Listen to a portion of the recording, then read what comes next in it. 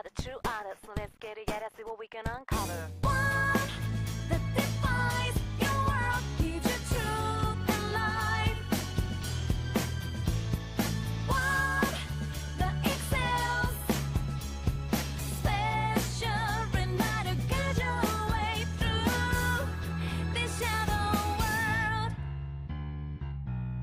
Boom, boom, boom, boom, boom, boom, boom.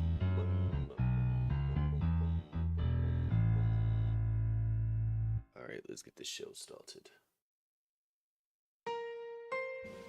I know I said I was going to try to go live earlier, but today has been a day.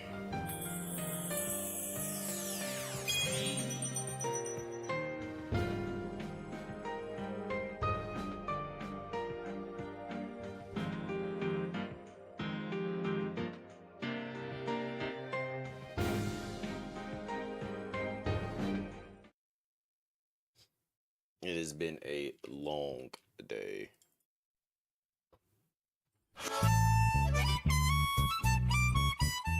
So, where we left off at, I intentionally got access to New Game Plus, but we're not doing New Game Plus. Hello, Potsy. Just literally air thrusting the New Game Plus. Just in there. No swimwear. So yeah, we're about to pick up exactly where we left off at. Air thrust to New Game Plus. Are we about to like coin that as a thing? Hey, here's a story about the fog. So yeah, Rexy actually ended up watching the VOD last night, and she literally messaged me and was like, "You suck. Like, how could you play such a horrible game and stuff?" And I'm like, "What are you talking about?" She was like, "Nanako died." I'm like, "So you didn't watch the ending then?" If that's the case, like, because clearly that's not what actually happened in the ending. She was like, "I did watch it. They went to the room and then a heartbeat thing went off and they said that Nanako died." And I was just like, "So what happened after that?" And she was like, "I don't know. I'm a girl. I got upset and I stopped watching." I'm like, "So you didn't see the fact that they went back to the room after the fact? They said that she was breathing again, and then it just fast forwarded to the end." She was like, "Oh, sorry. I just really got upset, and I guess I must have missed that." I'm just like, okay. Thanks. Thanks for always proving my point there, Rexy. Like, I always say you don't pay attention, and sure enough, like here we are, seeing that you clearly don't pay attention. Like, I don't think that's a me thing, it's just me noticing the usual trends. That's all that is.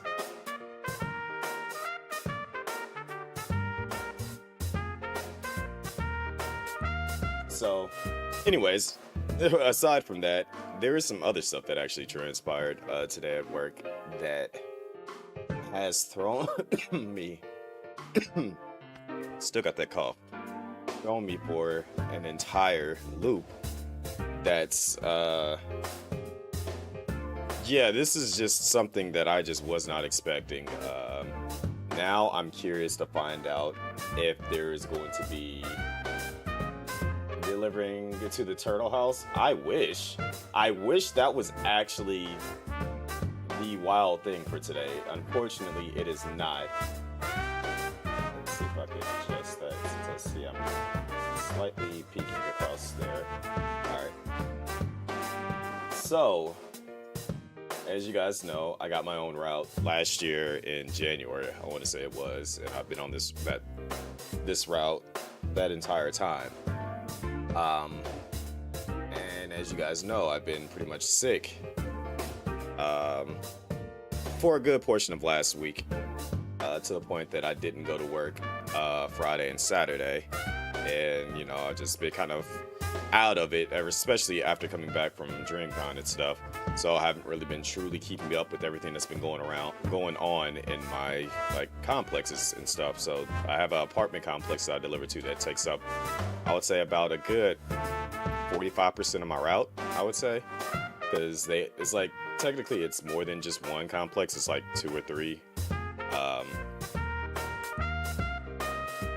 Because it's like they own 3 areas of my route that have different names, but like they're still under that same apartment complex's structure. So, you know, I'm just like, you know, it is what it is. It's not like I don't like the area. It's cool. I delivered. I have no issues. And as you guys know, last year I ended up becoming real cool with the people that work there. And they ended up inviting me out to hang out with them on Halloween for their Halloween party. And so I went, you know, wore my Miles outfit because they said that they were doing like a Marvel themed thing. So like you have to basically wear like Wolverine, Captain America. Obviously I wore Miles's outfit.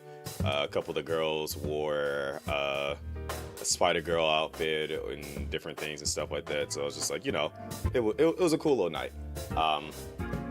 So as I'm delivering towards the back end of the area, one of the front desk ladies, she actually lives in the apartment complex. So I sometimes will see her kids, I'll see her. And today she was driving by and I'm walking. And so she honks at me. You know, I'm just kind of like in my own little world. So like I hear it and I kind of like acknowledge the honk, but I don't turn around. I'm just like, maybe she was like honking at something else. So then she honks again. So I turn around. I'm just like, okay, like something, did I drop something? I start looking around. I look at her and I like wave. I'm like, oh, maybe she's just saying hi. And then so after I wave, I turn around and keep walking. And then she honks a third time and I'm just like, okay, she really wants my attention right now. So I was like, let me go see what's going on. And I'm like, also, why aren't you actually at the office now that I think about it? Because I'm like, usually you would be at the front office, but, you know, it's not like it's lunchtime. Maybe something happened and she's like, you know, trying to get right, like, let me know, like, you know, something happened up there. They're going to be closed or whatever the case is. So I'm like, okay, let me go over and find out what's going on. So I walk up to her and I see that she's just like disheveled, basically. Like, looks like she's been going through some stuff. So I'm just like, I didn't immediately point that out. I'm like, hey, what's up? And she was just like, hey, have you heard about what's going on? And I'm like, no. You know, like, you know, I've been sick and stuff and barely been like keeping up with anything really going on. Why? What's wrong? Like, I'm kind of concerned. She just did like a long, deep sigh, and she was just like, "Do you have time to listen to what I'm about to tell you right now?" And I'm like, I mean, at this point, I'm already over here, so yeah. Like, what's going on? Like, yeah, like okay, this must be serious. So she's like, yeah. What's going on? Is it Raiden? What's popping? So she's just like, so you know the lady that our property manager that runs everything? I'm like, yeah, what's up? What's going on with her? And she was like, she's just, that's all she said was just, I don't know how to directly tell you this. So I'm thinking, oh dang, like, did she die? Did somebody come up there and like attack her? Did something bad happen to her? Like, geez, like you're being vague as all hell. So it's just like, well, she basically has been doing some things that is very wild, and I'm like, is she running a strip club in the office or something like that? Is she like selling drugs out of the office now? Because I'm confused. And she was like, to put it simple, have you noticed a lot of eviction letters in the office or like around the apartment complex? And I'm like, I've seen some, yeah. She's like, yeah, so she's basically been taking some of the tenants' money orders and cashing them and letting them run up their rent and then letting them get evicted. And she's been keeping the money. And I'm like,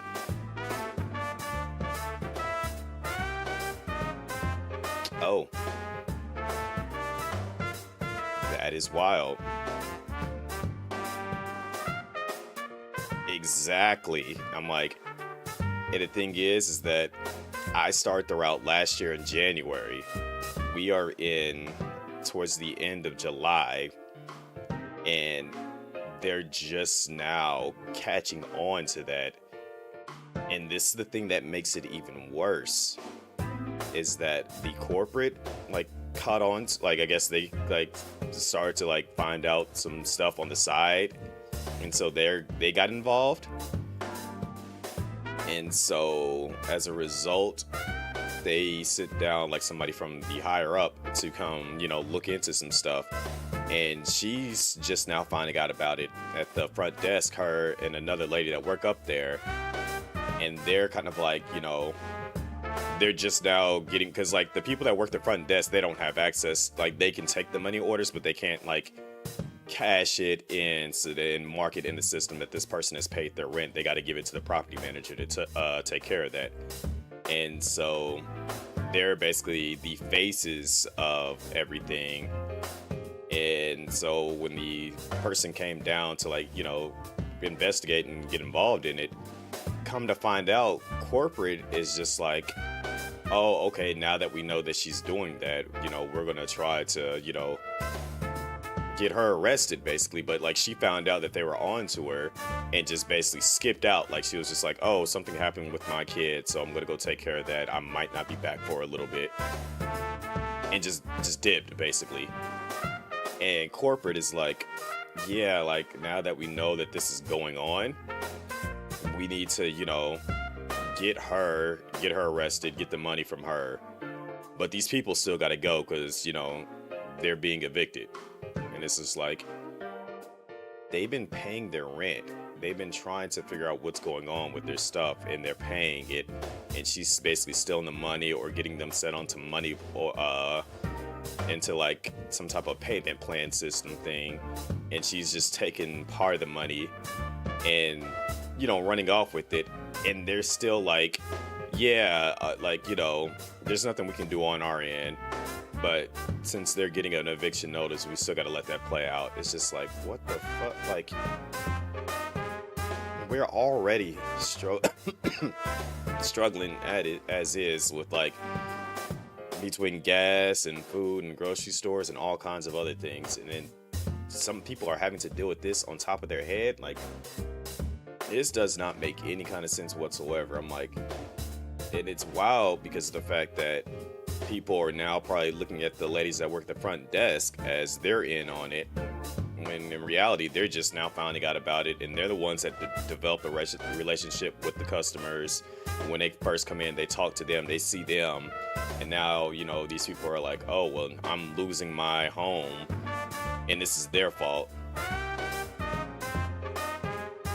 That's what I'm saying. And if she ever actually did interact with any of the customers, the residents that live there, she would always kind of oh, me and whoever they originally talked to first is going to make sure that we take care of you. So she's putting their name in on it indirectly, and then they're just completely innocent of everything, and they don't even know what's going on until basically just this week. as I'm delivering and like interacting with them, they're like the one lady that saw me earlier, that's like, because she said that like she's so torn up about this that she just basically took off the entire week. She told me, and so I'm just like, that is messed up. And then the other lady, she didn't want to directly tell me because it's still an ongoing investigation thing, but she did kind of like allude to like what's happening. And I'm like, I told her like, obviously I'm pretending like I don't know what's going on, but just off the little bit of information that she gave me, I just kind of like made it seem like I pieced it together, which, I mean, even if I didn't know firsthand, I still would have been able to piece it together based off of what she told me. And I just told her, I'm like, look, at the end of the day, if this is eating you up alive, take the week off, take care of yourself, because corporate is not going to like look after you. They already shown that they're not going to look after the residents. They will absolutely replace you at a heartbeat's notice and kind of just, do what they want to do in that sense. So like, if you need to take time off to like get your mental together because you feel bad about what's happening to these people, do it. And don't feel bad about it. Like, you didn't know, you're doing what you can to try to help, but just, don't stress yourself out, because this is a horrible situation, basically. And she was just like, yeah, I know, I'm just so torn up about everything. I'm like, yeah, look, trust me, I hear you. Like, I've already had my fair share of things that don't make any sense, so,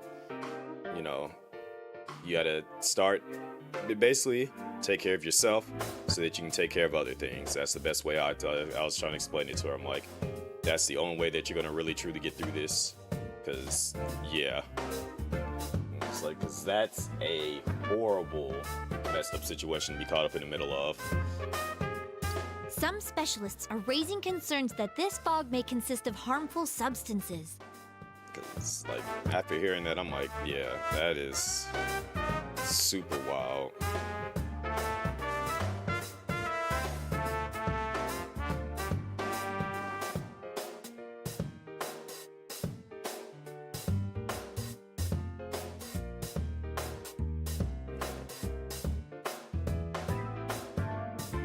More and more citizens are calling for an investigation into the cause of the fog and the facts about it. But yeah, that was my work day today.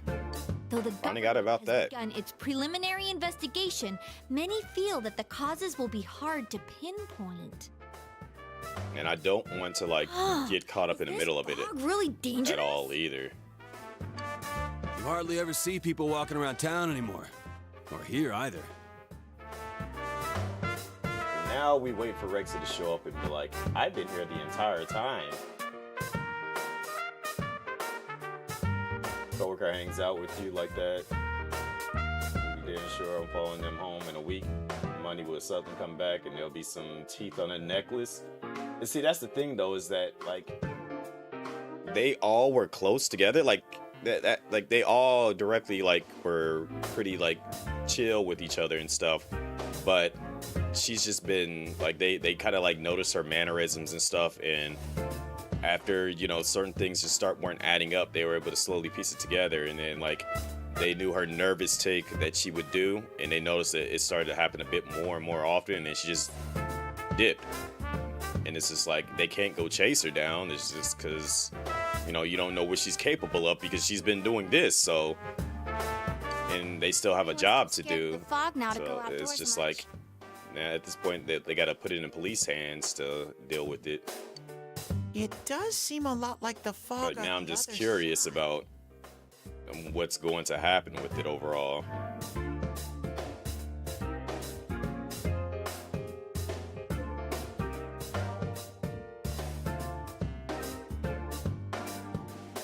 But beyond that, I'm clueless. There's another item of note here. A summary of Namatame's career with details about the case. Families losing their homes? Exactly. The suspect was having an affair with the first victim. It seems she was killed due to relationship troubles. Also in April, Miss Saki Konishi's body was discovered. The police are looking into a motive for the murder. In July, a boy living in Inaba performed a copycat murder. The boy was initially thought to be the culprit behind all the killings, but later suspicion was thrown upon Namatame. Last month, the suspect attempted to kidnap a 7-year-old girl of Inaba, resulting in his arrest. It seems Namatame is still confined to his hospital bed, so further interrogation has yet to commence.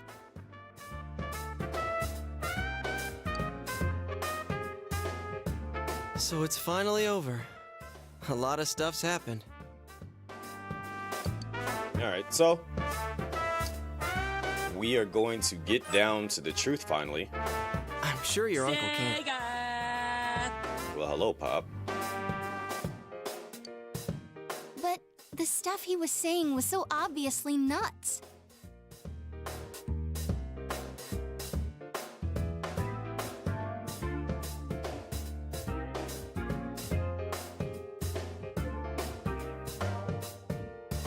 If he says anything about the TV world, he might be considered mentally unstable. Also, I heard before that if the police don't have enough hard evidence, it's difficult to build a case. Still have a lingering cough, but aside from that, getting better. My voice is getting back to its usual. I can still hear the undertone of like part of my voice being gone, but it's getting closer and closer to normal. Yes, there are many such cases and culprits. It's the eternal conundrum for crime investigators.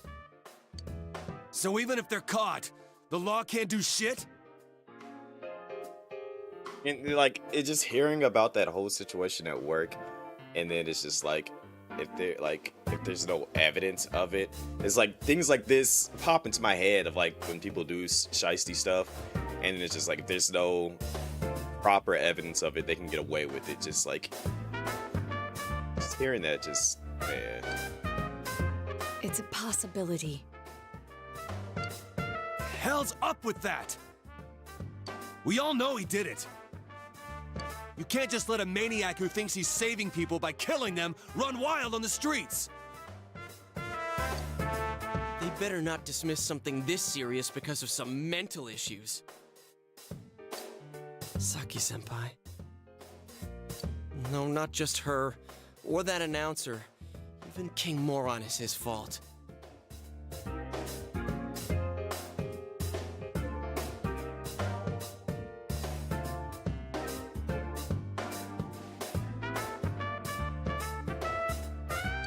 It's his fault Nanako-chan's in the hospital.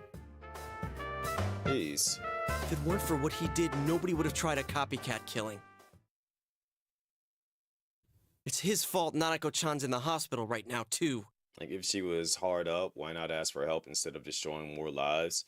I don't even think it was that she's hard up. I think she was just became, like, she probably did it once and then was just like, oh, I just pulled this off. How much more can I, like, get out of people and just, you know, get, like, basically turn this into a thing where I can just kind of get what I want to get? Because, like, when I found, like, okay, so to get into more detail on it, I found out that basically one of the people's thing was like in the books, it showed like 10,000, I think it was, that she basically got out of like one resident, but in like deep retrospect, it was like actually 21,000. Mind you, she's had to been doing this. It's possible that she's been doing this for over a year now at this point, because I've seen multiple eviction notices and stuff. So these are people that she's probably doing it. And yeah, so it's like she's probably got like over $100,000 out of various different residents over this period of time.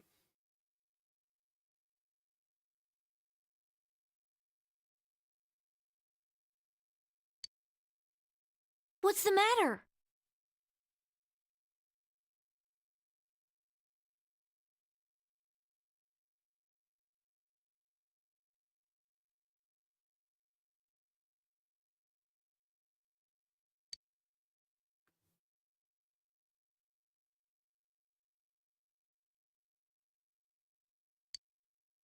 A Katatsu?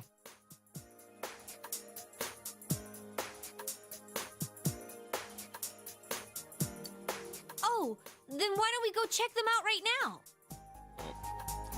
But hopefully, you know, she gets caught soon, and this can get sorted out and help a lot of people. I know Nanako-chan would be psyched if she came home and found a new kotatsu. Dude, why didn't you tell me sooner? The winter season's coming up and we just got a bunch of them in stock. All right, off to the houseware section for Nanako-chan! Alright, here's where things is about to get a little wild. If we're getting a kotatsu, we better get some oranges to complete the set.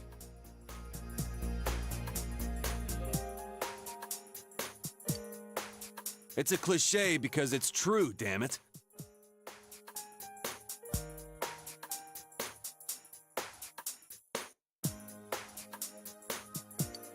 The best You better see compliment some to a street kotatsu justice for would be a those heated hug. homeless. Look, I would not be opposed to hearing about that. But at the exact same time, Dude, it's that much still would just kill a like, break at the man. moment you tried to microwave something. Oh yeah, you've never used a kotatsu before, huh, Ted? It's nice and toasty.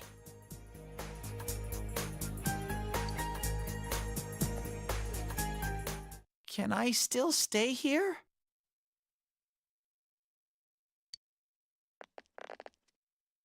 You kept your promise to me, so I should be going back.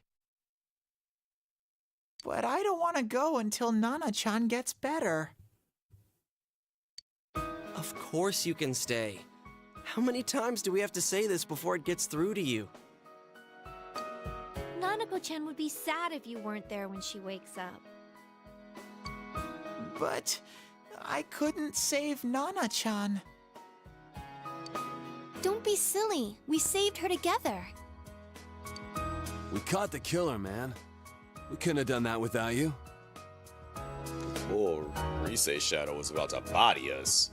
You shouldn't talk that way when Nanako-chan is still fighting. You guys. Yeah, you can come on. You can come hang out with me, Teddy. Can I really? That's right, you're just by yourself at home now, huh? Hey, why don't we pick out a Christmas present for Nanako-chan while we're at it? What's wild is they got this whole cheerful music going on right here. Oh, that's a great idea. And then literally in the next scene, By then, it's like, oh, All right, but none of this charge it to Yosuke stuff this time. Seriously. We're clear on this, right? Oh, come on. Why would we do something like that?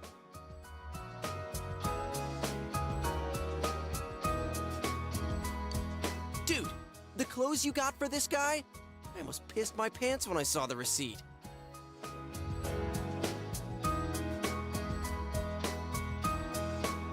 How many days do you think I had to work to pay that off? Well, I can't help it if Junes overcharges for things. Ugh. Well, I guess you gotta expect that. It's not like Chie-san's ever had the occasion to help a guy shop before. What? What did you just say? Come on, baby. Don't fight over me. what's going on, Katsu? Stay out of this! They might be an amazing couple together.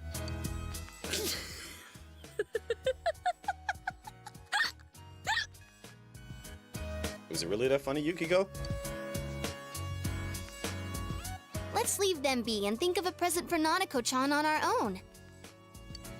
But what would a girl her age want?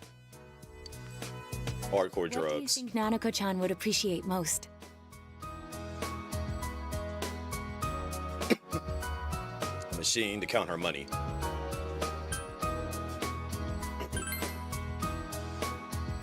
Yeah, that white round shape's the best.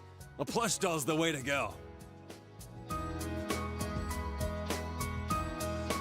Children of all ages love hardcore drugs. Exactly. And then he even said it. That white round shape's the best. We know what she really wants. She wants a break. As soon as Nanako-chan's out of the hospital, we'll have a party at your place.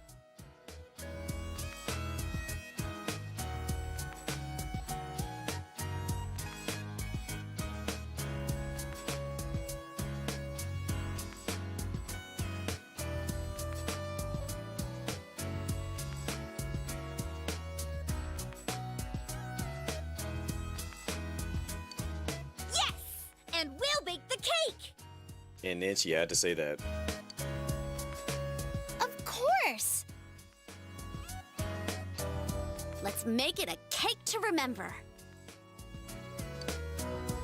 Oh, no, you're not! Are you trying to send Nanako-chan back to the hospital? And then the phone call comes in. Where's Rexy at? Like, literally said, like, yeah, I feel like she's gonna be like, I'm late. Like, yes, we know you're late, Rexy. I feel like it's coming. And I don't want to get to the point of the big ultimate talking point decision without her being here to insert her thoughts. Hello, this is Adachi. I want you to stay. I'm calm late. and listen I to was me, okay? asleep. Yeah, I can definitely see that being the case. Nanako-chan's condition suddenly got worse. The doctor wants you to come to the hospital immediately. We'll be waiting.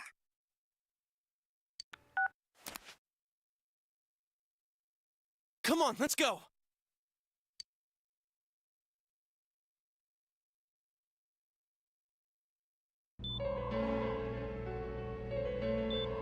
And then the hospital with the breathing machine. That's like the worst sound. Like if you were to remove the music and just listen to this sound, that is like the worst sounds to like really just to have in the background.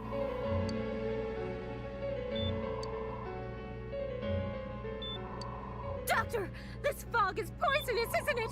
Isn't it filled with viruses? They said so on TV. Isn't there a vaccine or something for it? Calm down, please. That's just a rumor. Don't tell me to calm down! You're lying! We know you have medicine for this! Are you just going to stand there and watch us die? Why would we do something like that? What a commotion. What the hell's that supposed to mean? Can't you see how much pain she's in? All we can do right now is monitor her condition closely. Dojima-san, you need to return to your... I don't give a damn about myself. Do something about Nanako.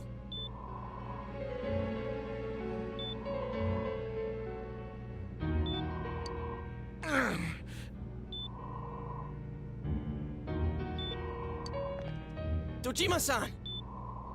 Fox News going strong in Japan. Boy. Just save her. For God's sake, please save Nanako.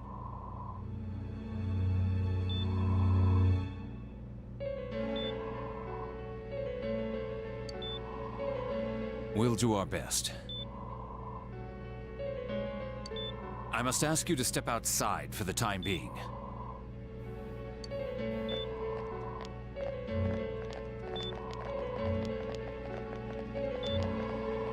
Nanako.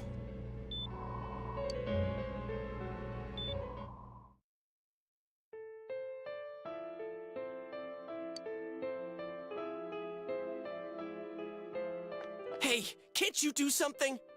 The fact that he pressed Teddy like this, it's like, wow. This all has to do with the world you came from. Can't you figure something out?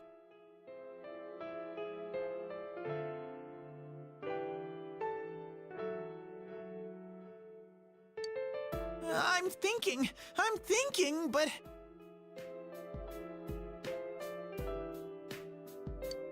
Damn it! Why does this have to happen to a little girl like her?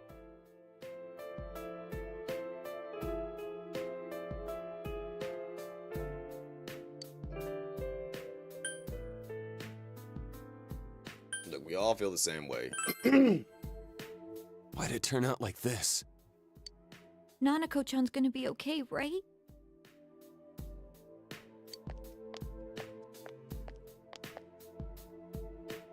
You guys still here?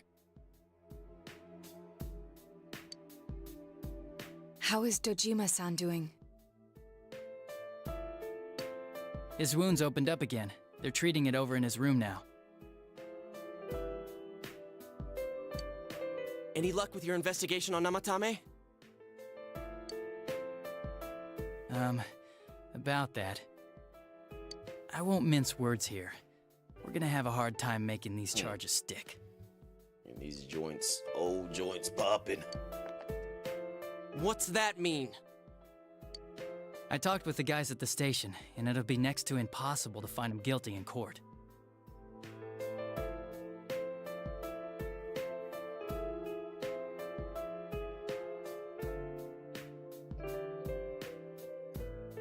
Especially given the reason why we took him off our list of suspects for the first case. Oh yeah, something about him having an alibi.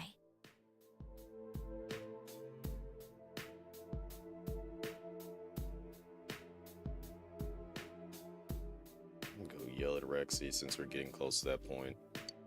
Yeah, that. And the whole angle about him putting people into TVs, there's no way that'll stand up in court. No one would believe that.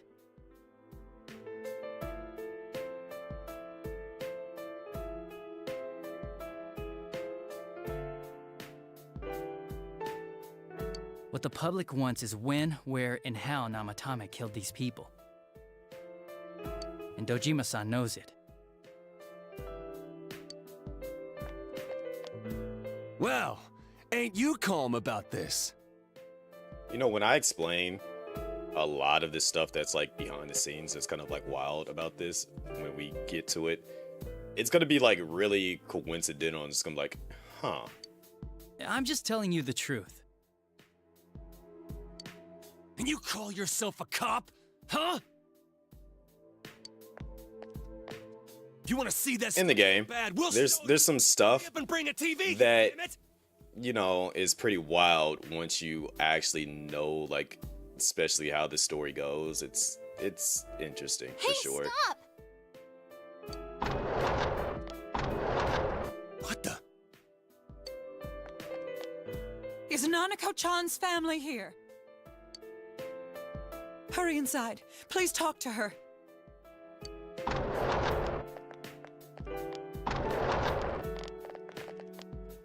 What the hell? What's going on? No. Nanako-chan.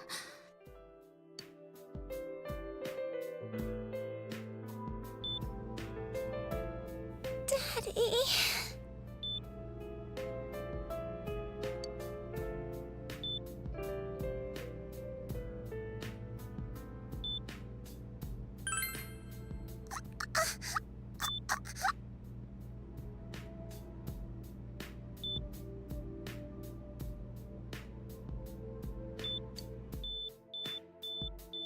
Nanako-chan. Nanako-chan. Can you hear us? Do you understand what we're saying? Your big brother's here with you.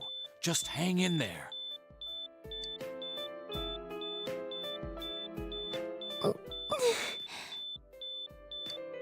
Where's Dojima-san? We're calling for him right now.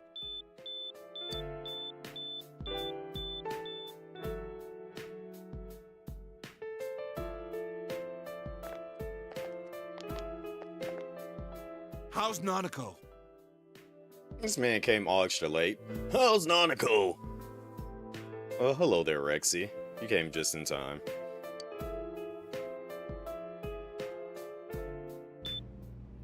Doctor.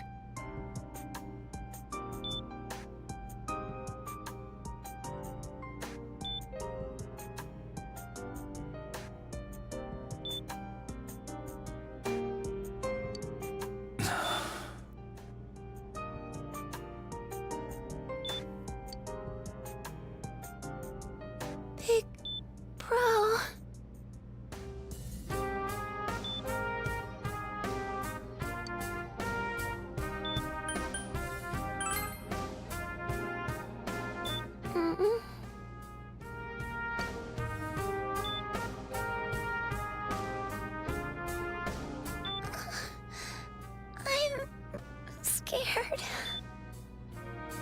Alright, Rexy, use your special powers. Bro. Dad. Annie. Only you can change this outcome, Rexy.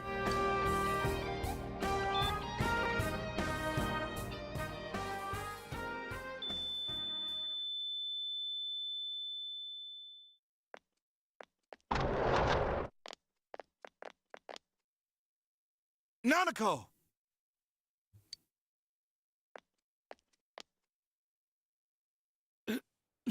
Nanako!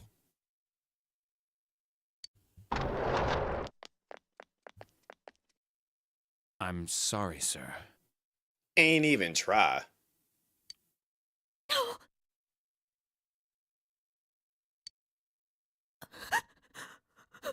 Is there a doctor in this hospital? Like, it's like they, like, if you listen earlier, you could hear a machine that was on. You don't even hear the machine on anymore. It's just like, oh, well, Damn it! Damn it!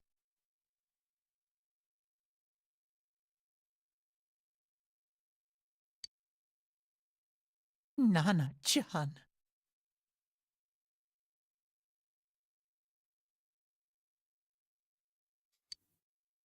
hate this game actually worse than 5 and 3. This is why this game's my favorite. We did everything we could, but we still couldn't figure out. It knows how to hit you in the feels and really get your mind racing. Because I'm gonna leave it up to you guys on this next part. I showed you guys the incomplete and neutral ending.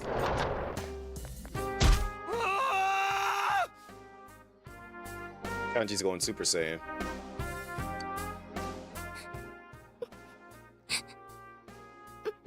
For the next victim, pretty much. Nanako-chan.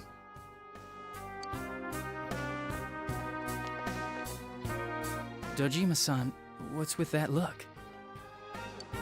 Huh? What's wrong, everyone? Hmm? Huh?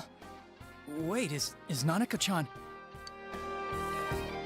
But then, where did Dojima-san go? His room isn't that way. It's not a bad game, Rexy. If it's making you feel something, that's good game design. Wait a sec. That's the way to...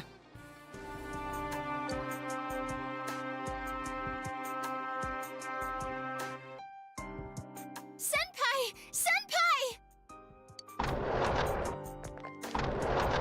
Dojima-san might have gone after Namatame!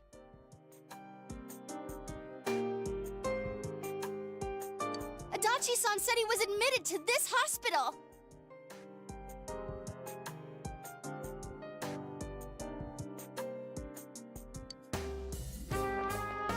You transported him to the same hospital? For crying out loud, he's the suspect in the case! I don't like feeling things. It lets you know you're alive, Rexy. What are you getting mad at me for? This is the biggest hospital, and he's in no condition to be moved.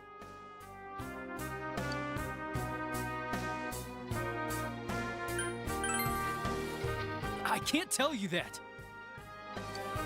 Just tell us where he is already! Dojima-san's on his way, ain't he? You don't know what he's gonna do there if we don't stop him! Kanji-kun, you don't mean... Yeah, hold on. Just what are you guys talking about? Cough it up! Where's his room? Top floor in the second surgical ward. Think breathing and bleeding is enough to show him alive? Vampires do that. But there's... And as we know, they are not alive.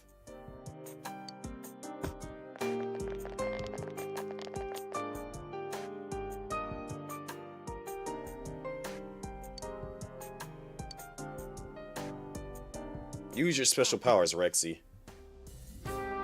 I was always watching over Nana-chan, and I still couldn't save her.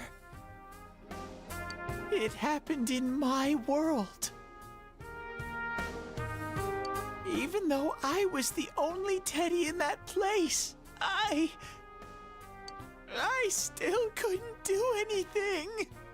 I still love you.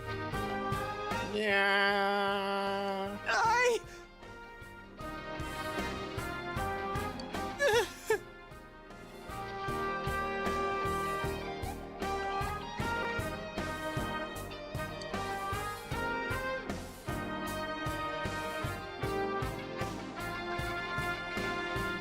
Let go of me. I need to speak to him. In the Vampire Mythos Mini, they don't bleed, no heartbeat, no blood pressure, and don't breathe. Yeah. Like we said, without permission. They pretend. Teddy, please be useful. You're Teddy, Rexy, so are you telling yourself? Permission? Who gave them permission to kill Nanako? Tell me that, huh? Oh yeah, they pretend. The hell with you all! Why is he still alive when Nanako's dead? Give me back Nanako! Give her back! She's all I have! She's the only one in the world. Call a doctor! Let go of me. I need to... Holy crap! Dojima-san! Quick, get him to his room. I'll go alert the doctors.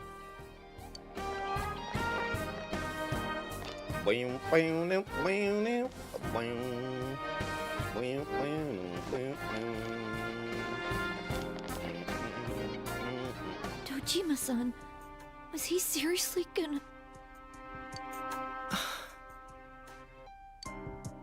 His only daughter's dead. Nothing would have surprised me.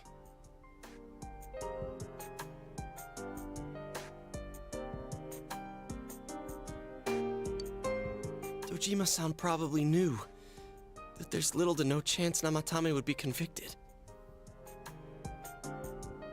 Damn it. He killed Senpai, and now Nanako-chan. And the bastard's gonna walk away without paying for what he did. That's not right!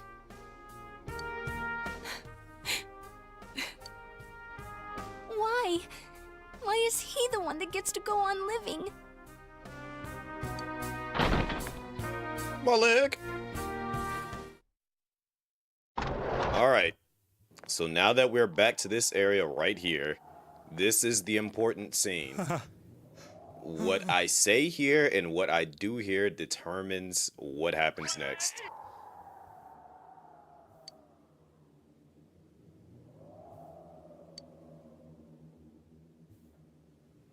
Trying to escape, huh?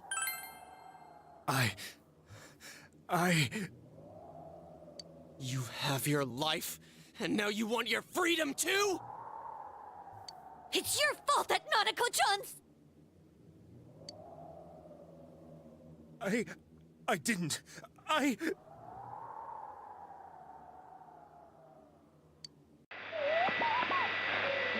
o'clock. Is it the Midnight Channel? Hey, isn't this... I failed to save her. It's because you got in my way. Another Namatame? How? The real one's right here and we already beat his shadow. Did we? No. Come to think of it, Namatame never faced his other self. And we didn't witness his shadow returning to his body as a persona either. Perhaps that's why we're seeing this now. What the... I failed, but it wasn't my fault. And the law can't touch me anyway. What? Is that what Namatame's really thinking? Then Alright, Rexy. he wasn't Get out of your feels. We gotta... what he was doing. You gotta get ready to use that brain of yours. To hell with the law! I won't ever forgive what you did! This... Please! Stop! Huh? Stop what? We ain't even done anything yet. Or do you want us to do something? Something fitting for a bastard like you! Kanji...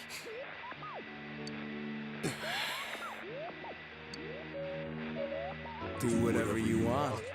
You hate me because the child died, don't you? I don't care either way. Listen very closely. Makes no difference to me. But you're different. You can't do such a thing. You wouldn't dare, right?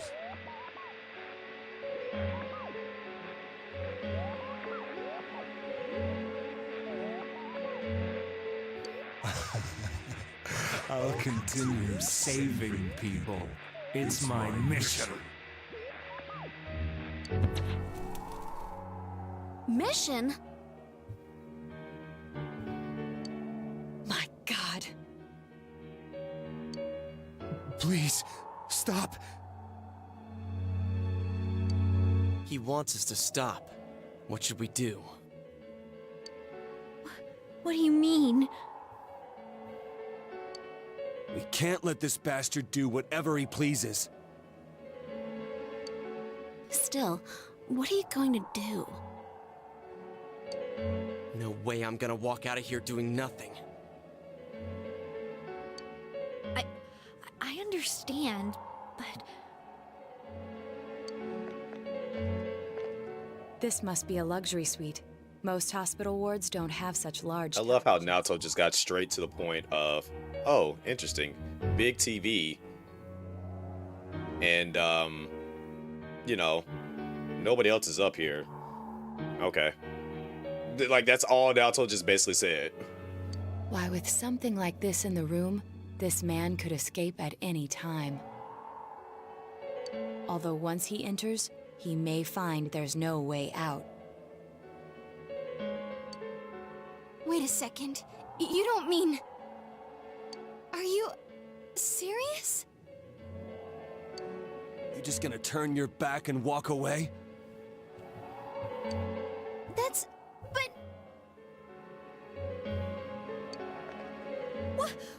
What's gotten into you guys?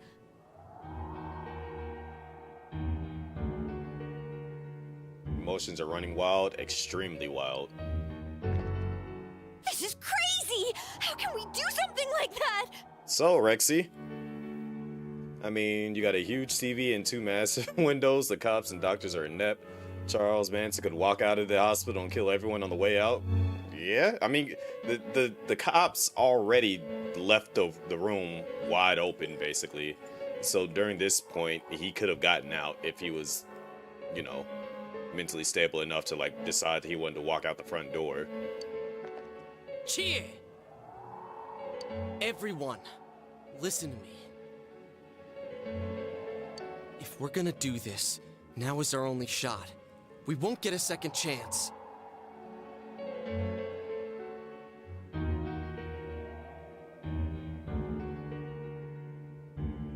At this rate, the guy's gonna get off the hook, and he'll go around saving people again. I have to pee? No, Rexy. You should have did that earlier. This is where a decision must be made.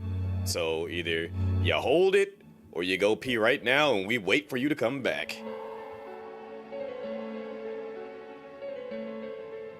You just heard what this bastard's really thinking. If that happens, it'll be just like Nanako-chan and Senpai. Who knows how many innocent people will die this time?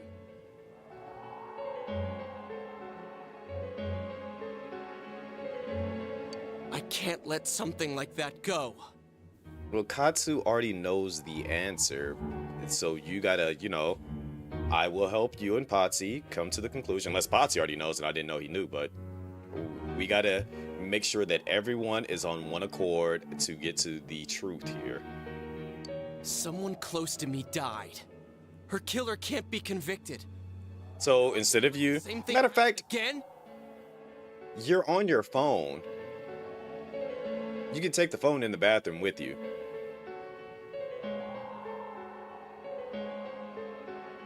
There's no way I can do that. It's just wrong, isn't it? Like I see, like you forget that you've already explained to me multiple times that you watch the stream on mobile. Therefore, you could literally take the phone into the bathroom with you. It's not like you're carrying a big computer or a laptop in there. You're on your phone. All we have to do is push him inside the TV. That's it. We do that one thing, and this is all over. This goes to show that I pay attention to what you guys say. Unlike you paying attention to like 90% of the things I say. Just push him inside?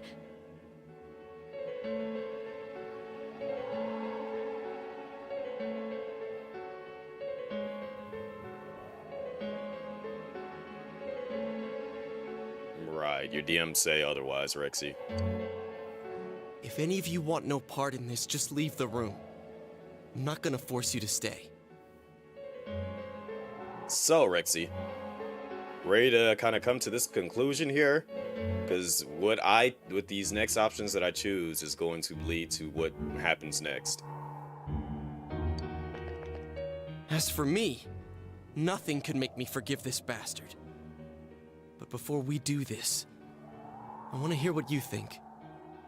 You think killing the only person is the only route to go? Killing him would get us a good ending, Rexy. Think about that. He is the confirmed killer, and he has basically been doing things. You're saying push him into the... You don't want to kill him. So, again, take your time. Don't just start blurting out things. Think about it. What do you want to do, Lee? Is this push him here? Can't stay here? Or wait a second here? If you decide to leave, they're going to put him inside the TV. If you say push him in, they're going to put him inside the TV. If you say wait a second, you know, you're coming to a different conclusion. You know who it is? Yeah, I know who it is.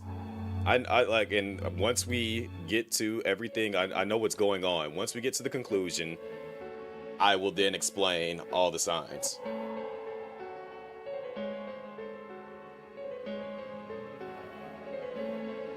So Rexy, you said you don't want to kill him, so that means that you're going with option 3.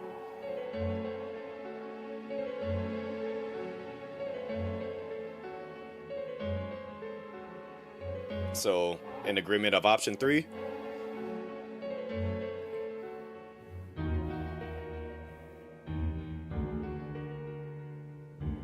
Can we fight the shadow again? Don't worry about that portion of it. We gotta deal with the here and now. Because you're trying to get answers out of me when you gotta make the decisions on what happens moving forward. So, are we in agreement with option 3 here?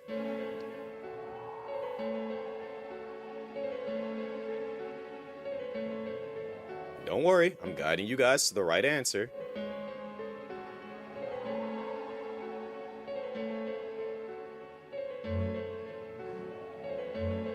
I'm not about to allow us to get another incomplete ending again and then have to go through all those cutscenes just to get back to this point and do it all over again.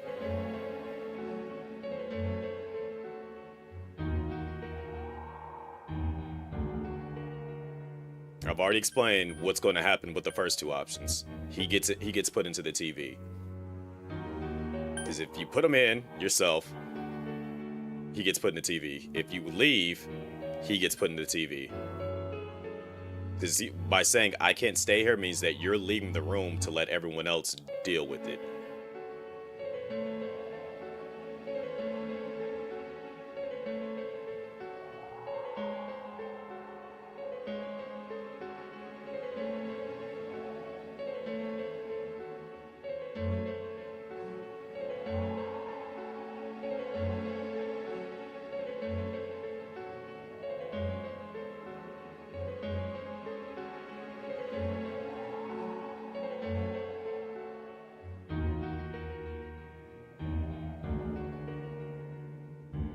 You said wait.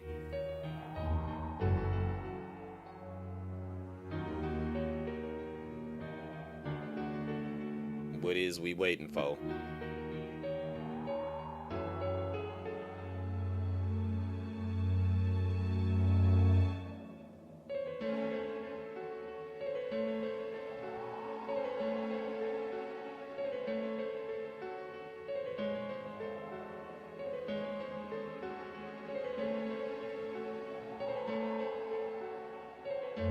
King Potsy's just waiting on you to say, go for it.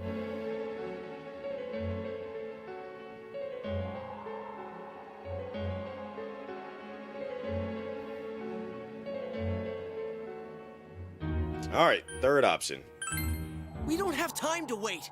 If we don't do this now, the cops will come back. What are you trying to say? So, if we say we're missing something here, that opens up investigation. Leave him for the police. Means that, you know, we get to argue some more. This won't change anything. Means that you kind of, you know, are stuck here. Which option do you want from here?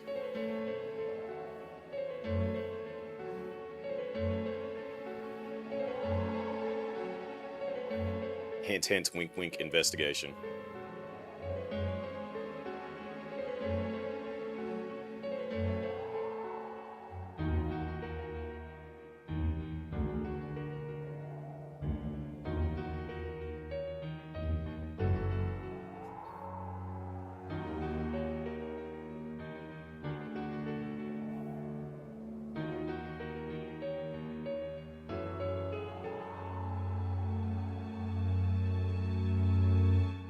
Alright, we're missing something then. Something we don't know. What don't we know?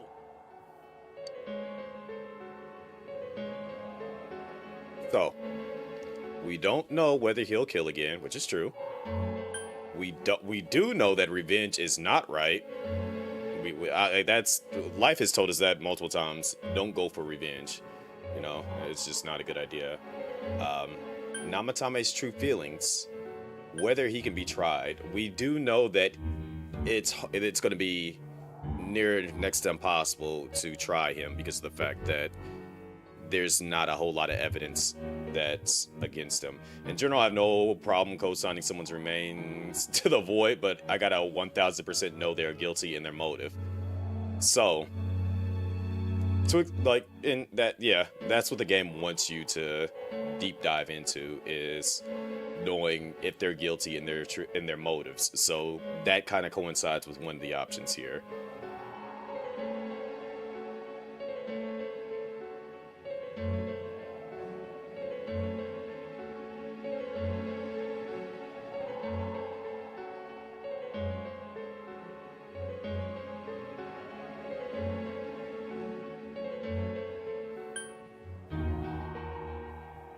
Potsy kind of hit it on the head with one of the things he says. The true feelings didn't seem right to me.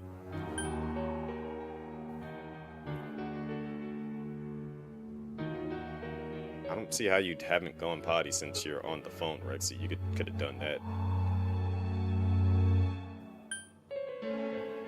But we do know that one, he can't kill again because of the fact that, you know, he's currently arrested. He's got to go through a whole trial process. They're going to be on his head the entire time. We do know that revenge isn't right. So it's down to these two options. Trust me, this next part won't take too long.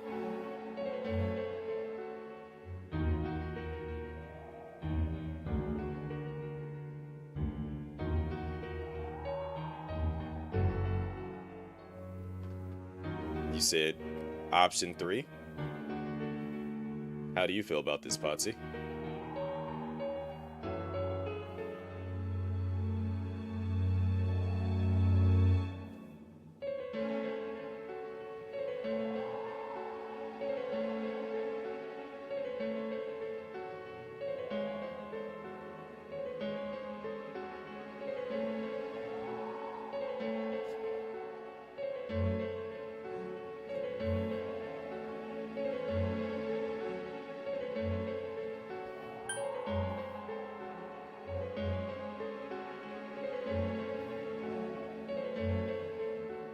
first two options mean nothing really. Exactly.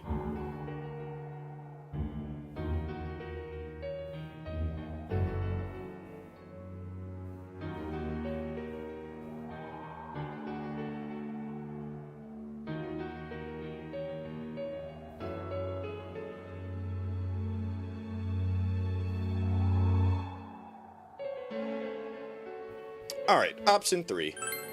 But we just heard the guy's true feelings on TV!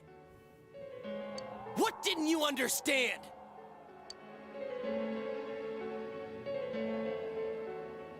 We don't know why he's scared. Something is bothering me. He can still repent. I actually don't know. Option 4 clearly is not the correct answer. I will absolutely tell you that. Yes, he still can repent. The game is already implying option 2. We also don't know why he's scared, but again, you know, which option do y'all want with this one?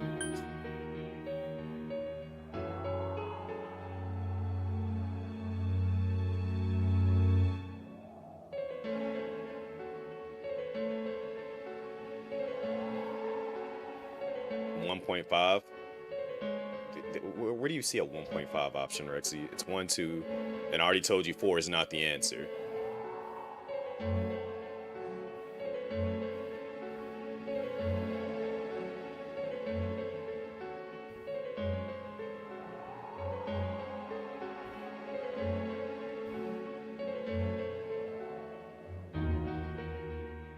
Patsy's saying 2.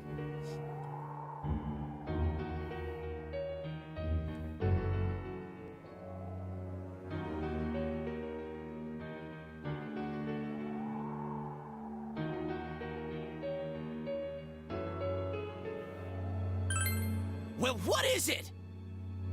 So aggressive.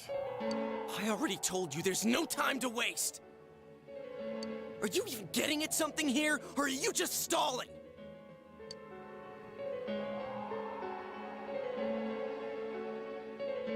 Oh boy, she says BRB. Obviously, option 1 is not the correct option. And then they've already implied that he could escape via the TV, so it's implied what the correct answer is here.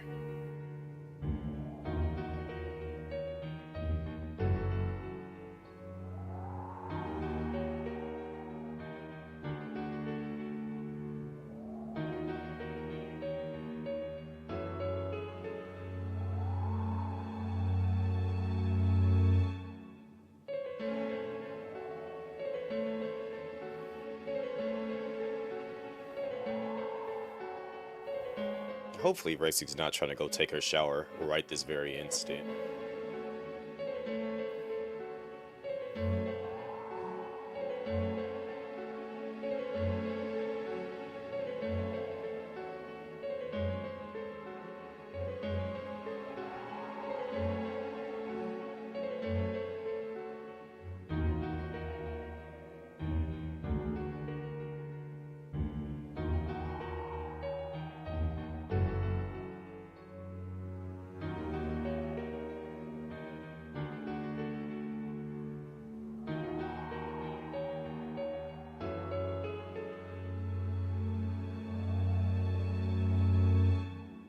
In a medium-sized Ziploc bag, take the dish in the shower.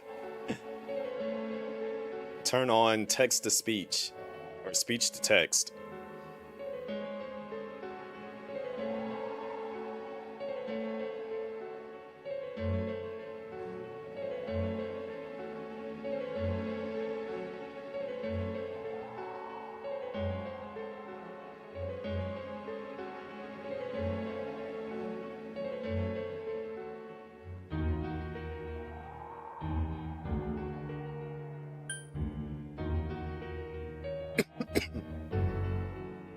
Since I already kind of gave this one away. Missing? Like what exactly? Damn it, I've heard enough of this bullshit. Give me a straight answer. Are we doing this or not? That's all I give a damn about right now.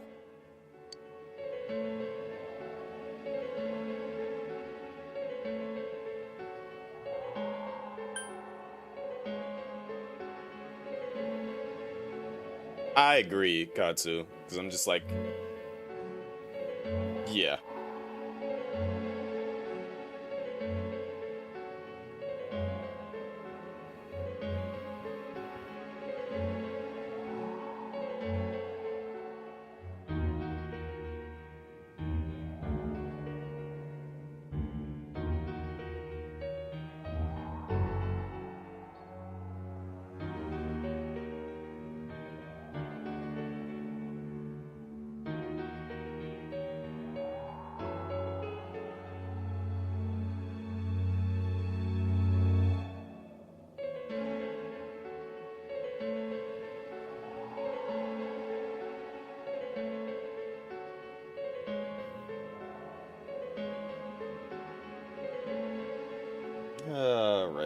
Rexy.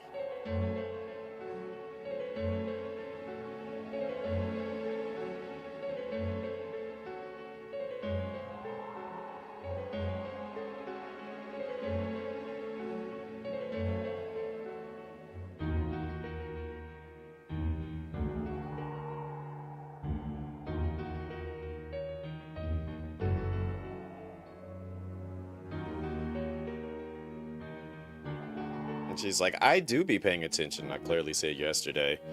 I'm going to get to that point again and let you guys make the decisions.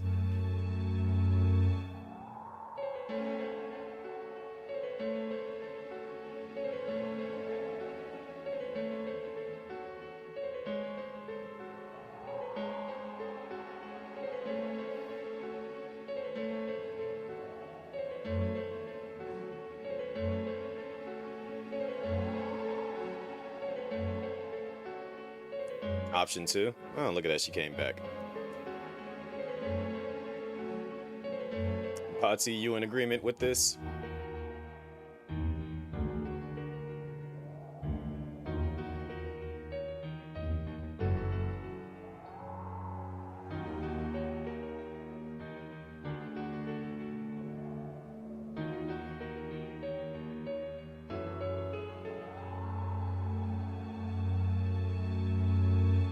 Can't see option 1 because of my camera. Oh, he just says I can't do it. I didn't even realize that it's like covering most of like the options. I'll read the options on the next one. But yeah, option 1, it says I can't do it. Essentially the same as basically option 2. Tell that bitch to calm down then.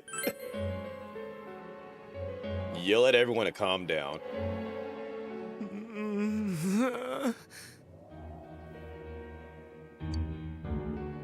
He's right.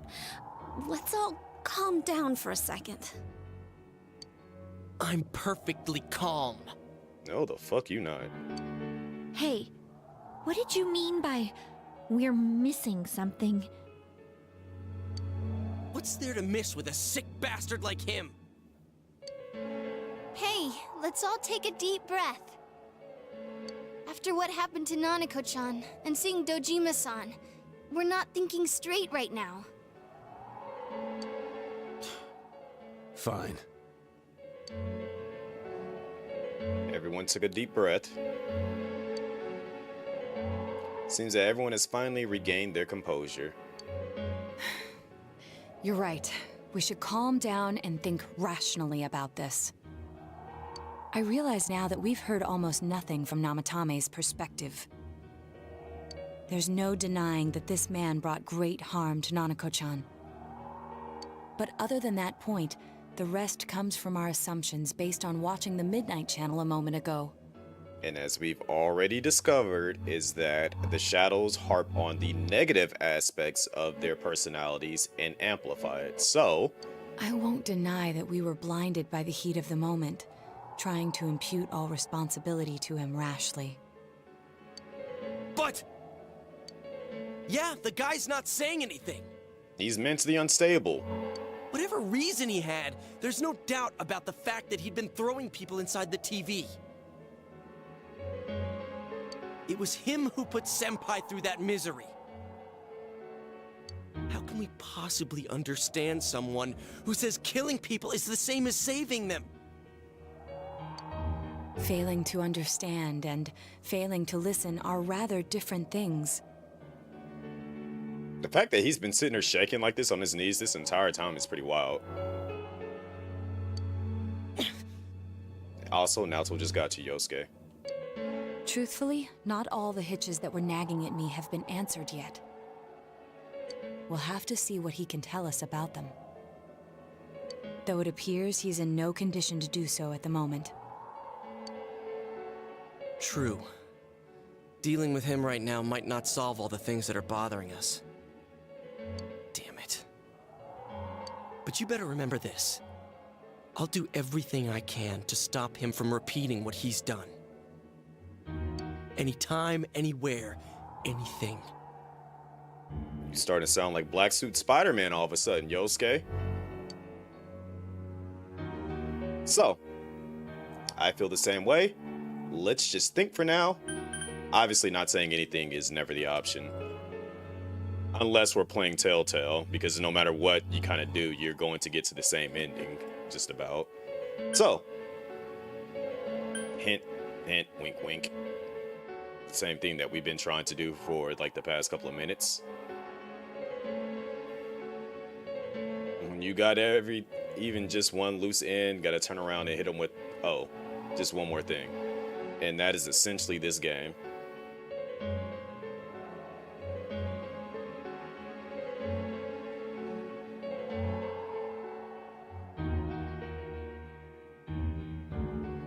So, Rexy, what option? As I just said, option 3 is not the correct one.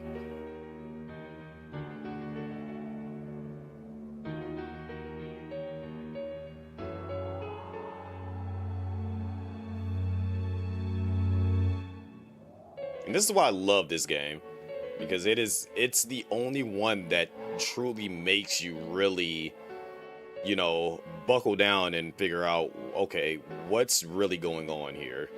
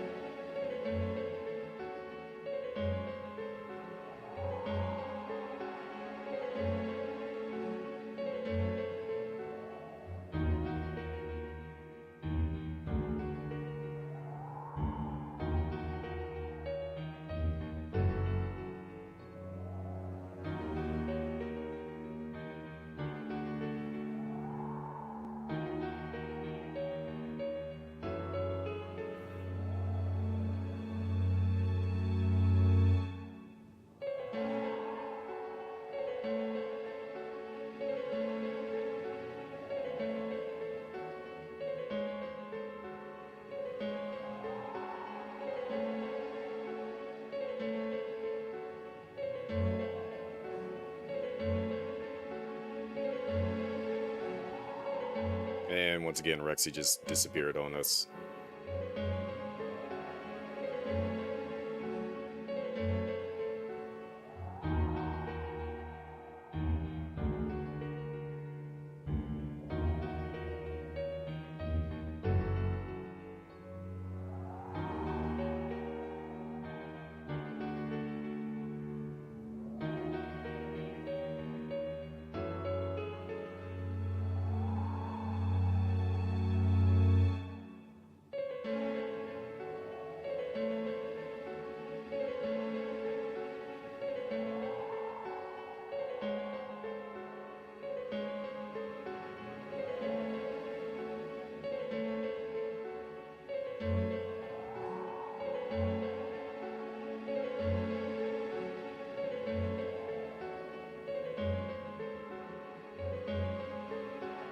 We're getting so close to getting to the answer.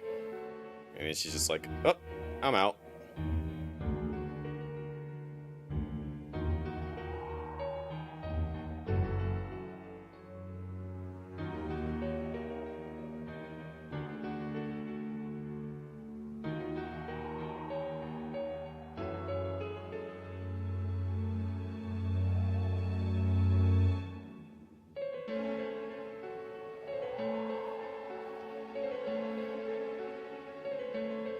Yeah, it's another option. I was like, there's 3 options. It says, I feel the same way, let's just think for now. And I guess 2. All right. Jeez, how the hell can you stay so calm, man? Because it's you, and not Yosuke. Then again, that's why you're our leader. All right, let's go ahead and think this through as much as we need.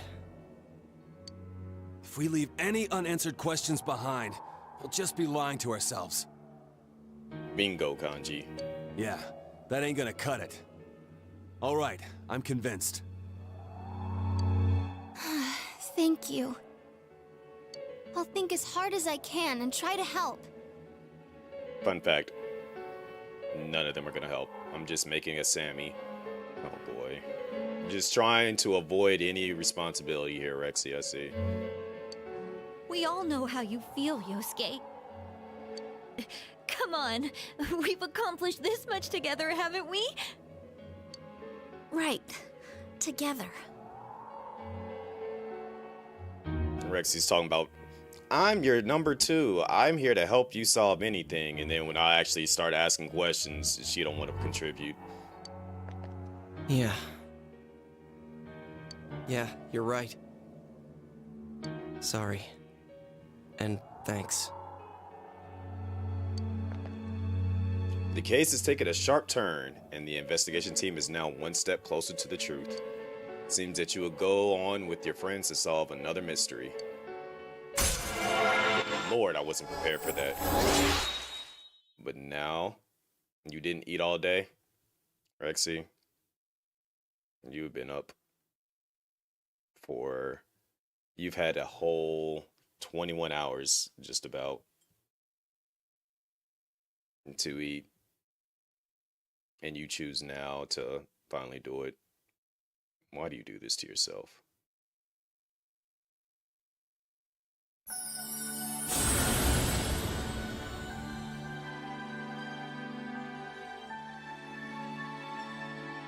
But look at that. We completed the bond. Now we unlocked Loki. Atreus.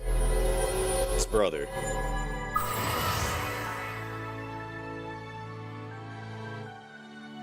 I don't have eat.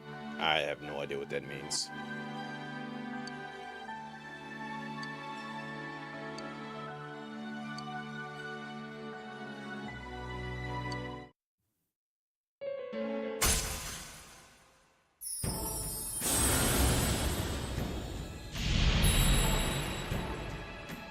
You do have to eat, Rexy. That's a part of living.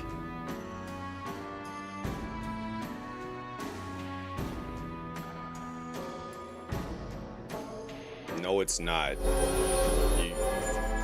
This is why you make bad decisions, because you don't get enough nutrients, which will affect your brain chemistry.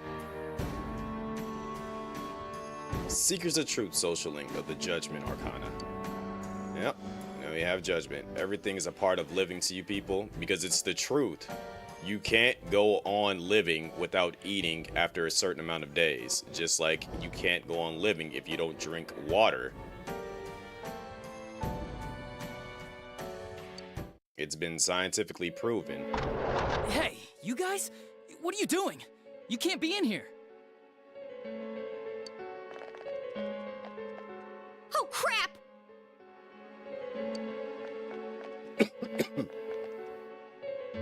We were keeping an eye on the suspect. I think I drink 6 bottles a day, so I'm good. That's only half of the equation. You need to still eat. The police officers outside seem to have their hands full helping Dojima-san. Like, don't you realize that you need certain levels of vitamins? You need, like, iron for your body. You need all kinds of different chemical things inside of your body to keep it functioning properly. If you don't do it, you start creating issues that you don't know about.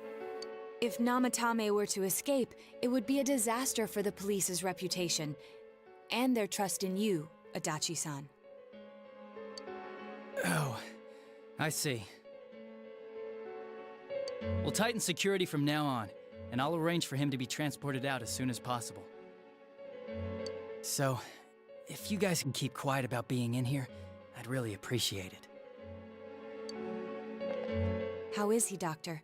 He seemed to be extremely agitated a moment ago. He seems fine for now, but he really needs his rest. Outside, everyone. Doctor's orders. Understood. We should go too. Let's get back to Nanako-chan's room.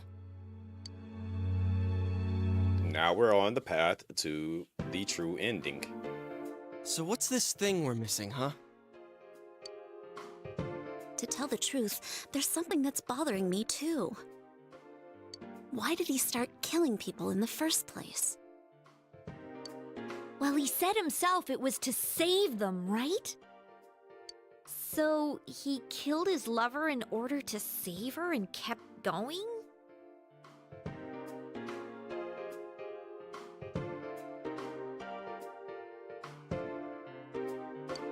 The police speculated the first murder was related to the affair, so they called in Namatame for questioning.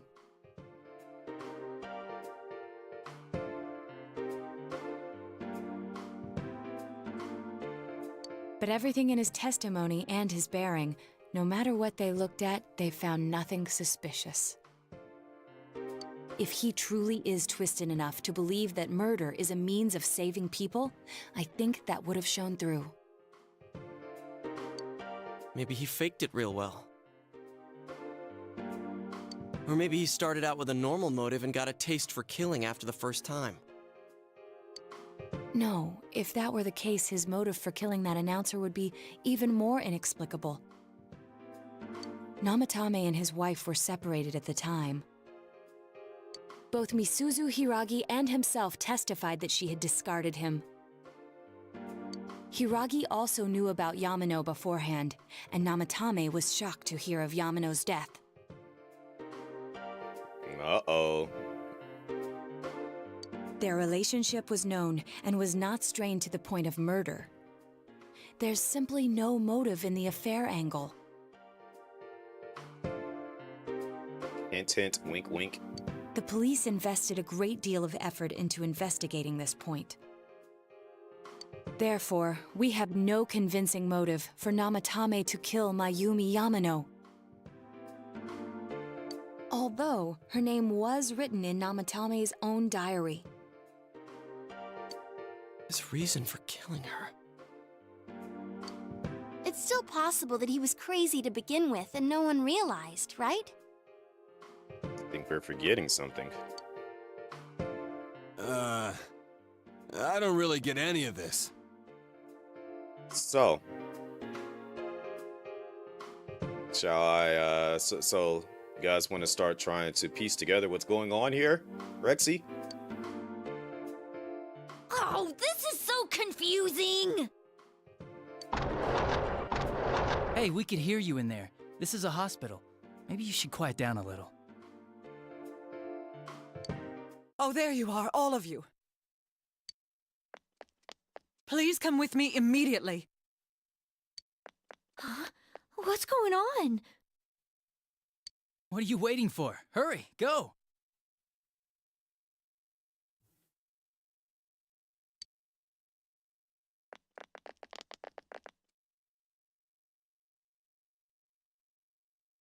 Oh, good lord.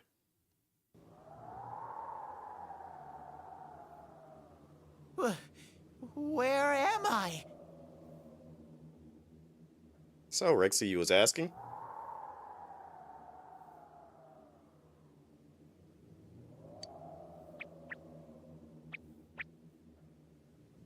Is this Teddy's world? This doesn't quite feel like it, though. I remember being at the hospital. That's right, Nana-chan. I couldn't do anything. Why do I even exist? I couldn't keep my promise. I lost my reason to be there. That's it. I remember now. So, it was true. Guys! Sensei! What should I do?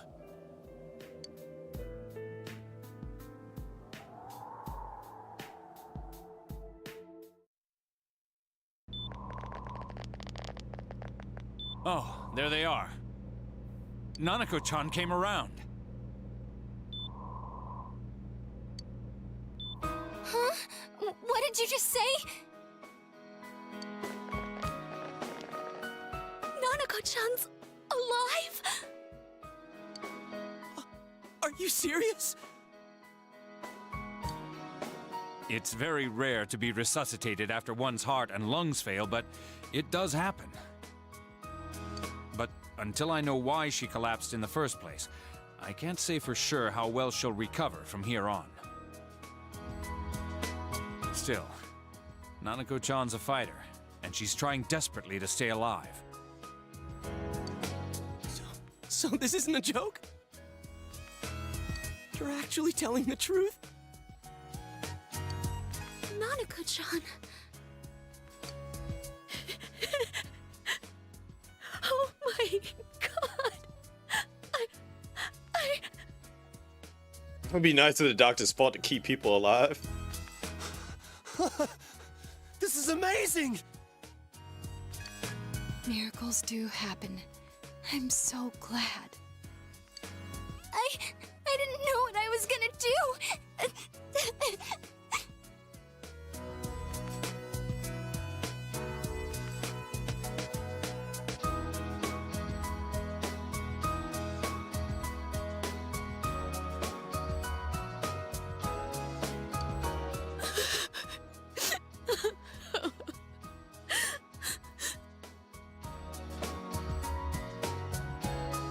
Imagine getting rushed to a hospital and the doctors are like, all right, dying kid, you ready to do all the heavy lifting? We got this machine that's hooked up to you, but if you're flatlined, you got to pull yourself back. You know, give death the good old 1, 2, 3 combo and pull yourself back from the other side. We'll keep the machines running, but if you can't do that, you know, you're on your own.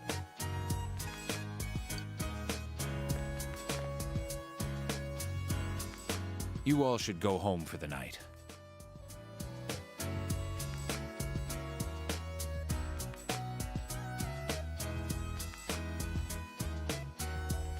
I'll speak with Dojima-san tomorrow about Nanako-chan's treatment.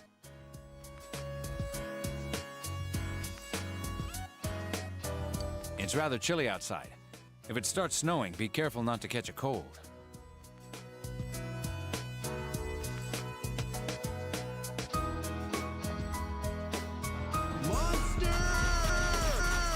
Wait a second, where's Teddy? Yo. Oh boy, it's crazy. One gotta do it. Typing mod command, so somebody gotta do it. Time this monster out, time this monster out. Hello, crazy. Time this monster out. Time this monster out, time this monster out. I noticed he didn't come with us when we went to Namatame's room. You're right. That's weird. I figured he wouldn't move from Nanako-chan's side. Teddy, where did you go? Oh yeah, he has a cell with him. Wait, I shouldn't use mine inside the hospital. I'll try calling him up once we're outside.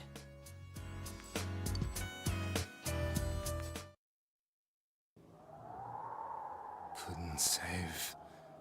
I couldn't save. Why? Mayumi. And that girl, too. I couldn't save them. Huh? What's the matter? Feeling guilty all of a sudden? Sheesh.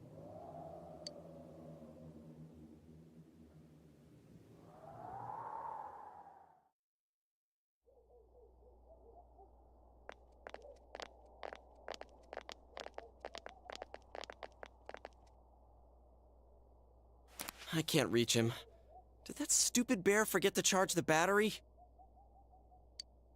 We took a quick look around the hospital, but there's no sign of him. I wonder where he went.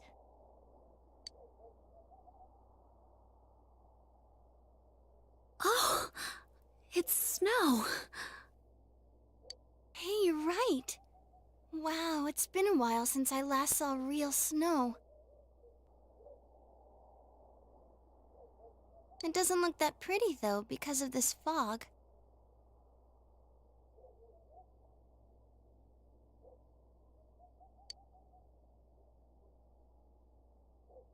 I guess this makes it the first snow of the year. It's freezing. Let's go home. Hey, Yosuke, if you find Teddy, don't forget to contact us, alright? I know. Let's meet up at the special headquarters tomorrow.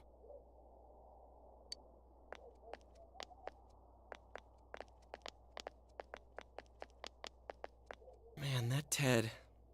I hope he just went back home by himself. He's probably fine, but I'll hurry home just in case. Well, see you tomorrow.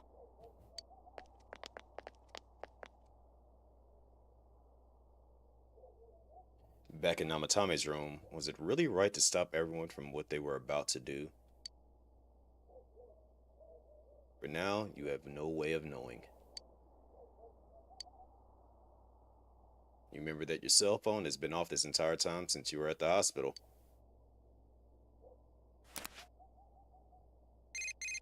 There's something new in your inbox.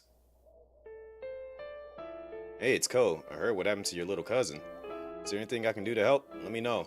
You know I'm there for you, okay? We're best friends, dude. Alright? Daisuke here. Sorry about Nanako-chan. How's she doing? If there's anything I can do to help you guys, please tell me ASAP. You got the guts, man. You gotta be brave, man. It's Yumi. Where are you right now? You want to talk about your cousin, please don't think twice about calling me. I'll be waiting for you. Call me back. You checked all your messages. And your friends in town. You remember that you have friends who are there to help encourage each other. The case is still mired in an impenetrable fog, but you must continue forward towards the truth. You should go home before you catch a cold.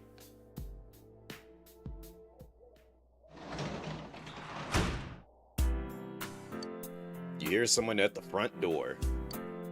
It's the killer. He gave you soda.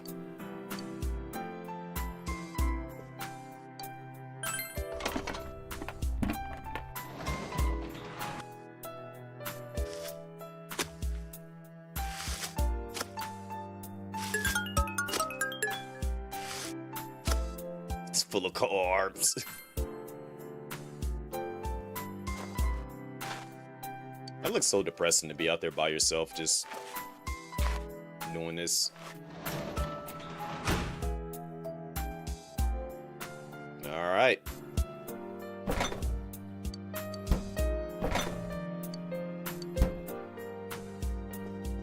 So now, then there's what happened in Namatame's hospital ward. The snow that started to fall and the fog that won't disappear. What lies ahead from here on? You feel very tired. You should hurry and get some rest for today.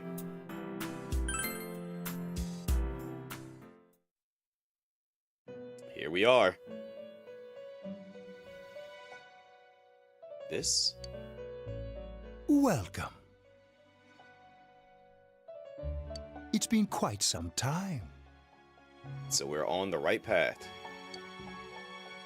Seems you've been summoned to the Velvet Room. Do not be alarmed. You are fast asleep in the real world. I have summoned you within your dreams.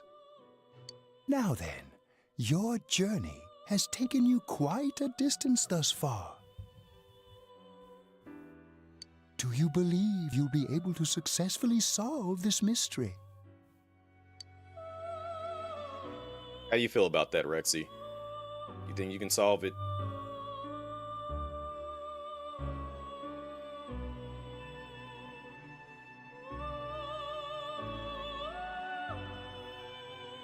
That's not an option. It says I can solve it or I don't know.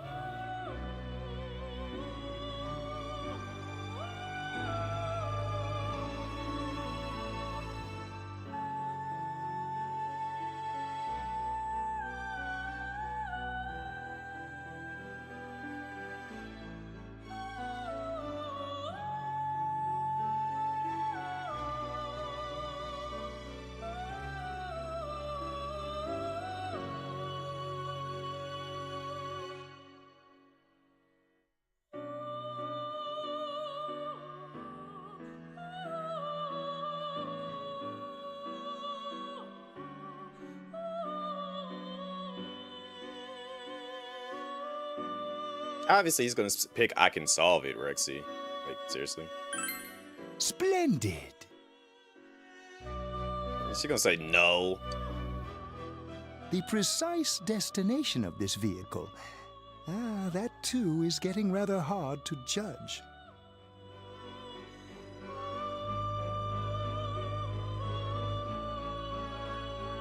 If we continue driving blindly, we may end up leading you further away from the mystery that you must reach.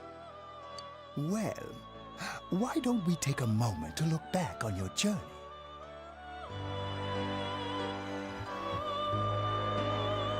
It was for that purpose that I summoned you here tonight.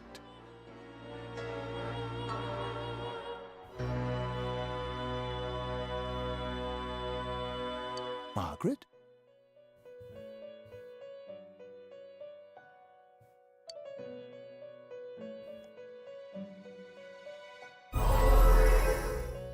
Voices you heard many times before echo in your mind. Yeah, well, I quit pretending. You gave me the opportunity to start walking. We are experiencing the words engraved into your memory during your journey. Failing to understand and failing to listen are rather different things. All right, let's go ahead and think this through as much as we need. If we leave any unanswered questions behind, we'll just be lying to ourselves. I'll think as hard as I can and try to help. Come on, we've accomplished this much together, haven't we? Right. Together.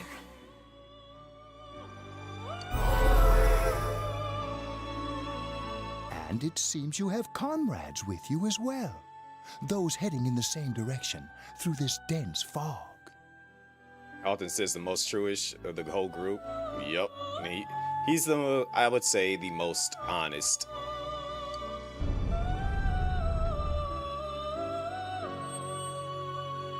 Looks like we stopped driving. We'll be parked for the moment while I confirm our current heading. As I mentioned previously, this year will signal a great change in your life. Though there isn't much time left, it can be worth your while to take the time to stop and reflect. People are like water flowing in a river. There is only one stream, but all who pass through it are affected differently.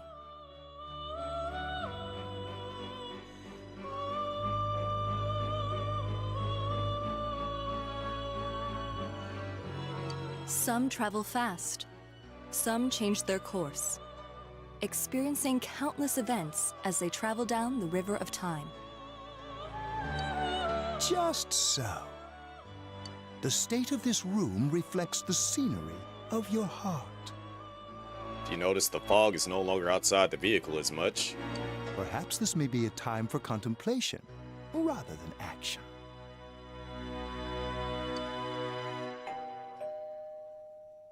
You can hear something in the distance.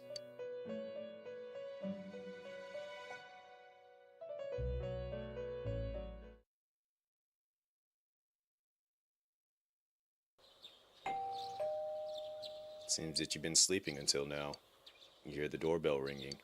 Someone seems to be at the door.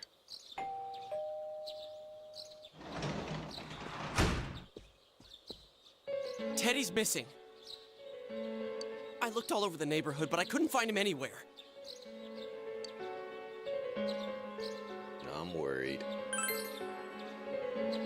Yeah, me too. He was acting all weird lately. Rise and the others are checking inside the TV to see if he's gone back to the other side. We're meeting pretty soon, so will you come with me to Jeunesse? Where could Teddy have gone? Rexy, where'd you go? In any case, you decide to go look for him.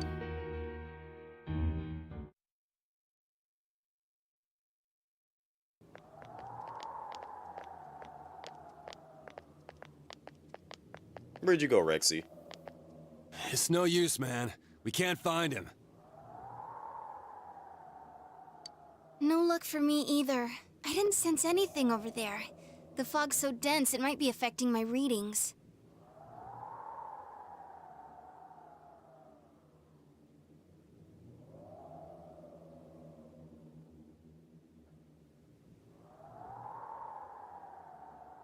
I wish I could do better. I'm sorry. Ted.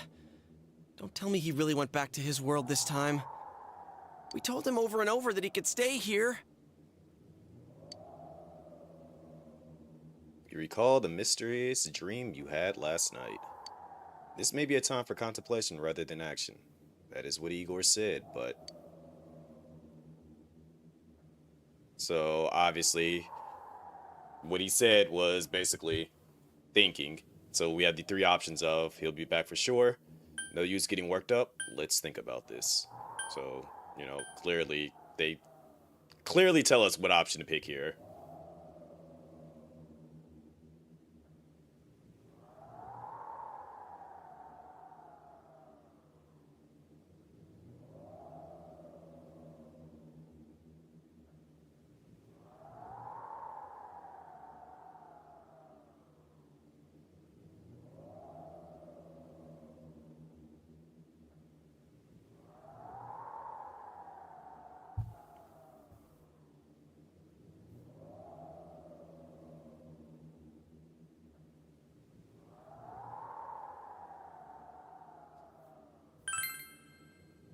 I guess that's all we can do right now.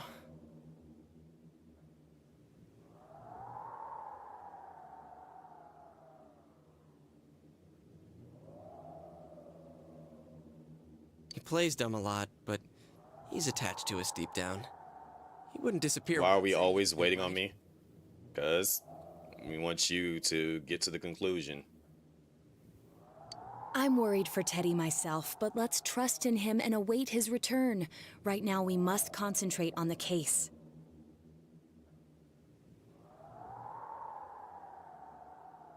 It won't be long before Namatame is transferred to another location. We must hurry, or we will miss I don't know our what's only happening. chance to get his perspective on this. So what don't you understand, Rexy? Before we move forward, we got to get you caught up. What are you not understanding? No child left behind, pretty much.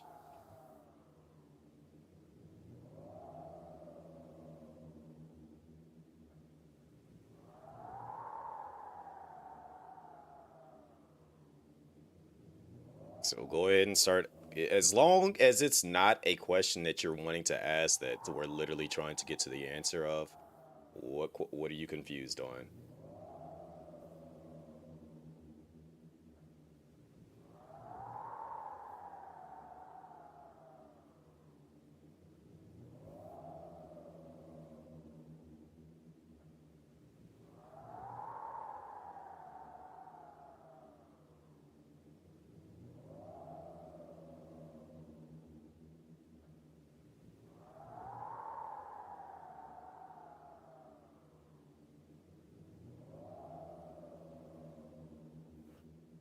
So, Rexy, what don't you understand right now before we move on? Because we're about to get back into another big decision-making portion.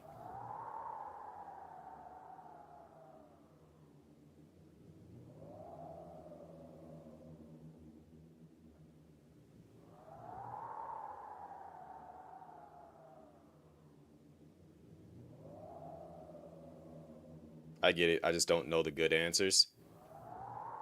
I'm not asking you to have the answers. I'm asking you to come to decisions. There's a difference. As I said, I'm going to help you guys get to the answer that's going to solve everything, but you got to be ready for, you know, answering the decisions. You know, I've been thinking about the case since, but something just doesn't seem right.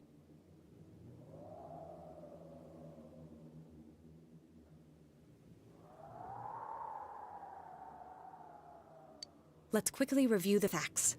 So, the game is going to help you, and I'm also here to help guide as well. Of all the victims, only 2 were killed, Miss Yamano the announcer and Saki-san. From the documents we found in the car, we know Namatame had some sort of dealings with them. After that, there were multiple attempted murders in which we were targeted.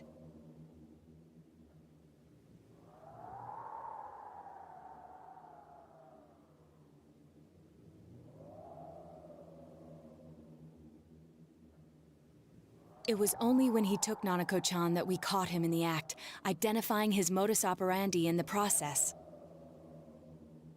When I hear you put it like that, sounds like the dude's guilty. As a result of Namatame's arrest, the police admitted that Mitsuo Kubo was a mere copycat killer. And excuse me. We know Mitsuo is the one that killed Moroka and then strung his body up on a water tower where the other two were found on telephone wires, telephone poles. Thank you. Back up to yesterday. Remember when you said Namatame didn't have a motive to kill the announcer? That's what's bothering me. All right.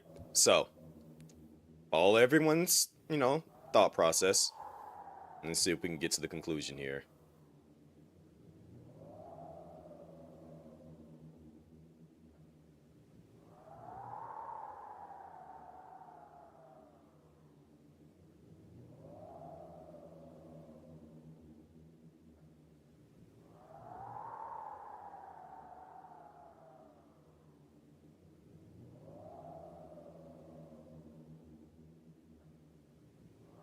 Right. Either he's completely nuts, or we're misunderstanding something. You lost me. She's trying to say that if Namatame is sane, then there may be facts in the case we don't know about yet. Sane or insane? Sounds like a play I saw before. When he talks about saving people, what does that actually mean? I don't think there's any doubt that it includes kidnapping people and throwing them into the TV. Could he mean saving them through death? He did call himself a savior and said that the other side is a wonderful world. So they'll be saved if they die? What a bunch of crap! The bastard should have gone and saved himself.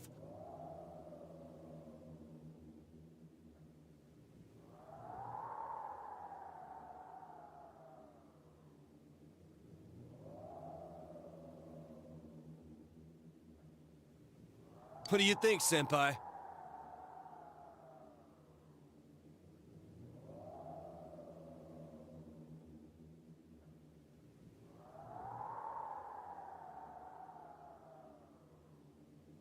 Darby Allen with no face paint.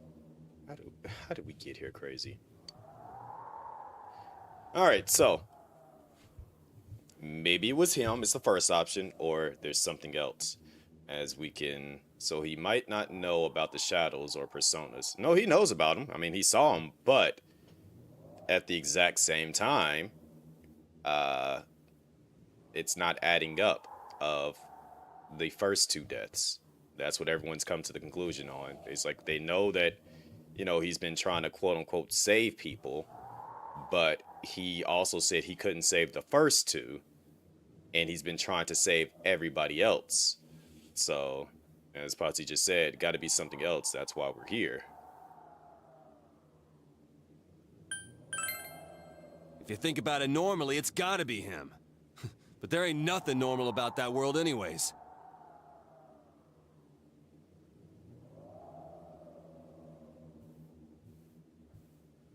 There's something I've been wondering about for a while. When we first encountered him, he said, "You're the ones I saved. Don't worry, I'll save this girl too."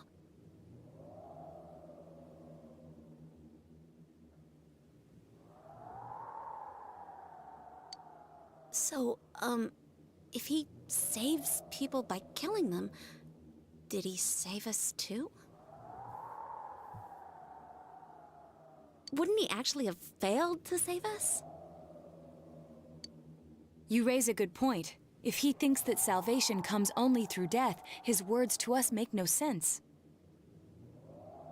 And another thing, the Namatame who appeared on the Midnight Channel said he failed to save Nanako-chan. Well, maybe he really was trying to save the victims by putting them inside the TV. Come on, don't get all quiet like that. You guys know I just say the first dumb thing that pops into my head.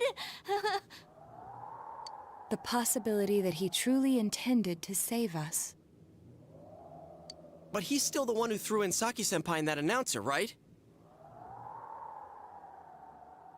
Rexy is like trying to look at this on a deeper perspective when he doesn't know anything about that, as I just said. They're not the ones that saved themselves. We had to save them. Sure, we haven't nailed down his motives, but that doesn't change the fact that he killed them. Or what? You think someone else was involved? What makes you think so? The possibility of a culprit besides Namatame. Could there be something that proves this possibility? So the first option is Namatame's diary. The second option is the copycat killer. The third option is the warning letter. And the fourth option is, I mean, you guys can see it, Misuzu Hiragi's alibi, which is his former wife. She did say that, you know, he was separated from her and he was like somewhere else during the time of the murders. So, which option do you want to go with first?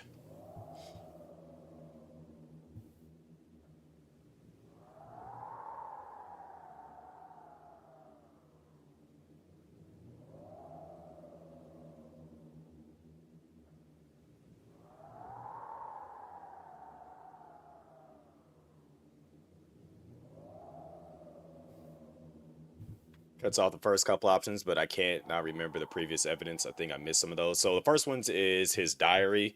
Second one is the copycat murder. And the third one says the warning letter. The copycat murder does mean that there's is another actual murder, but he's behind bars. So basically we would just be kind of like going down the list of, you know, finding out what each one brings to the table. His diary. So you want to start with his diary?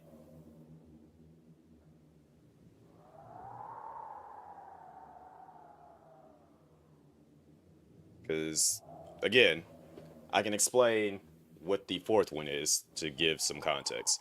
Misuzu Hiragi is his wife, well, former wife, his ex-wife. And in the beginning, they said that she gave an alibi saying that he wasn't near Miss Yamano when she was found dead. There was no way that he could have been in the area because he was definitely somewhere else at that point in time.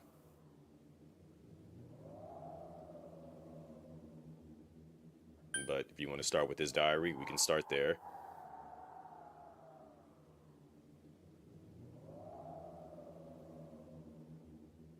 An ex trying not to get him jailed, that would be pretty reliable. I mean, it's actual like proof too, like he was not in the area at the point in time. Like when the first murders happened. I mean, we can start anywhere. It's just where you guys decide you want to start with.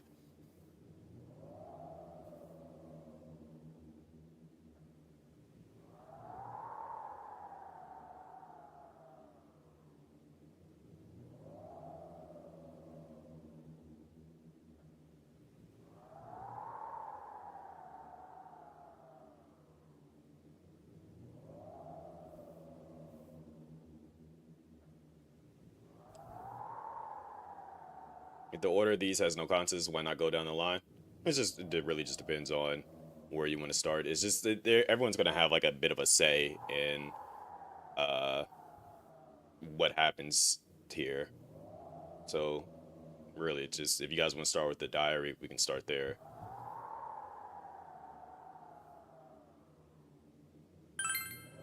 But that points straight at Namatame. Come on, man. Let's see. Possibly of a culprit besides Namatame. Could there be something that proves this possibility? So we know that the diary, quote unquote, points back at him. So we know that that's not a direct answer. So we got the other three. Rexy says the alibi. So Her alibi? Wasn't it airtight right from the beginning? How could she kidnap people and throw them into TVs if she's out of the country?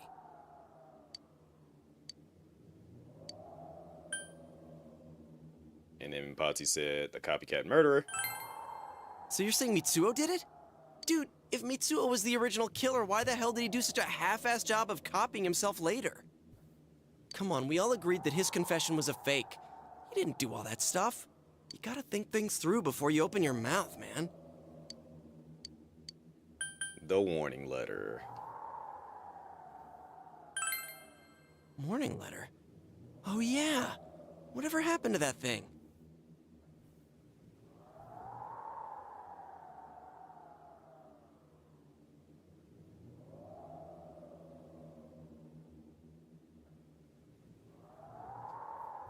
If Namatame's the killer, he must have been the one who wrote it, right?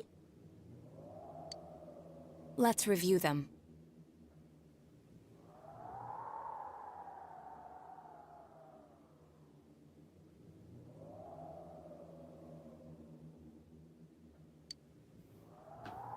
You recall the first warning letter said, "Don't rescue anymore."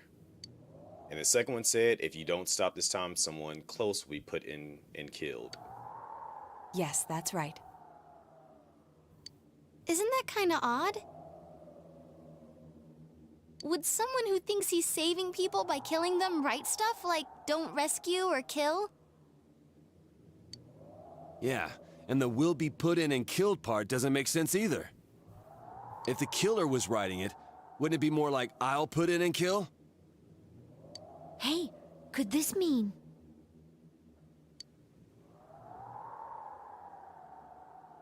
So the first option says Namatame wrote it wrong. Second option says the letter wasn't for me. Third option says Namatame didn't write it. So obviously, I think we know what the answer is here. What kind of One Piece game is this? It's not One Piece at all.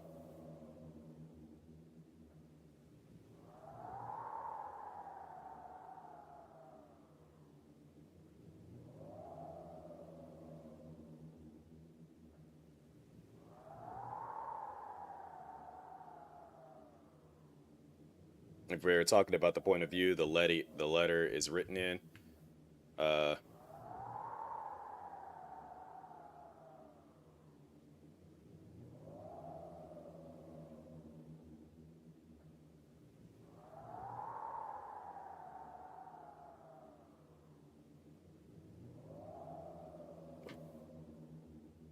clearly the letter was for you. Like, there's no denying that.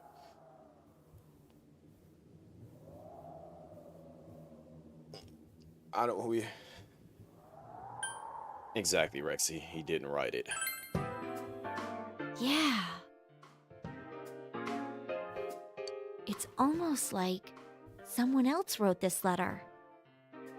But only the killer would write such a letter and deliver it to Dojima-san's house, right? If someone else wrote it, that could only mean... Dear God. Since this is such an unusual case, I was absolutely convinced that other than the Kubo incident, there was one culprit. So Namatame really was trying to save his victims? Everything is exactly the opposite of what it first seemed. In Namatame's parlance, failing would have been the first two cases when the victims died. If he had used his method twice and failed both times, he would hardly have continued using the TV, and yet he did. It all seems to suggest that someone else wrote this warning letter while observing the entire case. Someone else? Then... it wasn't Namatame that killed Saki-senpai and the announcer? We can't say for certain yet. We urgently need to speak with Namatame face to face. You all work together to take another step towards the truth.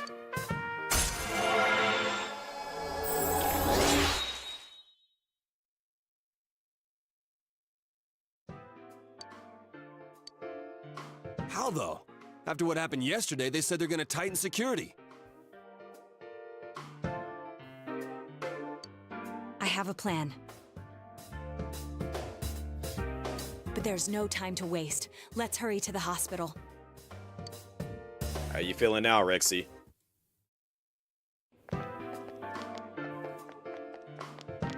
Hey, this place is off limits.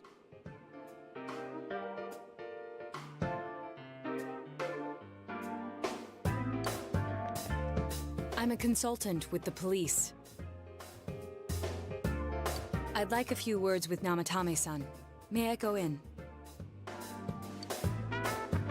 This is Unit 252, requesting confirmation on an ID. Name of Naoto Shirogane.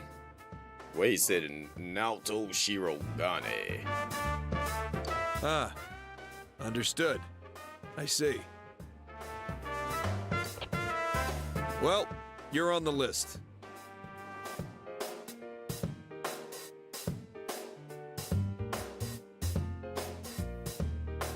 I can give you a few minutes, but I'll have to record your conversation with him for security purposes. Not that I expect you'll get anything coherent out of the guy. He's been spouting nothing but gibberish. I'd like him to accompany me as well. He has no identification, but this is an emergency situation, and he's here in Detective Dojima's stead. Huh? Detective Dojima sent him? I wasn't... I'll vouch for his identity. Well, I guess it's better than dealing with the man himself. This call is being recorded for quality assurance. Absolutely. We have our hands full with the transport procedures, so the last thing we need is Detective Dojima running wild. Detective Adachi is busy somewhere too. This is Unit 252. Huh? Has something happened? There's something about a suspicious object out in the lobby. Ah, well then, this works out nicely. You should back up your colleagues downstairs. We'll keep watch over Namatame-san. A disturbance in a hospital lobby, after all. It sounds serious. So, Rexy, how you feeling? Hit the nurse call button. I'll leave the rest to you. Understood. Please be careful.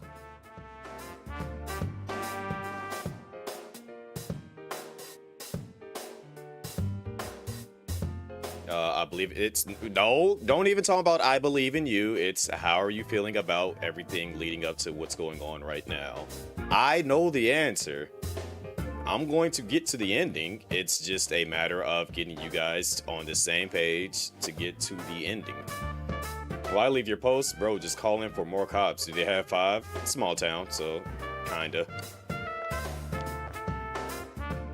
I knew they were undermanned, but I didn't expect it to go this smoothly. She basically just explained it. Wow! There's nothing much inside that suspicious object. So he won't be gone long. All right, then now's our chance to talk to Namatame.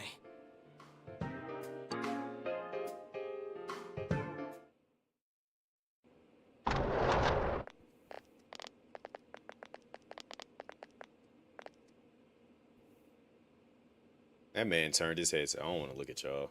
Namatame-san, there's something we'd like to ask you.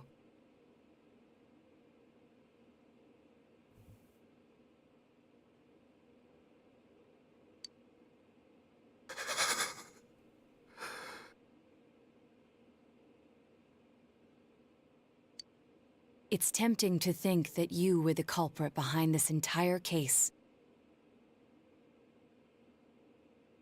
And to be honest, there are many in this town who hope you are. But we are here to learn the truth. So please, answer our questions. Huh? It seems that he understands what you're saying. What should you ask him?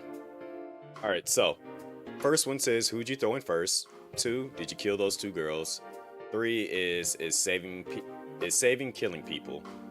as we already kind of discovered from the cutscenes, he basically said, I couldn't save Miss Yamano and Saki. So he knows that they died, and he said, I couldn't save them. So we know that 3 is not the first thing to ask him. So it's between who'd you throw in first, and did you kill those 2 girls?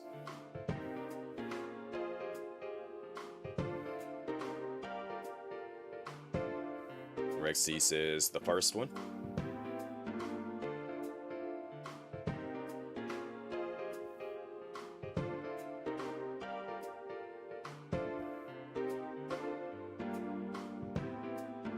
Katsu's also saying the first one, so I think we're going with the first one.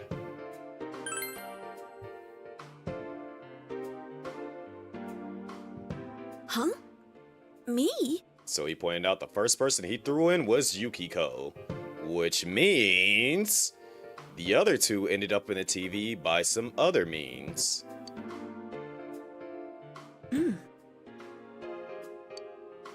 What should you ask him? Did you kill those 2 girls? Is saving killing people, so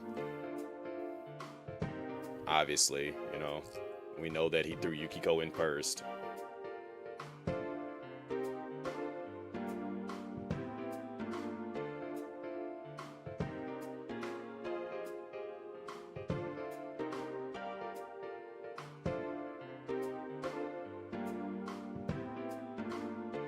So you guys want to go with is saving killing people?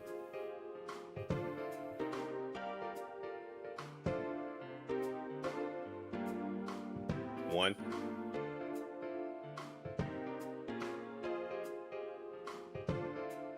Rexy.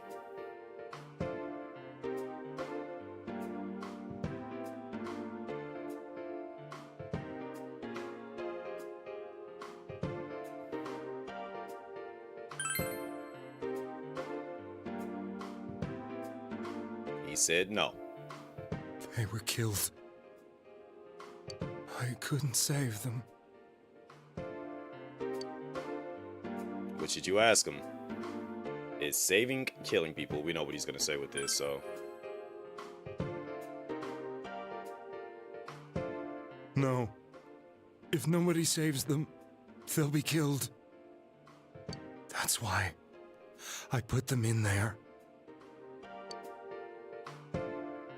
Then tell me if my estimation is correct so far. After discovering the Yamano and Konishi incidents, you realized an appearance on the Midnight Channel meant certain death. Thus, to save her from that fate, you kidnapped Yukiko Amagi.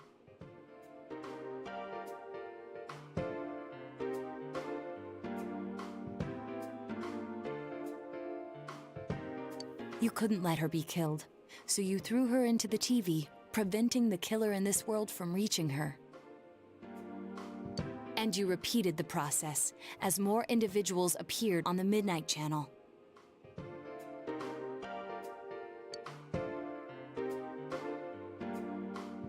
It all falls into place.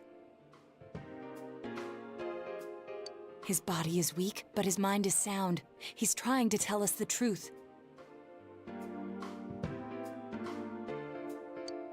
Yeah, but if the stuff he's saying is true... There's another killer who murdered the first 2 victims? Dun dun dun dun! Indulge us in a few more questions. What should you ask him? Who killed the first 2? Why the warning letters? Why did you enter the TV?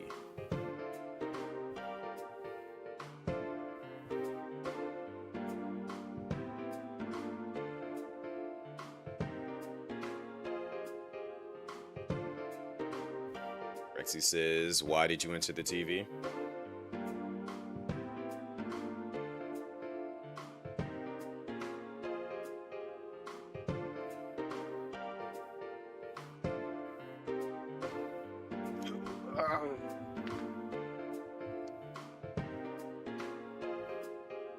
What's the first option? Who killed the first 2?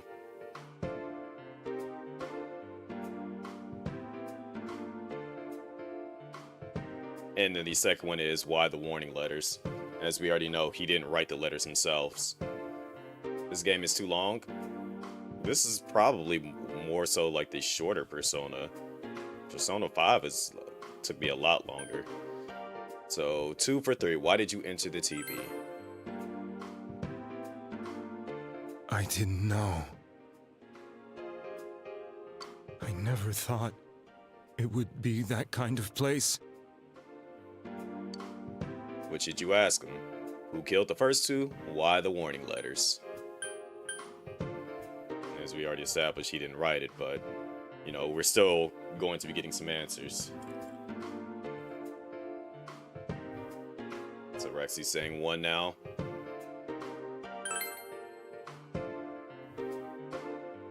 I have no idea. I want to know that too. And then all that's left is the warning letters. What are you talking about? As I thought. You believe me? Did they find him? Did they find the one who did such cruel things? Mayumi. Please calm down. Our ability to find the culprit rests on you. We know about the other world. In fact, we're the only ones who can fully understand what you have to say. Only you? We did blame you for everything at first. But now I think we can accept whatever you got to tell us as truth. Please. Tell us everything you can, calmly and slowly. You're willing to listen? Do my story?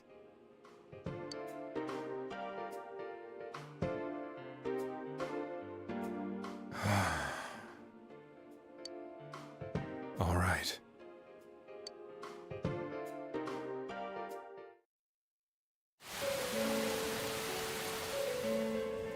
All right. Soon after my affair with Mayumi became common knowledge,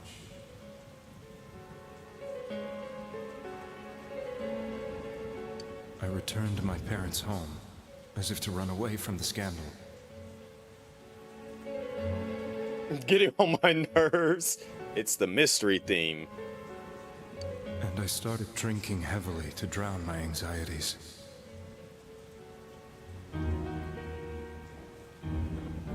I hadn't been able to reach Mayumi at all, and that didn't help either. Mayumi, where are you?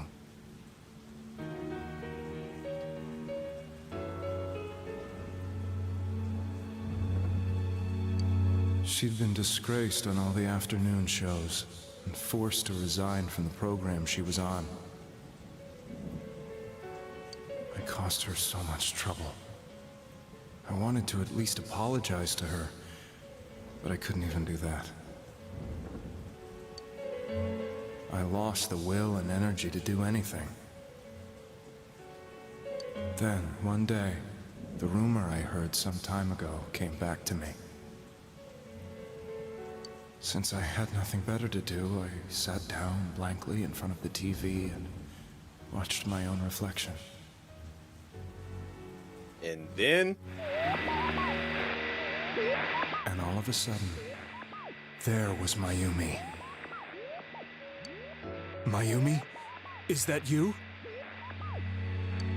The Mayumi inside the TV looked as if she was calling to me for help. Mayumi?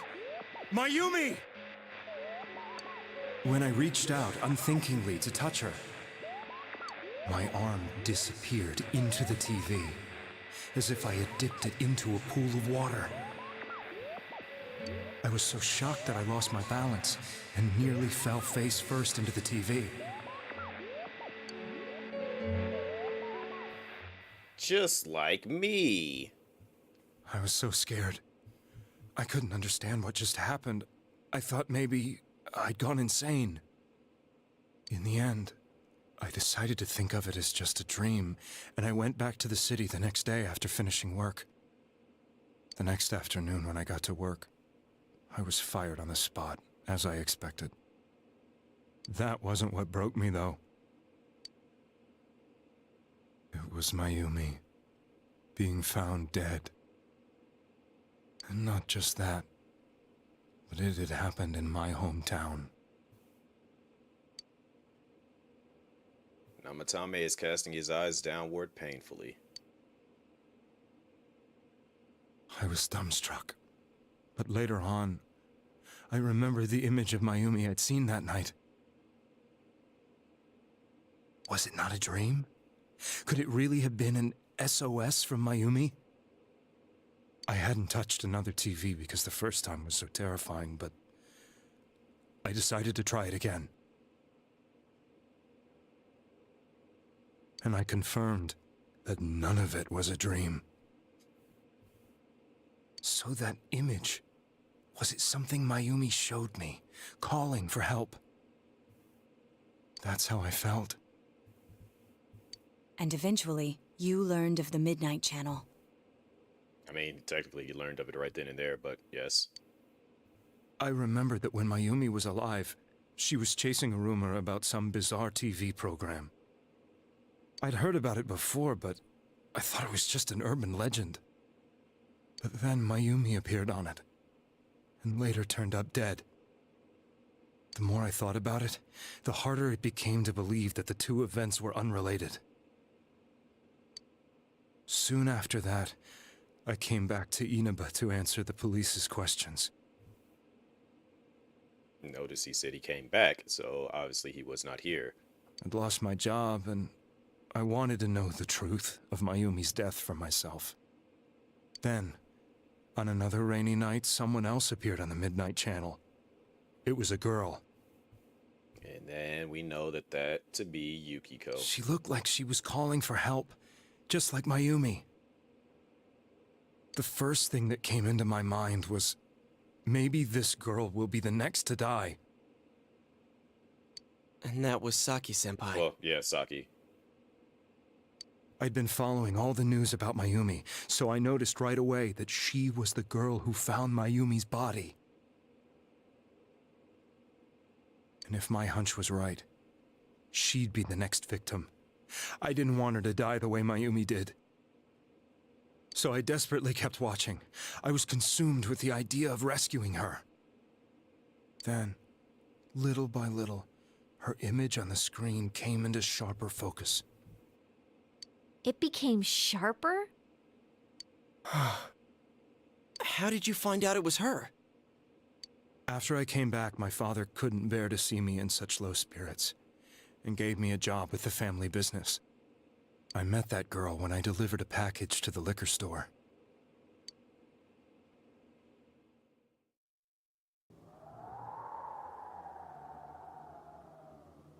After agonizing over it, I decided to meet her, and told her to be careful.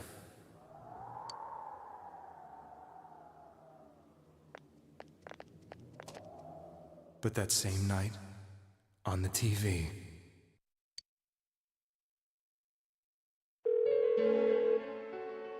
she looked as if she was being engulfed by some black shape. She was writhing in pain.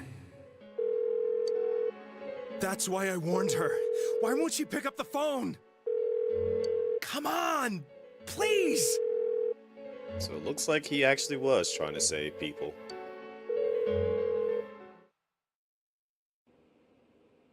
The next day, they found her dead.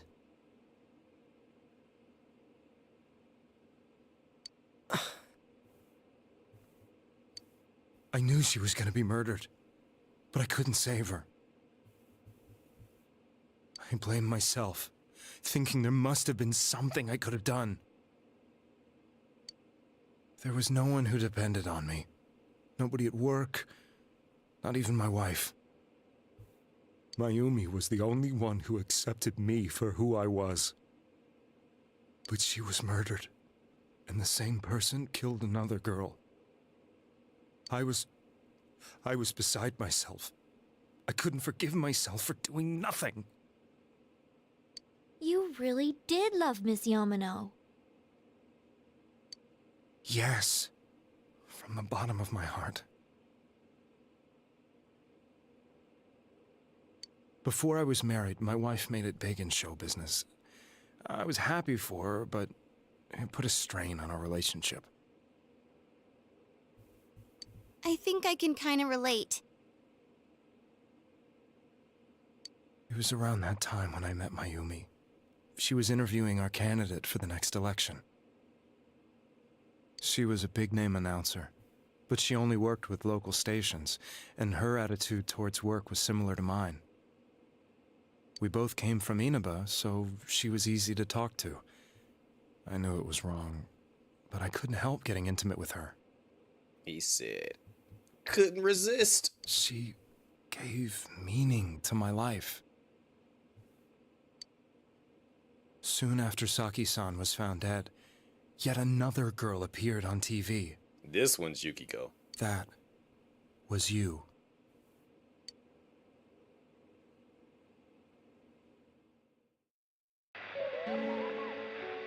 She'll be kidnapped next, and murdered. I can't let her end up like Mayumi and that other girl. This time, I'm gonna do something.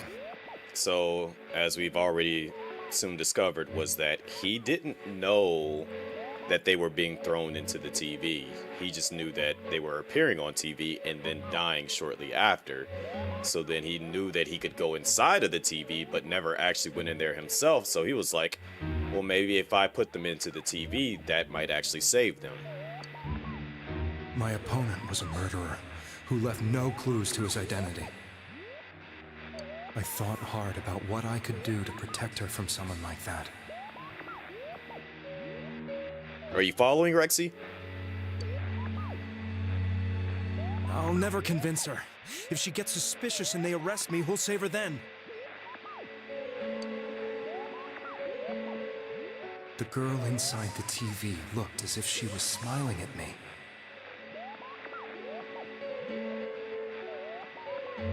And that's when it hit me. I apparently had the power to go through the TV screen to the other side. What's going on, Maria? Then, what if I put her into the TV and give her shelter there before the killer gets her? What are you trying to tell me? That it's safe over there? Is that it? The girl inside the TV seemed to smile at me again. And I thought, no matter what kind of place it might be, it's better than being slaughtered.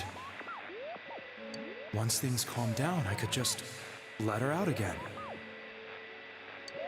If she's inside the TV, there's no way they can find her. Which, I mean, that's... His logic was he was already mentally broken, so he's just like, I gotta help these people, but didn't know how to properly go about it.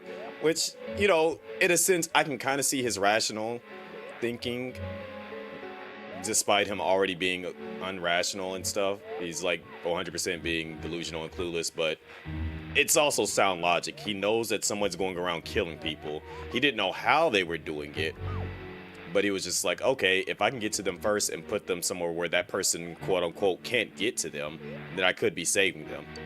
It felt as if everything was starting to come together in my mind. Could it be that Mayumi gave me that power to prevent any more victims from meeting her fate?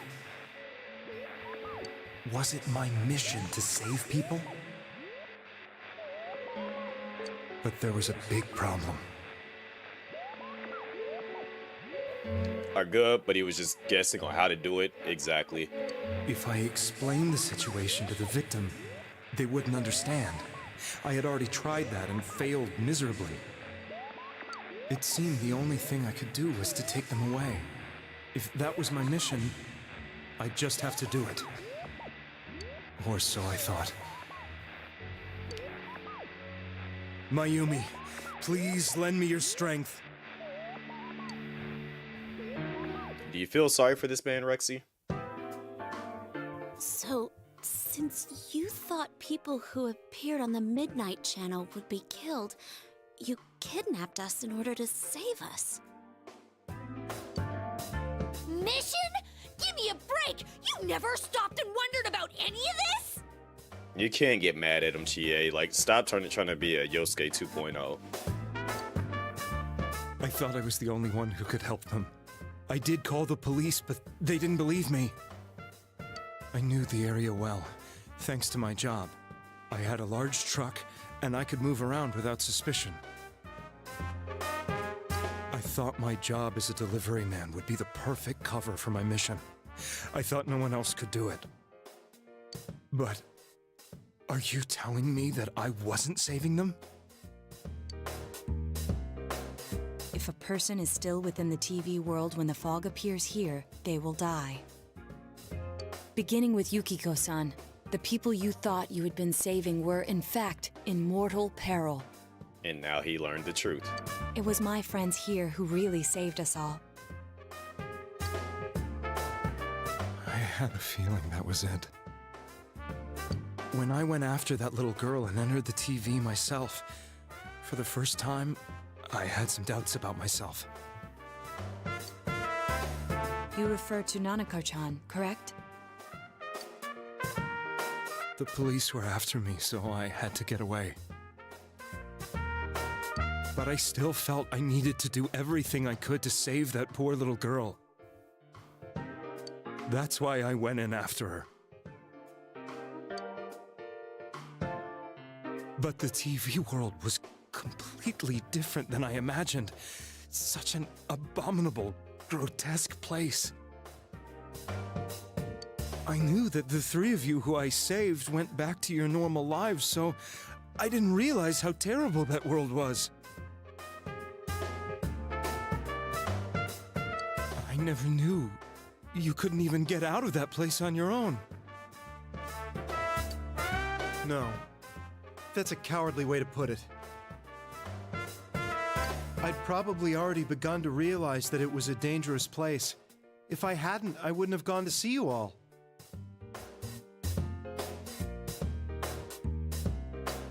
See us? And now you get to see all the times that he's been in the game, just there. Wait, are you talking about the concert we did at Junes? He's been in the game this entire time. I've run past him on the street. I've talked to him several times. He's just been around. Yes. I wanted to know why the ones I saved were all hanging out with each other, and how much you remembered. But in the end, I couldn't bring myself to say anything and ran home. I must have felt too guilty. But all the doubts and anxieties I'd been unconsciously suppressing exploded out when I entered the television myself.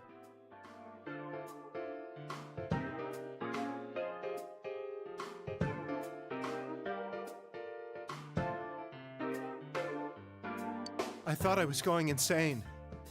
I probably did. And you know the rest. When I came... Oops. You really were trying to save people. And you know the rest. When I came to, I was lying in a hospital bed.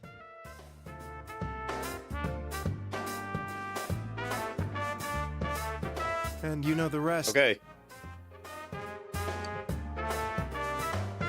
But I ended up doing just the opposite. What a fool. I always wanted to enter the world of politics and become useful to society. But after losing my job and the woman I loved, all I had left was this power. I convinced myself that world was some sort of sanctuary, and I secretly believed myself to be a hero. Sounds a little like you, Yosuke. I never doubted what I saw on TV, and believed everything was as I wanted it to be.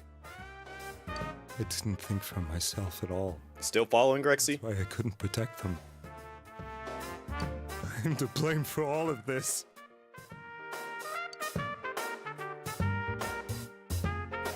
So, I mean, So how do you feel? What's done is done, or is it unforgivable still? How do you feel towards him?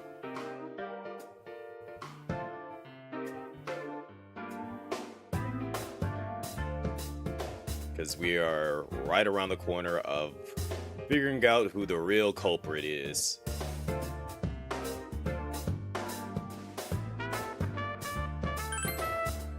It really is. I suppose so. But the things I've done are too serious to be brushed aside like that. His guilt has gotten to him. I have no intentions of running away from my crimes. I'm prepared to face the consequences. Kidnapping is already a serious crime, and on top of that, I put all those lives in danger. I'm sorry. He even apologized. The Midnight Channel and the other world, you can hardly be blamed for failing to understand them properly. We must apologize to you as well. Had we let our emotions blind us to the truth, we would have piled all the responsibility on you. I guess from your point of view, people did stop dying once you started saving people. Mm-hmm. The more you did it, the more you really believed you were preventing their deaths. I'm such a joke. I'm sorry. I'm getting a little tired. What are you all crammed in here for? My apologies. We'll be leaving now. Wait. I beg you, please, find whoever's behind this. You children are the only ones who know about that world. That's our plan.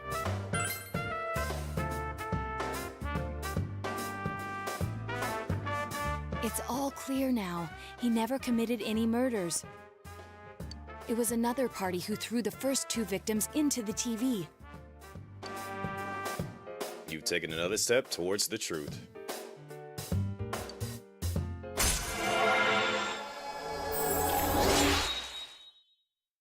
Getting closer, Rexy. Now get out of here! Go do your job, officer. I told you, he's almost ready to be transported. We can't have anything else happen.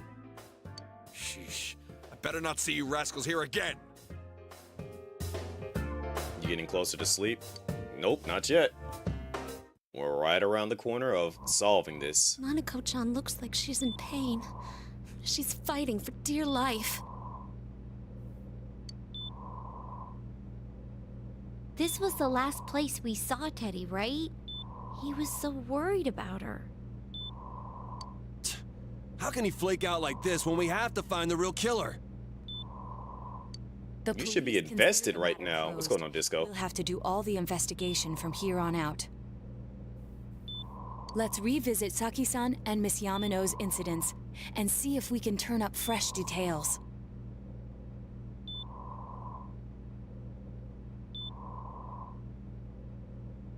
But it's been over 6 months. Wouldn't the trail be cold by now?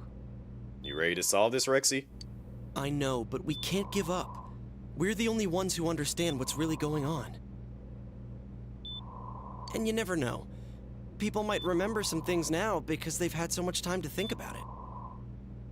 Let's split up and talk to people all over town tomorrow. We'll meet up in the evening to discuss our findings. I hope we can find out something about Teddy, too. Red Rummer? Nope. Hate that you use that. But no, it's not everyone. Will this finally help uncover the information that will lead you to the true culprit? You decided to go home early today and get some rest.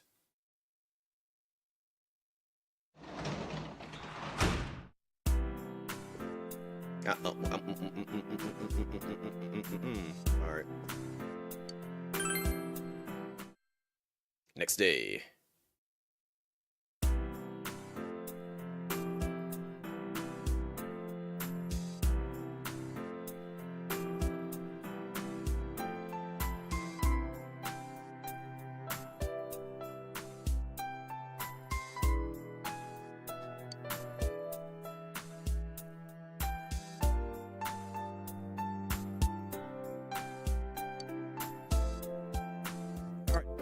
let's get some information.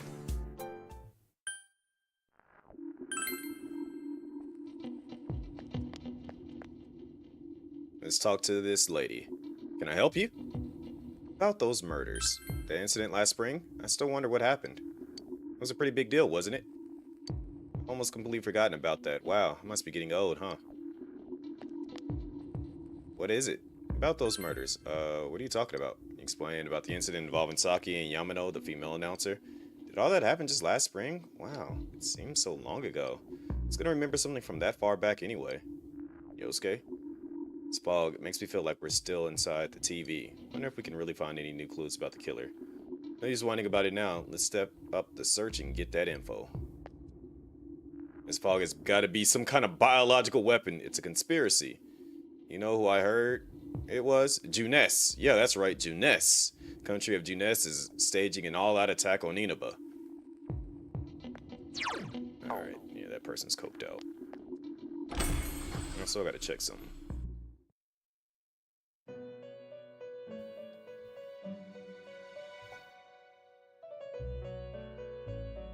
Marie is nowhere to be found. Something is written on it in horrible script, as if someone wrote it with their offhand. Release yourself! Release yourself! From desire, from impulse. Logic and rationales are excuses for the weak. Release yourself! Your heart's voice, your internal scream. In exchange for a lost voice, grab hold of your proof of life. Never let it go! This must be another of Marie's poems. What's going on, Snickcat? What is this? Put that in my pocket. It doesn't make any sense. It's got to be, hey, don't read that, you inconsiderate scumbag. Why would you read my heart's voice? No, it's not my heart's voice. Hush now, Marie. You need to release your impulses. Please do it somewhere else. Shut up. This is just... Huh? Impulses? Release?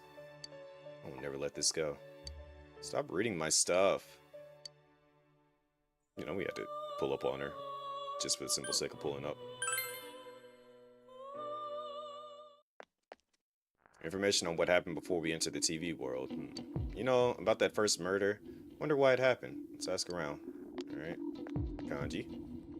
I tried talking to this old guy earlier, but he didn't even see me. It's with the fog and all. Guy just ignored me and walked off. I know it wasn't personal, but it kinda hurt. Damn, fog. Hurry up and go away.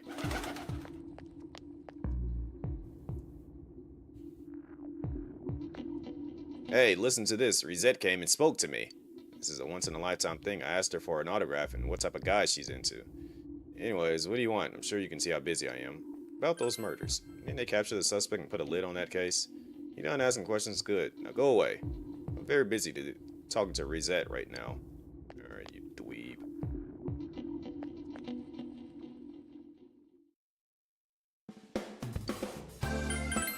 I'm feeling poor recently. You need to be careful too. The fog, there's something about it that just gives me a bad feeling. Alright.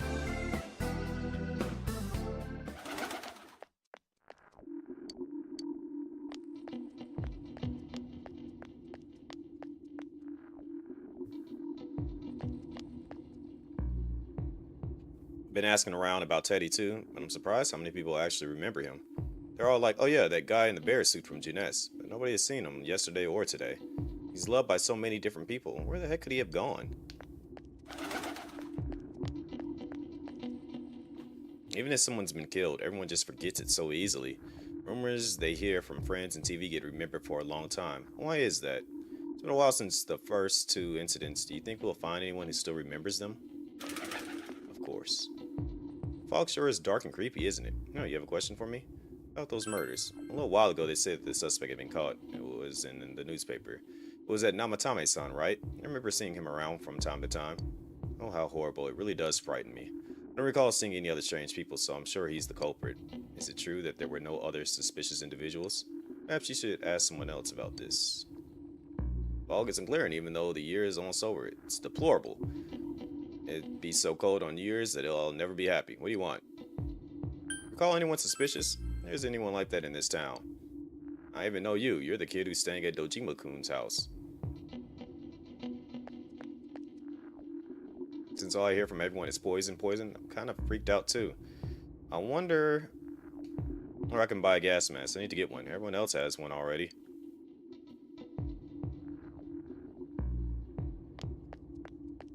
It's Hunk.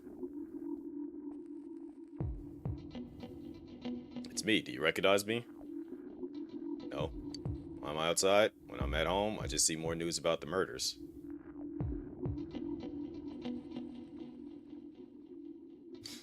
I thought I'd stay out here and watch the sunset. Of course, I'm going to watch TV when I go home anyways, even though I can't see the sunset because of all this fog. Hate it. It's so depressing. Calling anyone suspicious? Small town. If there was anyone suspicious, there would be rumors going around all over. At least I haven't heard any news or rumors like that, so I'd say there's no such person. What about you? Gotta be careful. Okay, you're not. Yeah, you're not talking about nothing.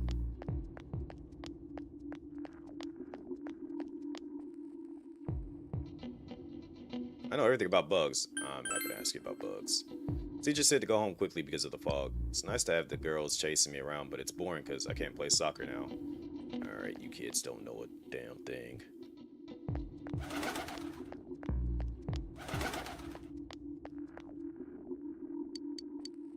Calling anyone suspicious? No, I don't think I've seen any suspicious people. Except for you, who's interrupting my conversation with Rosette. Yeah, you suck.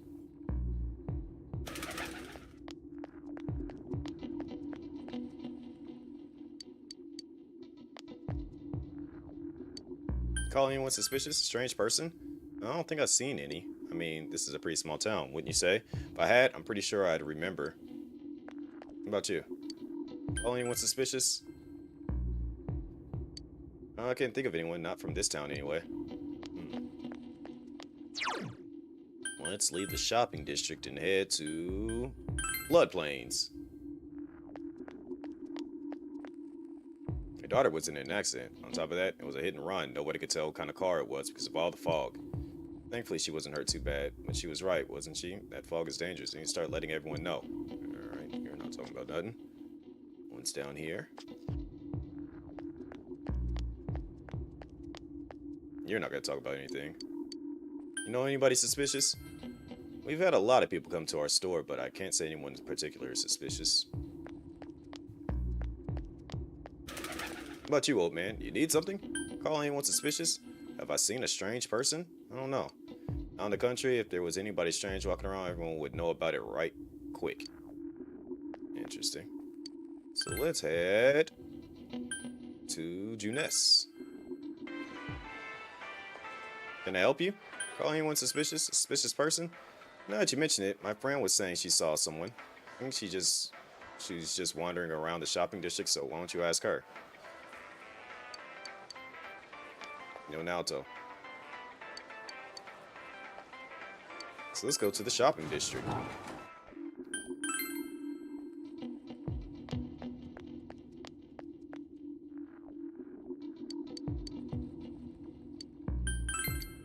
Oh, that. You remember Saki Konishi, don't you? You know, she passed away a while ago. She told me how that Namatame person came to her one day, started spouting all this craziness. Something about the TV. I wonder what that was all about. His relation to Saki? Hey, I don't know what you're implying, but you've got it all wrong. Saki was a good girl, it's just that people misunderstood her. She must refer to the time when Namatame tried to warn Saki. It seems the thing about Namatame making advances on Saki was a misunderstanding. Interesting.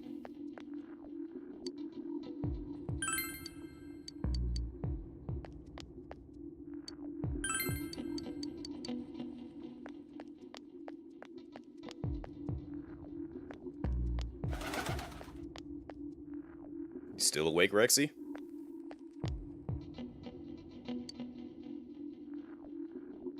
Been asking around about Teddy. Yeah, we already discovered all that.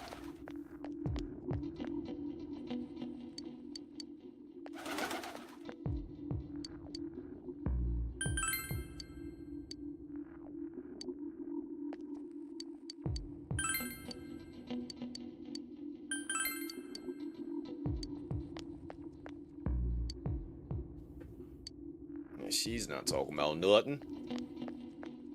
You ain't talking about nothing.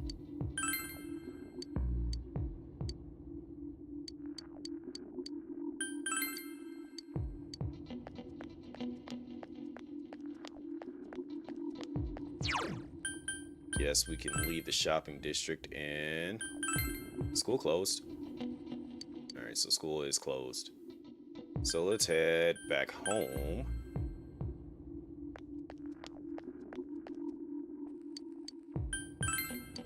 How about you?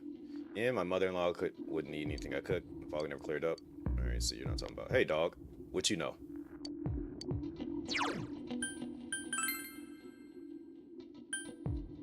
Let's go back to Junes. I don't remember anything. Okay, and then...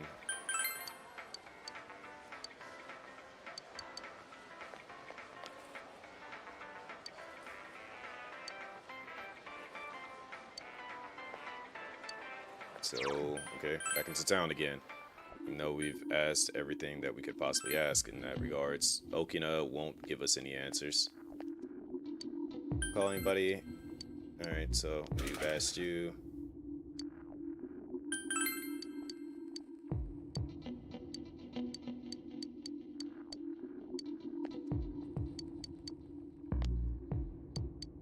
Alright, they're still talking about Junes.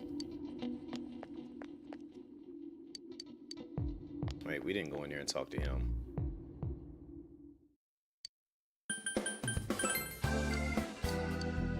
Alright.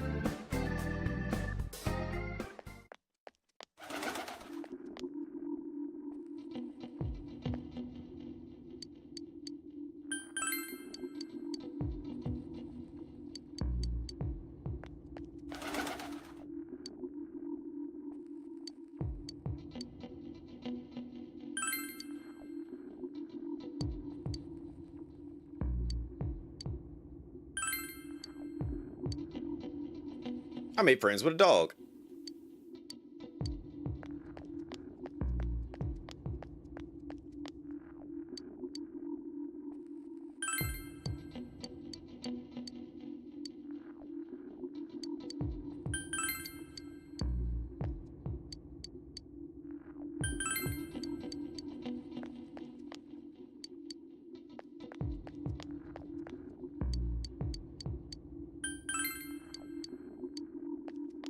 You don't say anything.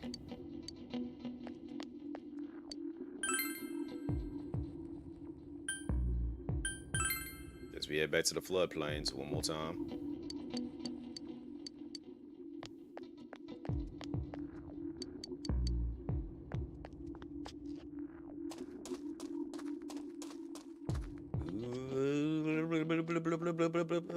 Still one more person that we haven't.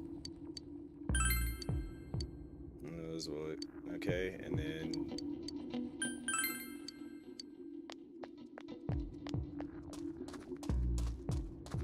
I don't think there's anything else to. Town was all buzz last spring. You remember that, don't you? All right, we got all the information. Silent Hill 2 music, yeah. You met up with your friends at the finished gathering information. Rexy, are you awake? I'm seriously pooped. This stuff's a lot harder when you don't have a badge to flash. I walked around all day and didn't hear anything good. It was the same for me.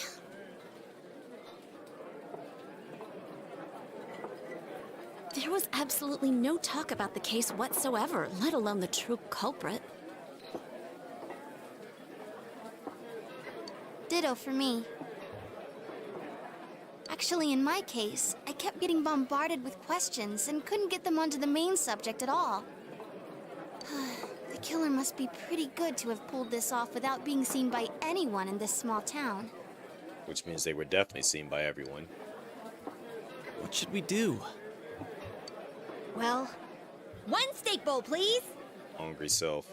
That's not what I meant. But then again, I guess we might as well take a break. I'll have a crab and egg fried rice. I'll have roast pork ramen with extra noodles.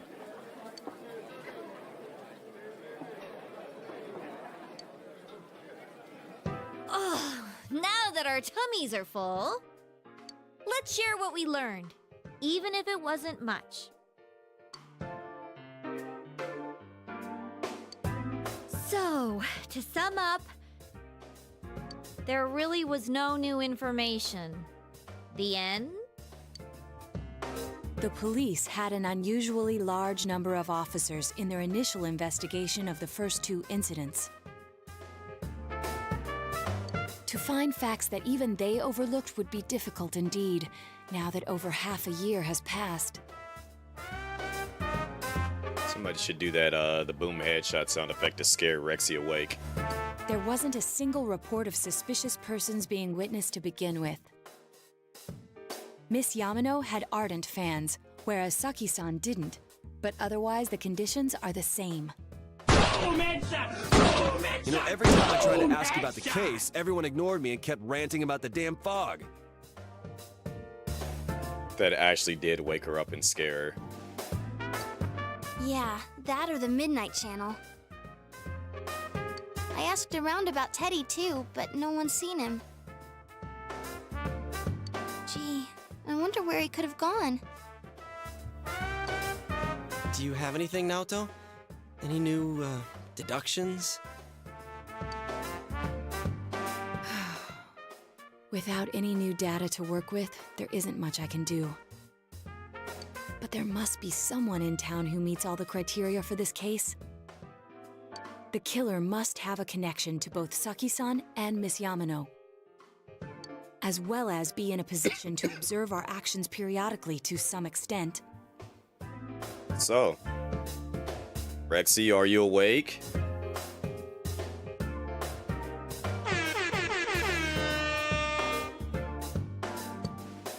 Finally, it must be someone who could approach Senpai's house without arousing suspicion.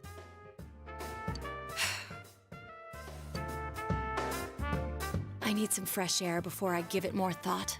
I'll be outside.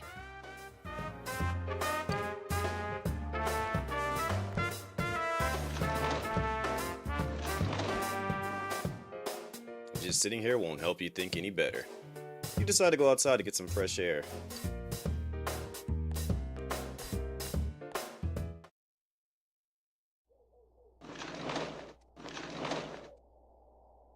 It's snowing. No wonder it's chilly.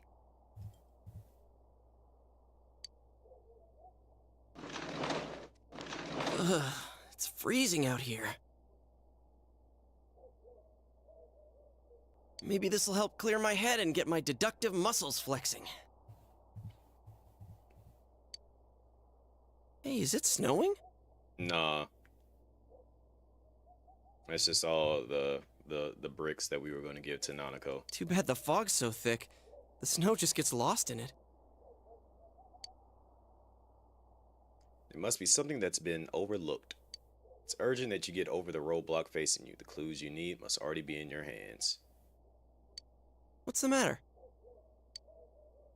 You should go everything you know one more time. Here it is. The culprit had some sort of connection with both Mayumi Yamano and Sakiko Nishi. And judging by the warning letters, the culprit most likely knows about the other side and what you did there. It's highly unlikely that they also knew what Namatame was doing and stood back to watch. It's highly likely that they also knew. Who would know all these things? Another oddity about the case is that there were almost no witnesses. Both warning letters seem to have been delivered directly to your house, but no one saw anyone suspicious, and no one unusual was seen around Mayumi Yamano or Sakiko Nishi either. Despite the police dispatching an unusual high number of officers to perform a thorough investigation, there must be someone in this small town who fits all the facts. The person who seems to be the most likely culprit is... This is the moment we've been waiting for. I'm about to I knew it. It was Teddy the whole time. I'm about to call Rexy in Discord and wake her up.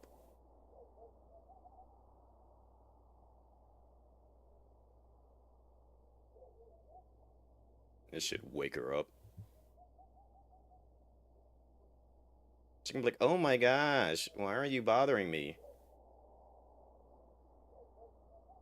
Let me sleep, I'm just a girl.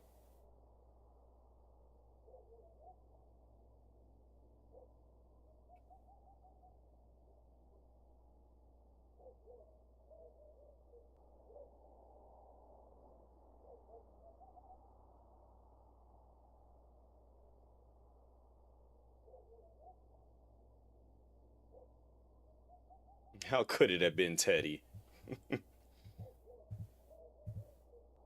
I mean, there is also someone else.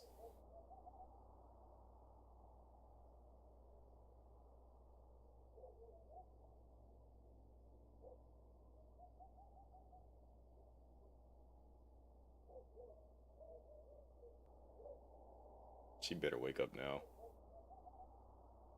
It was me, Dio. Exactly.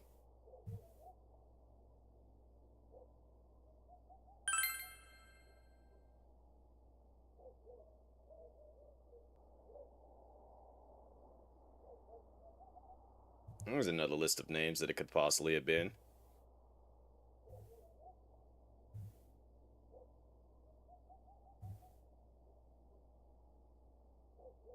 I hate that she literally decided to try to go to sleep now. And then she'll be like, I don't understand what's going on. And it's like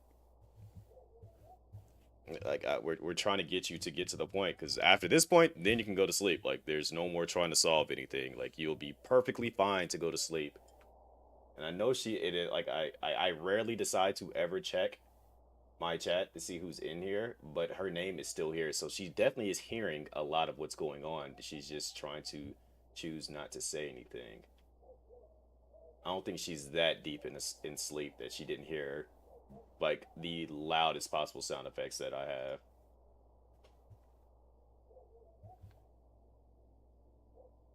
Unless she decides to like just completely mute her phone, then yeah. But even then, I did the Discord call, so that should have like vibrated and caused her to wake up. That means you need a louder sound? I mean, I think I could make it louder.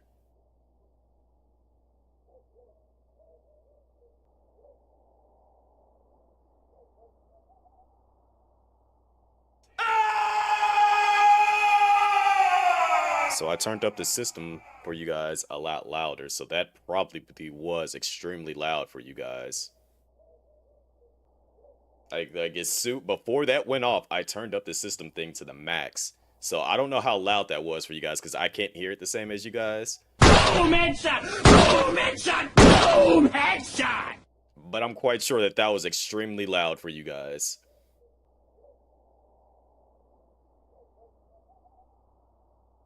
Oh, that loud? Yeah, I figured it probably was, because I was like, I went ahead and turned it up to the max. So, Rexy, I don't know if that jolted you up. That hopefully it did, but we're at the last question. This is the one that I want you guys to, you know, this is it. This is the final question. After this gets answered, there is no more trying to solve it for now. From here on, it is back to me doing gameplay stuff.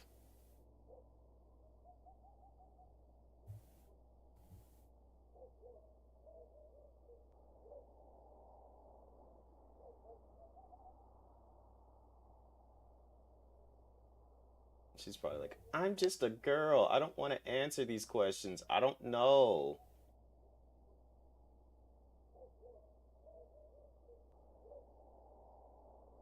Oh. Let me fix that. I forgot I took that off because we were on the when we were doing the Twitch Rivals thing, so I turned it off. Let me turn it back on.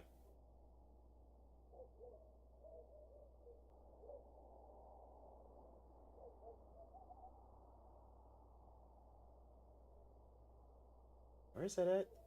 The channel.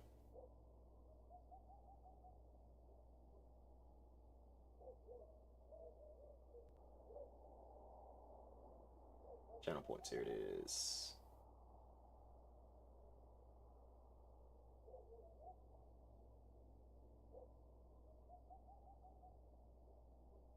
It is now back on.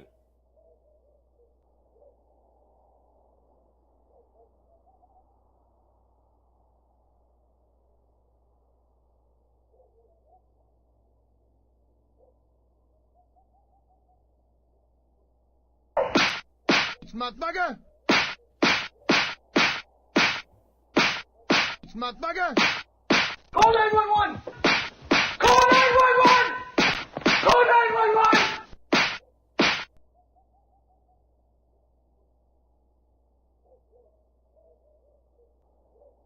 No good and well she's hearing all of this and just refusing to wake up is wild.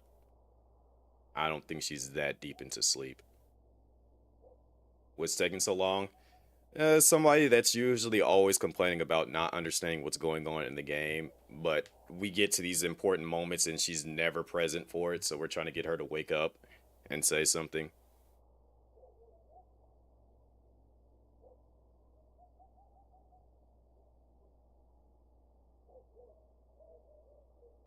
I think Aaron actually knows the answer and is just trolling.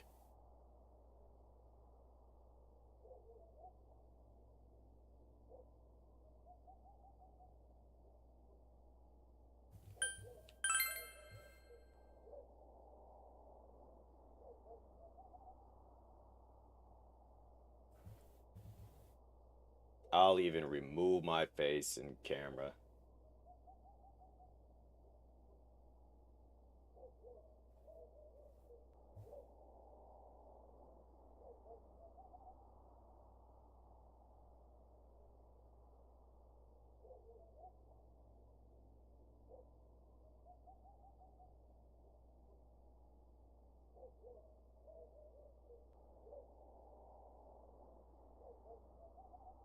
And which sucks because, like, literally, like, we're right here. The answer's on the screen. That's my hint.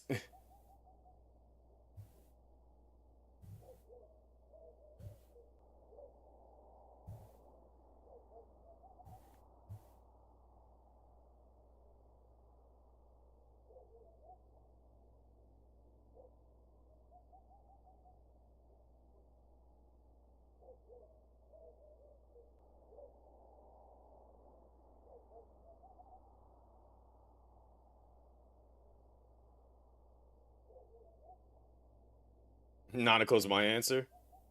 You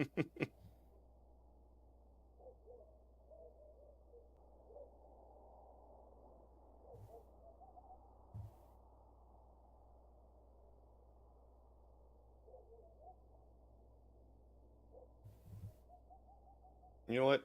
I'm gonna do the unthinkable. I think at one point in time. Let's see.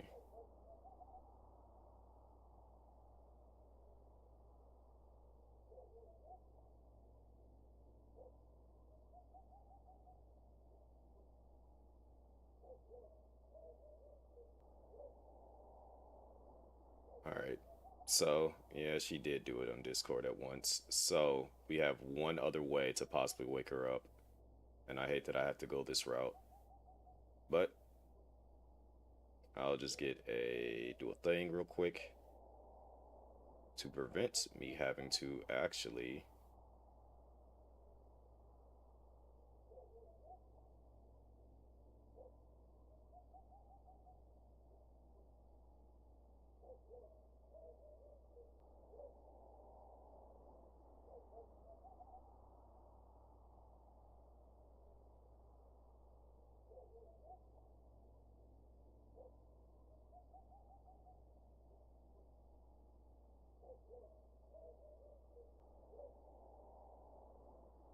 take out planets for 500. Oh boy. We're gonna see if this actually wakes her up.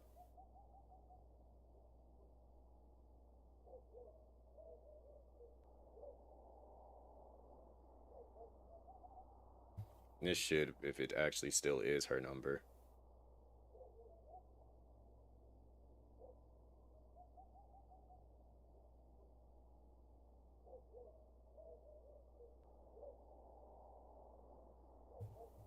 Hello?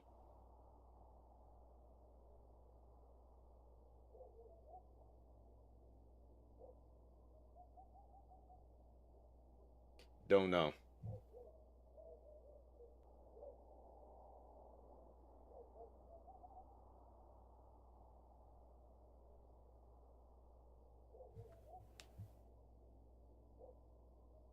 It's like she's intentionally not trying to wake up. She doesn't want to answer the question.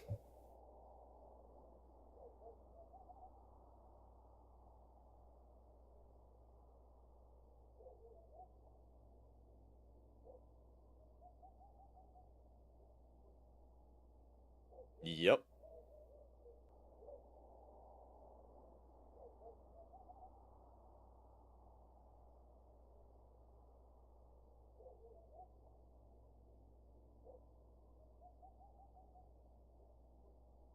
I tried to wake her up. She's not trying to wake up. All right, so it takes a while to get to this point of the game, but it's so worth it. It really is. And then she's gonna be like, "Oh my gosh, I missed it."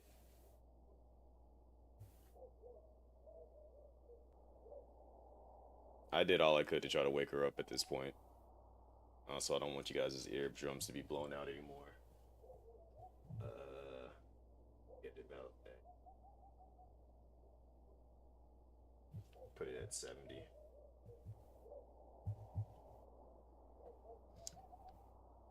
We tried. Alright, so to go down the list of who these characters' names are, it's a lot of people. Basically everyone, like, they literally list every person that I have met throughout this entire playthrough. Everybody. So Yosuke, obviously, the bro standing next to me, Chie, the second girl, you know, the sis, Yukiko, the first person we saved, Teddy, you know, he was already on the other side. Kanji, the second person we saved, well, yeah, technically the second person we saved. Then Rise the third, Naoto being the last person well, Nanako being the last person, but Naoto the last person to join the team. Dojima is the father figure, while Nanako is the little sister, Adachi being the secondary detective that was working with Dojima, and Namatame being the one that we've already concluded was trying to save everyone, but was going about it the wrong way. As I already said, the killer is on this screen right here, so that leaves two potential people, because we know Dojima wouldn't actually try to kill his own daughter, so that negates these two options right here. And we know Namatame was trying to save people, which only leaves one other name, Adachi. And the wild thing is, it's been in plain sight this entire time, because if you remember, Adachi, when you do, like, so when we start the game, there are, if you look at the arcanas, there's the one that the main player is, his arcana is the Fool, meaning it's the wild card, meaning that you have endless possibilities. If you remember, Adachi's, and the Fool is also the number 0. You guys can't even see me, I'm pointing up a 0.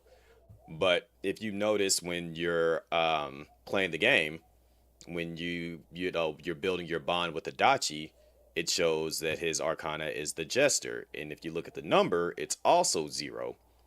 And another thing that that's pointed out indirectly is that if you listen to a lot of the things that I've been saying, is that, you know, I always kept pointing it out, that Yu is voiced by Johnny Young Bosch, one of my favorite voice actors. But what I didn't point out to you guys is that Adachi in this game is also voiced by the exact same person. And, you know, it's like he's been playing both roles, the good guy and the bad guy, the entire time. And it just makes sense. He's literally, as Prashant said, hopefully I'm saying your name right, being two sides of the same coin. He's literally been your shadow this entire time. So, of course, if you look only at the circumstances, you can't completely rule out that possibility. Adachi may have been able to keep an eye on your actions, which he has been there the entire time. Every time we would try to do something, like when we caught the stalker that was dealing with, that was messing with Rise, he was there. When we would go do something, he was there. In game development, it's not uncommon that a single voice actor plays more than one character. I mean, in Oblivion Skyrim, only like 4 voice actors for all the NPCs in both games. Yeah, but the thing is, you doesn't have a whole lot of voice lines. If you think about it, like he says persona, and then he does like battle sounds and stuff, but that's about it. So you really don't hear his voice, but it coincides with the whole aspect of, you know, the same person doing the same things on the same, like there it coincides with what this story was basically saying, because you know when we start the game, you technically doesn't have a shadow. You know how everyone else had to fight their shadows to get their powers. You just started off with his because his shadow was already operating and doing things.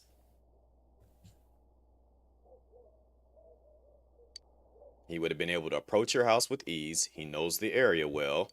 Thinking about it, you encountered him many times while investigating the case. You learned much more about the police's movements from Adachi as well. There's no exact reason to doubt him, but something is bothering you. You spoke Adachi's name. Huh? What about him? Detective Adachi. A member of the police force. That is an interesting approach.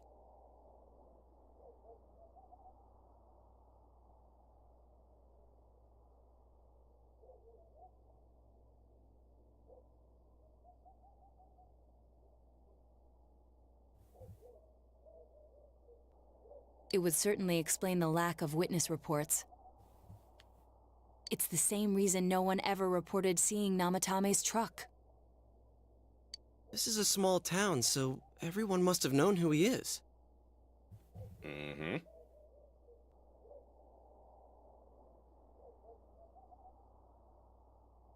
And since he's a detective, people definitely... I didn't max out his Arcana. Suspicious.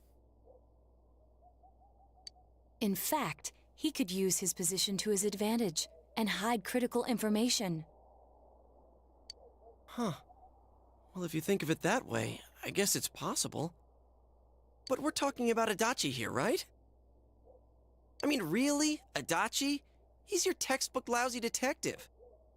Are we really on the right track here? Actually, regarding Detective Adachi, I'm not sure how to put it, but there's something that's been bothering me about him for some time now. Yeah? Perhaps it's just my imagination, so I shouldn't speak too...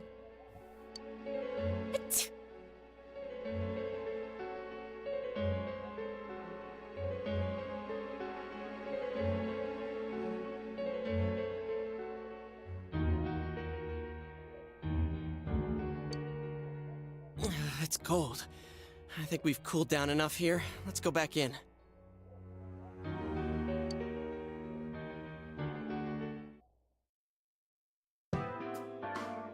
Adachi-san? That can't be. I mean, he said he came to escort Miss Yamano and... Dun, dun, dun, dun. What? Was he at your inn when the announcer was staying there? When Miss Yamano was staying at our inn, the media were swarming all over it. That's when Adachi-san arrived, saying he'd been assigned to guard her. He told our waitress that fame could be rough. Guard her? He didn't spend the night there? Huh. I wonder if he knew Ms. Yamano. I don't know about that, but I heard he did call out to a girl in my class. I found out this afternoon. But I thought, you know, that's just how cops are. So I didn't think it had anything to do with the case. Detective Adachi also questioned Saki-san, the one who found the announcer's body, on numerous occasions. I heard it was because there was so little information about the case at the time, but it's certainly unusual to question someone with as strong an alibi as hers multiple times. Then you think he had something else on his mind? And that something is what connects those two victims to Adachi-san? Come to think of it, we've been running into that guy a lot, in all sorts of places. The game kickstarted a lot of those voice actors' careers that are iconic and recognizable to this day. That's what I've been saying since the get-go. I'm like, I completely understand why they can't bring them back. They are too expensive to bring back now. And every time he'd tell us what the police were doing before saying, "Oops, I said too much," and clamming up. Was that all to throw us off the trail? It would be no problem for him to drop that warning letter into your mailbox either. Yep. Not to mention the fact that he can destroy any evidence that might point to him. Various peculiarities have begun to cast a suspicious shadow on Adachi. Then, is it really Adachi-san?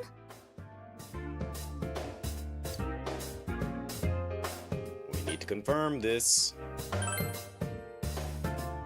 This is still only a tentative theory. We should work to confirm it as soon as possible.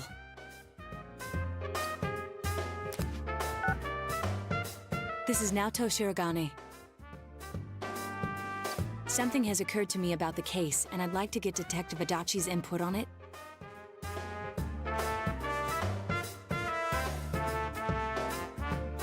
Huh? The transport? It's right now? Right, I see. Thank you. What was that about a transport? Detective Adachi is headed to the hospital to prepare for Namatame's relocation.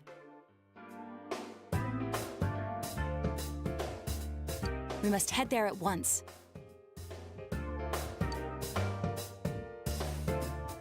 Things are moving quickly now. You feel that you're getting closer to the truth.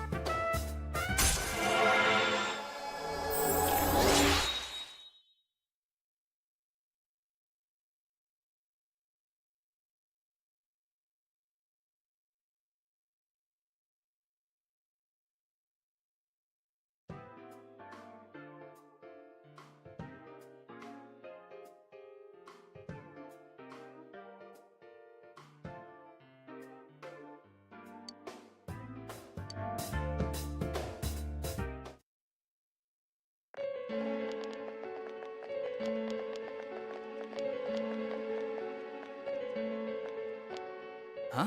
What are you guys doing here? Hey, do you know where Dojima-san went? They told me he snuck out of his room again.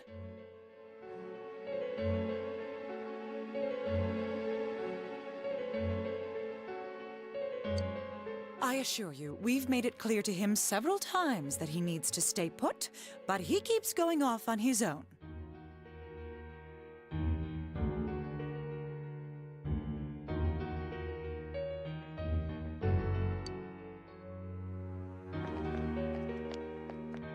Jeez, with Namatame finally relocated, I was looking forward to going home.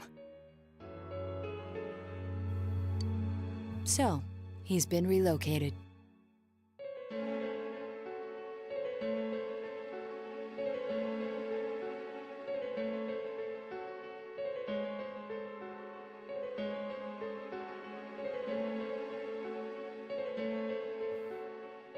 I've been wondering. You seem to be in a terrible hurry to get him out of this hospital. Huh? Oh, well, yeah. I mean, we can't leave him here with Dojima-san and Nanako-chan around. Didn't you guys think so too? Hey, what are you doing here anyway? Nanako-chan's room is in the other wing. Don't you think you should leave before Dojima-san finds you? If he catches you, he'll start pestering you again.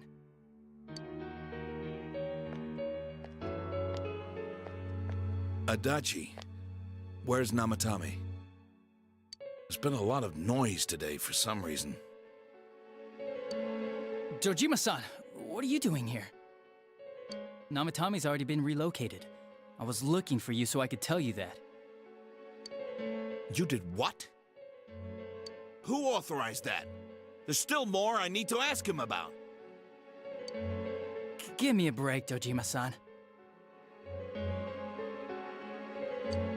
Those first two murders have been bothering me.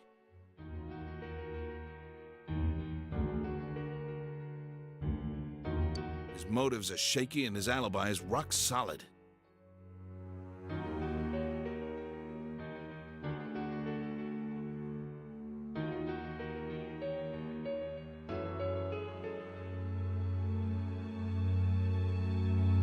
We closed a lot of loopholes on the basis of his testimony. But that part's still nagging at me.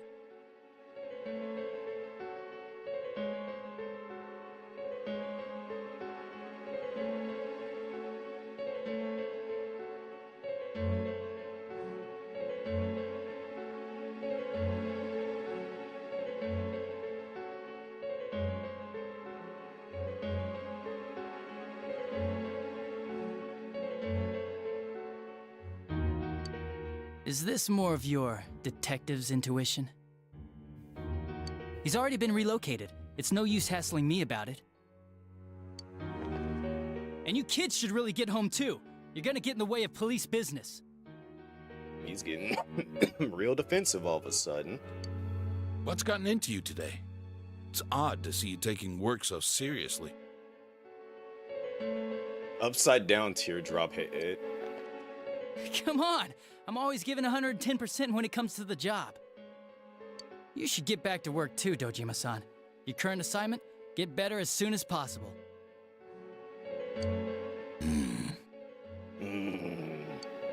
What are you all doing here? We came to confirm something with Adachi-san.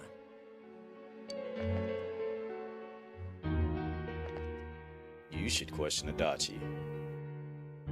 About when Yamano just vanished. The time the announcer went missing? I can't say for sure offhand. It's not like I saw her or anything. What's going on, Tariq? Welcome in. That was months and months ago, too. My memory's kinda hazy that far back.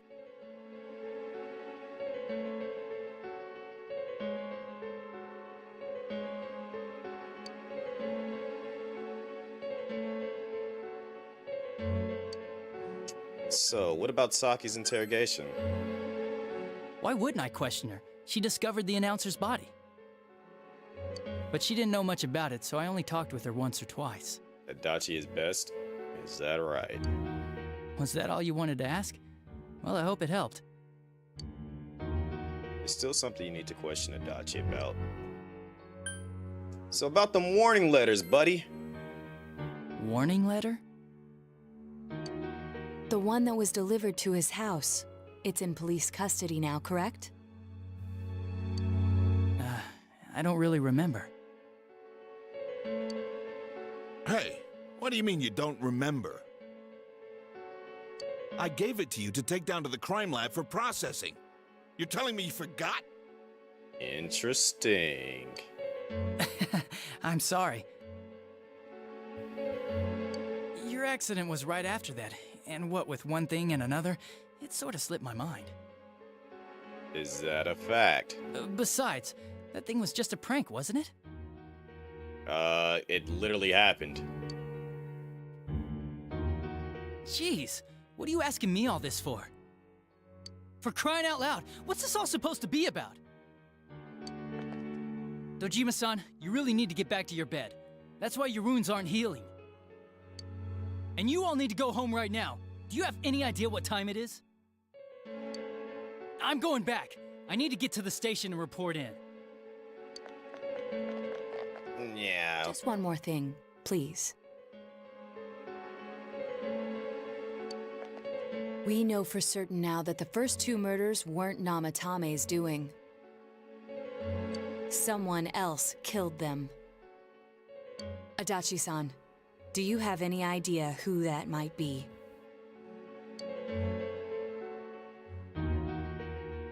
I have no idea what you're talking about. 'Cause we think it might have been you. What? That's ridiculous! We already know Namatame's the one who put them all in! Put them all in what?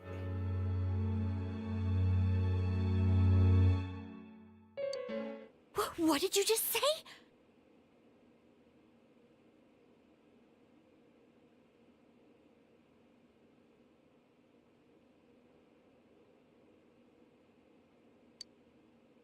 Put them all in.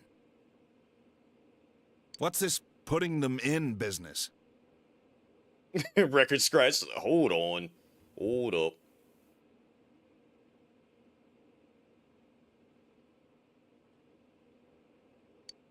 Do you know something about the method behind their murders? Don't tell me that all that talk about TVs and whatnot from before was... I see. Now I finally understand. Caught slacking. To tell the truth, Adachi-san, I've been fixated on something you once said. Before, I didn't know why, only that it sounded a wrong note to me. Do you recall when I read Namatame's diary? At the scene of Dojima-san's accident. At the time, I said, even the victims who survived and were never released to the public are written here. And in response, your words were, wow, then that settles it. How'd you know about him? How, I wonder? Would that settle anything? At the time, the police had no idea that there had been other attempted murders related to the case. You had no reason to say such a thing. After all, there are countless examples of people disappearing for a few days. Yet when I read the list of names, you raised no objection. Odd, that. What do you say to that, Detective Adachi? I say he finna get aggressive and start knocking some heads. I don't know. I said I'm busy! Wait, you son of a bitch! Adachi! The way he tripped and fell. Adachi!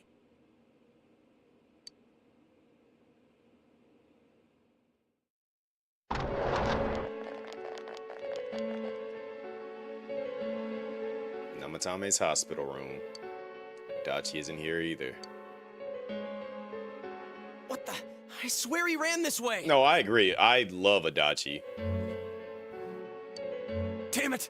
Where the hell'd he go? Did you find him? Nope. I contacted security. Nobody's seen Adachi, and there's no record of anyone leaving this area. So he must be still in this ward somewhere.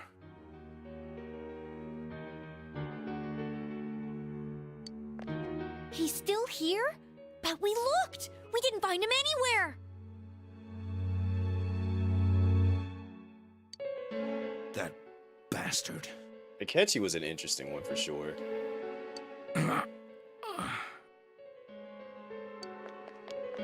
Dojima-san? For heaven's sake, what are we going to do with you? Sorry. I got carried away. Do you even want to get better? If you keep this up, there could be lasting damages. Have you forgotten how much trouble it caused you last time? You're right. Sorry.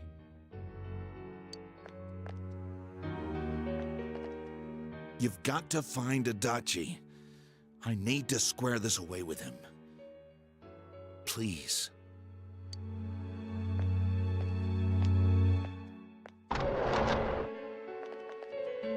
I haven't finished Royal yet. I don't think he would, but could he have? Yeah, I think so. If he's the killer, he can go through, right? But just even from like learning his perspective and how Base 5 was, it still made him an interesting character though. You mean he went in? I still put Adachi over him, but I gotta finish Royal to see exactly on how much more they changed his character. We searched every inch in the direction he ran off. There's nowhere to hide. I don't think we could have missed him.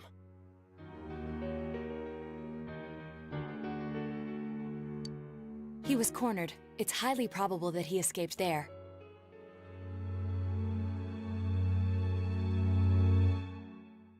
If he does indeed turn up on the other side, that should prove beyond a doubt that he is the true culprit.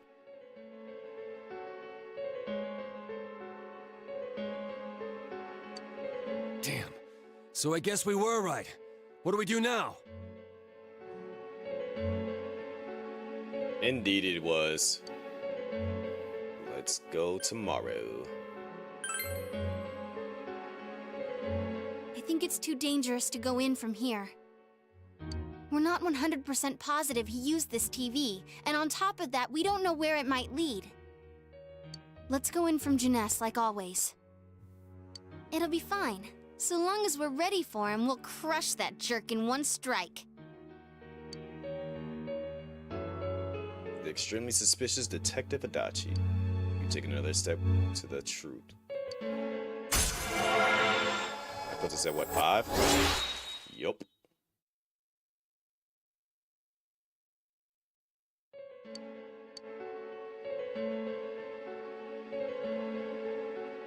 Who did I max? Yosuke, Yukiko, Dojima, Yumi, better I just show it. So we got the investigation, we got Yosuke, we got Yukiko, got Margaret, we got Dojima. We was getting ready to get Nanako, but time ran out at that point. Close to getting Chie, got the athletes, and I think it was Yumi was the other one, and Marie.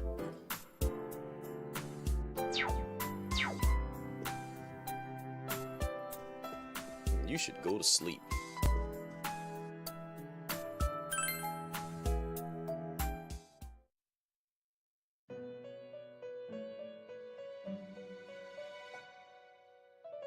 I still got to get Naoto. I still got to get Teddy, which Teddy's just, it's storyline progression, so I don't have to worry too much about his. Still got to get Chie, and I got to get Rise. Seems that you've come to the Velvet Room in your dreams again. Something is different this time. You don't see Igor, Margaret, or Marie. Just a sad Teddy.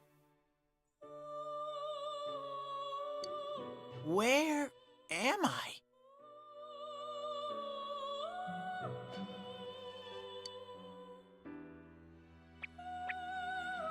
Sensei? Why are you here?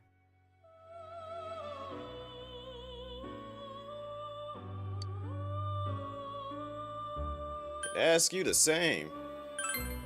I see. How mysterious. There are so many things I don't know about. But I did realize something. I've been thinking all this time about who I really am. But I couldn't find the answer. I was no one from the start. So become someone. Humans live in the other world, and shadows live in this world. From the beginning, that's all there was to it. I was just a shadow in that world.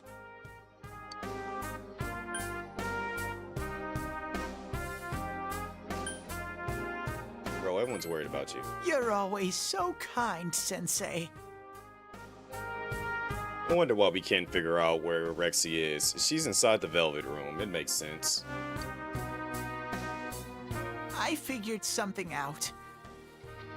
That day at the hospital, I realized that I really can't do anything.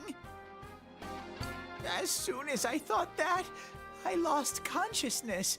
Then when I woke up, I was inside the fog.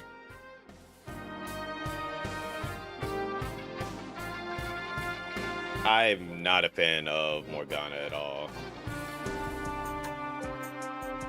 Like, I refuse to let a cat tell me when to go to bed and when I can leave. The child locks are engaged. Human world, they aren't allowed. But you've been in on the other side with us for so long. I walked and walked, but there was nothing all around me. Just when I started thinking that I couldn't go anywhere, I heard the noise of a car. And then I was here. I remember lots of things now. My world is a place shaped by human thoughts.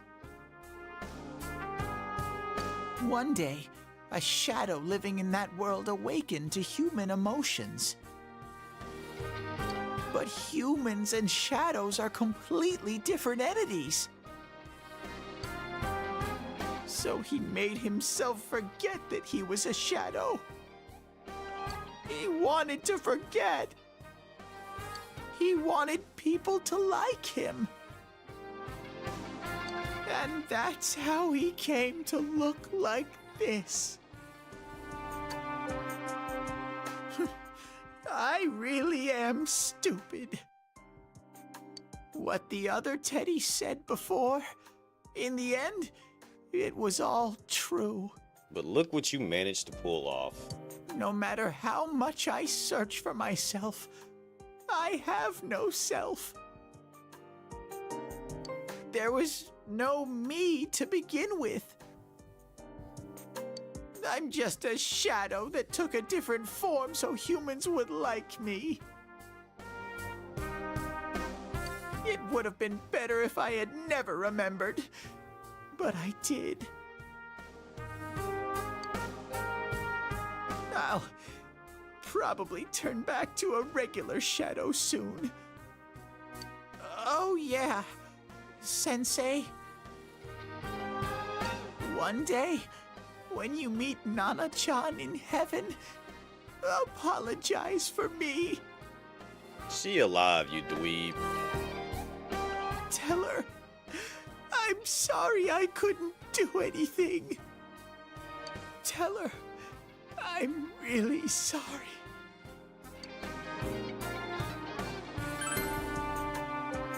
Huh? Really? Told Teddy about how Nanako came through. Nana-chan's. Wow, that's wonderful. I'm so glad. Glad that I could at least hear that. My heart feels so much. No help from the better hospital stuff. Pretty I'm much. Like, they starting did absolutely feel sleepy. full call. What a strange place. It feels so soothing. It's not like my world. Something just feels so nostalgic about this place. Could this be your dream world, Sensei?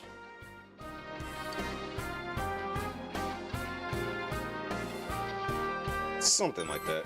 Uh-huh. But I wonder why I met you here. Because you gotta come back to us. What am I supposed to do now?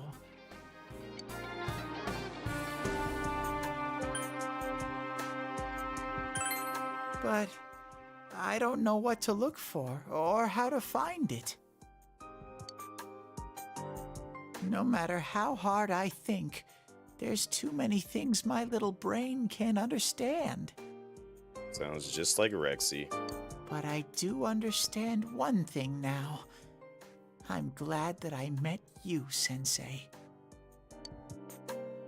You can sense Teddy's pure and deep gratitude. And now it's maxed.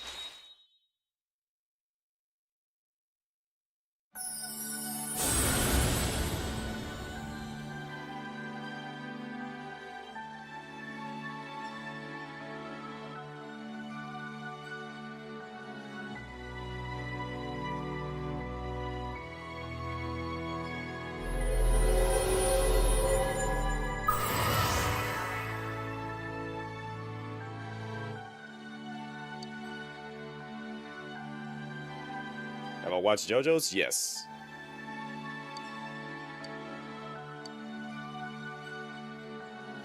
There goes one of the ultimate personas.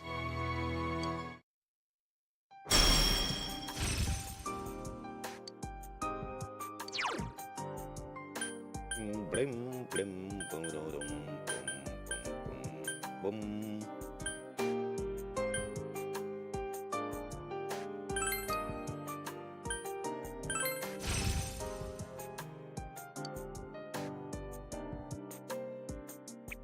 But I have to get going. this is your place, it doesn't seem like somewhere that I'd be allowed to stay. Shut up, Teddy. Goodbye, Sensei.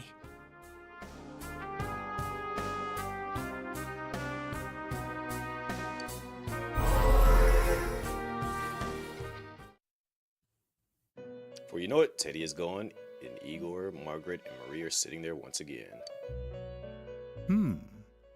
It seems the words in your memory weren't the only things you summoned here. This is a room for guests who have an ego that can be nurtured.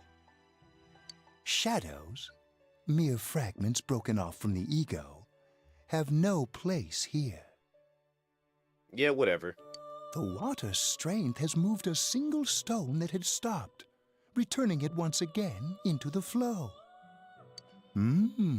Very interesting. Igor, what do you use to pick your nose? Do you, use, a butcher knife? Because I feel like that could fit up there, and I don't feel like a finger would. Never mind. Well now, it's about time we departed once again. This vehicle is still on its journey. There is no reason to tarry here for long. Uses whole clothes hangers? It has to be something. Margaret? We're ready to go. Let us depart. That's good lord. You are every inch the guest I had anticipated. Now it's time for you to return.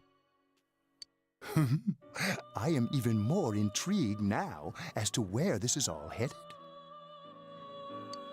We'll be waiting for your next visit.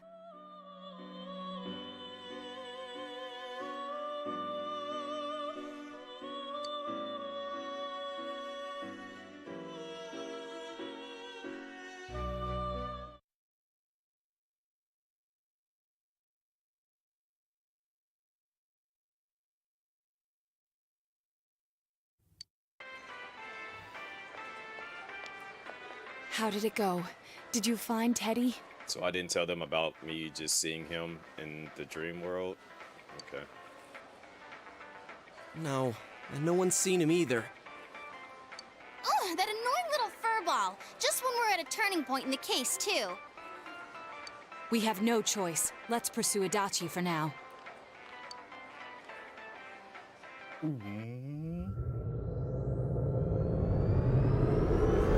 I'm just curious.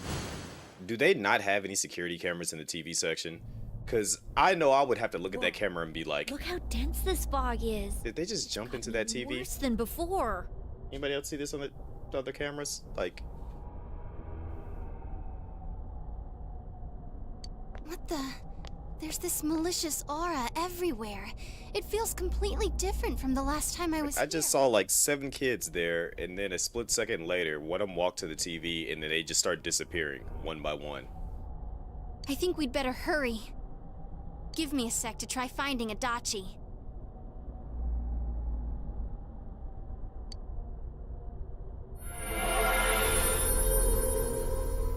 Does this mean both this world and ours are getting messed up?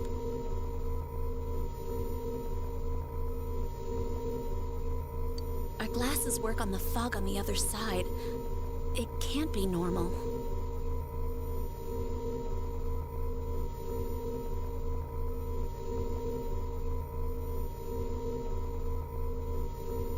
And I heard more people are falling ill because of the fog. Most stores don't have much security cameras back then, to be honest. I feel like they would have like a central one that could see most of the sections, though. I wonder what's going to happen. Yeah, I was gonna say Inaba is pretty small too, but Junes being, you know, more high-end, I feel like an electronic section would at least have one solid camera. I sense him. Adachi's definitely in here.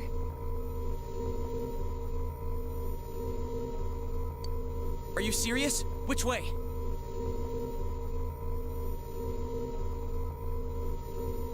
Hold on.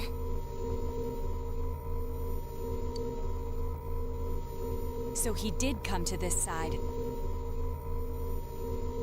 Well, that settles it.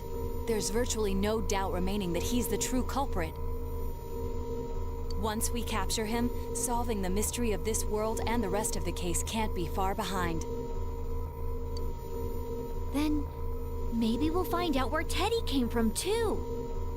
Man, where is that bear anyway? Well, I can say for sure he's not here. And I know Adachi is here, but I can't track him down myself. Gee, Ted, why aren't you here when we need you most?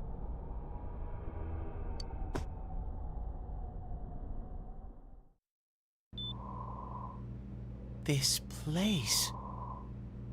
And then he decides to come back out of nowhere. I see. I came back. But it really doesn't matter. I'm completely useless. Nana-chan, I'm so sorry. Teddy? It is you, Teddy. I heard your voice. You said, hang in there. I heard my big bro and everyone else too.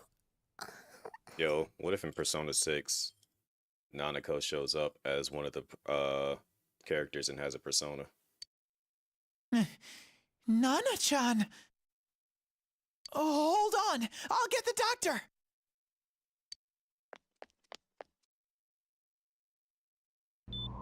It seems she's asleep again.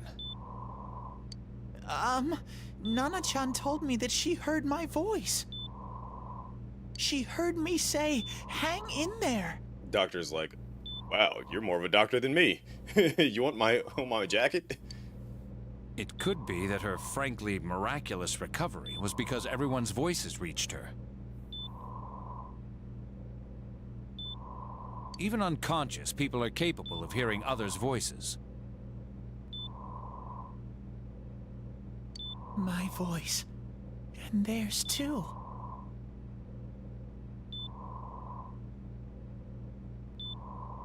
Everyone.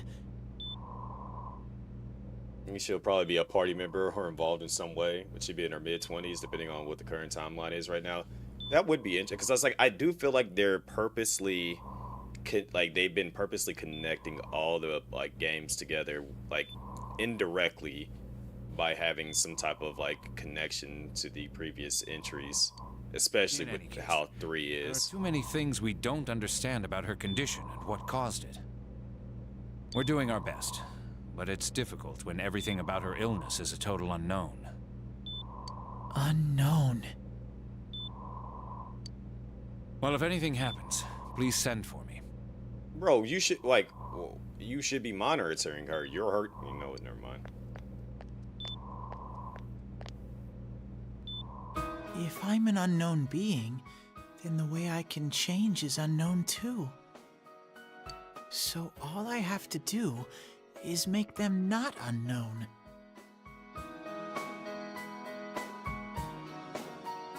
Nana-chan's doing her best. Water source. Sensei and the others are probably fighting now too.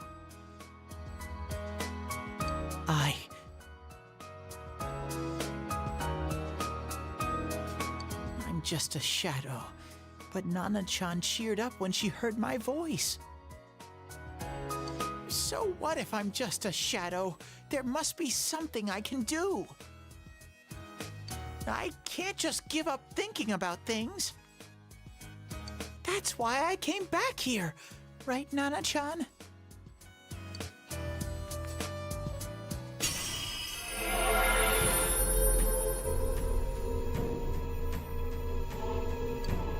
See, I was calling Rexy one of the best characters in the game.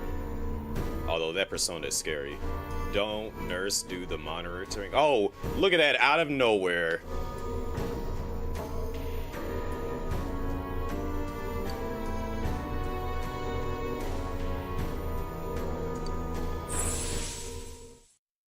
Right. I need to get back to the others. Teddy shows back up, and look who else shows back up.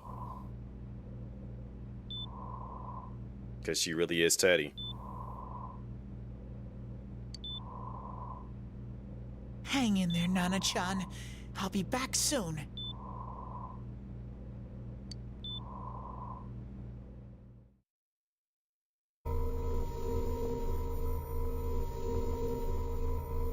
It's no use. After all the attempts to wake her up, she only shows up when Teddy shows back up. Rise-chan! If only Teddy was with us.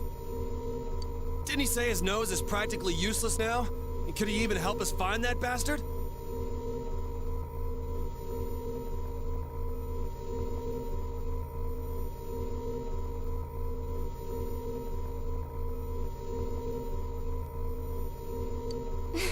Nope. He'd be no help at all.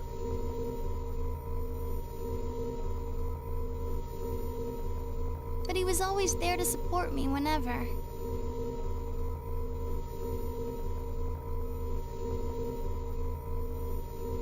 That bear's a loudmouth, but he's nice to have around. He's always so full of energy. He's lighthearted and always optimistic.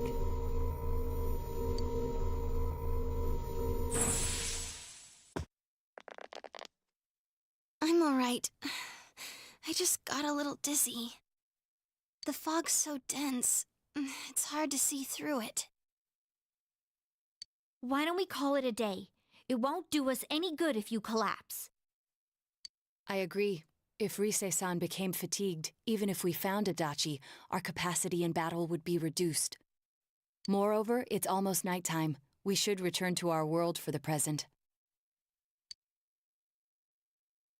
More gun over here. Wow. Such a nice move, Joker. Damn it! We came so far to run smack into a dead end. I know he's in there too. What's wrong with me? My powers are completely useless. And then we hear squishy squishy sounds. See, Rexy, I told you, you are Teddy. Teddy? You little... Where the hell were you? Yeah, Yosuke's asking where you was at, Rexy. We needed you to get to this. Oh, everyone is useless? Alright, so confirm Rexy is Teddy's shadow. I like how he was just... I'm sorry.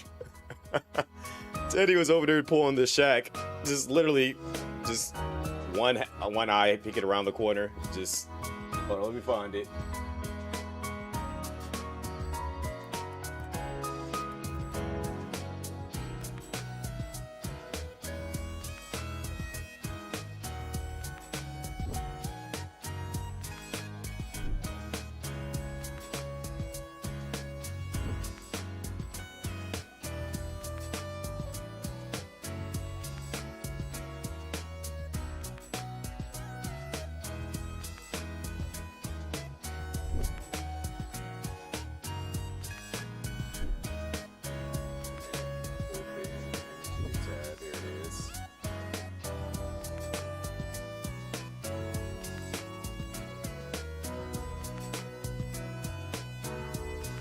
That was Teddy.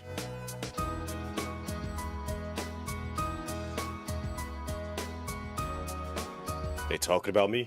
They looking for me?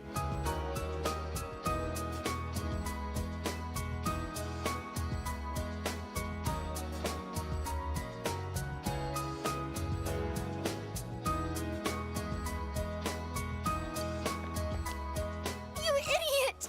Bad bear! Bad!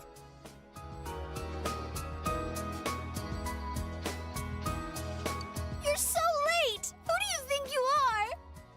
Who do you think you are, Rexy?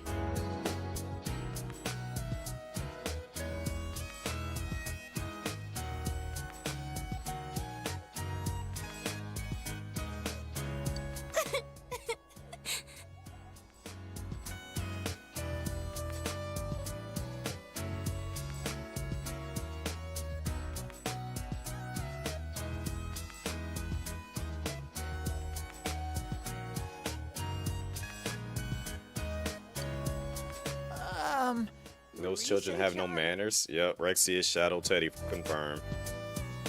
Are you faking? No, stupid! Sorry. I want to help you all again. You know how much trouble you caused, you dumb bear? Where the hell were you? I'm sorry. I figured out a lot of things. Stuff about me and that world. I wanted to tell you all. You listen to Teddy's confession since he finally understands who he really is. That he was only a shadow. And that though he was at his wit's end, he was able to come back to your world. A shadow? You mean you're one of those things we've been fighting? Not just a shadow, but a special shadow. Yup, just like the ones you all know about. Shadows are suppressed human thoughts given form. Everyone has them inside. Wait, you say you're a shadow, but you didn't attack us. And you kept telling us from the start that you wanted to bring peace and quiet back to that world, right? But in the end, I was just an ordinary shadow. Nothing special about me at all. I did everything I could until now to try and make my world peaceful. But instead, the weird fog started seeping out into this world too. I'm sorry. I'm really sorry. If I really was special, then maybe...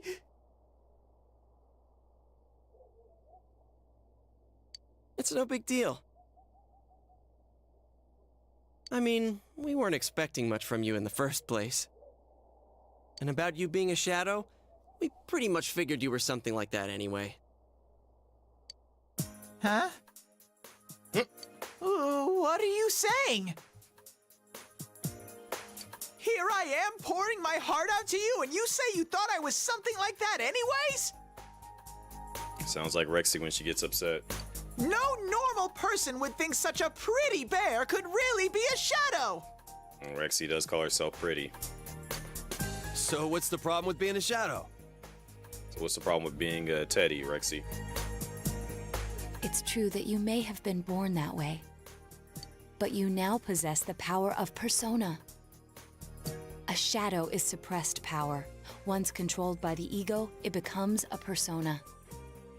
Doesn't it follow, then, that you must have developed an ego? Whether the ego masters its shadow, or the shadow awakens to its ego. The only difference I see is the order in which the process occurred. Oh, Teddy's practically human then! I don't know if Rexy's human, but, you know, she's a plant. We have come to that conclusion since she only likes to drink water and liquids and eat like every full moon. I'm the same as humans?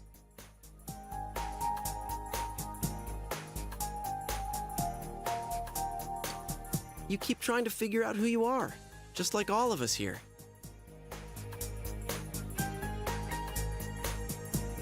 You can't do much on your own. You really aren't that special. See? What's so different between you and us?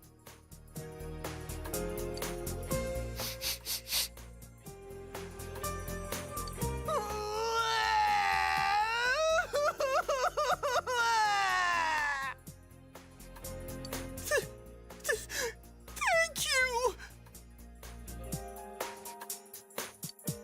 I'm so It's like, I feel like P5 just stepped up the visuals and music that, but P4 seemed to, like, P3 and P4 seem to really, like, have the better overall arcing story writing, in my opinion. P5 was good, don't get me wrong there, but it's just like, it just was missing a little bit of something that I got from P4 that I didn't get in P5. The rest of us were pretty much a You know, group you of was in here lurking, misfits to begin Leela. with too, right? Good night. You fit right in, man. I beg your pardon? Who are you calling a misfit? If Sega didn't acquire Atlas, it would be different. Yeah. Isn't that just you, Senpai? Sega basically just kind of like threw them on a big stage to get their name more widely known and stuff. But even then, I still feel like P5 is still kind of like it's a more broader thing to like, and I won't say that Persona 5 didn't really do anything different. I won't say that it would have been different if it wasn't acquired, but I feel like that's just how gaming has unfortunately gone in that direction of like no longer really pushing the boundaries as much as they possibly could. I mean, the story still is decent for sure, but it's just like, it seems like back in the early 2000s, before like 2010 and stuff, games were willing to experiment and try new things, whereas like now they're just kind of going the safe route. And then when we do get a game that kind of does go, you know, a little bit over or like test boundaries, it's usually that's like, not something oh my gosh, and then Or it's an back idle to either. the whole, you know, all right, well, we need more Call of Duty type things. It's just like they want to get the money. They don't only they don't really try to go all out. Geez, stop crying, will ya? Now's not the time for that.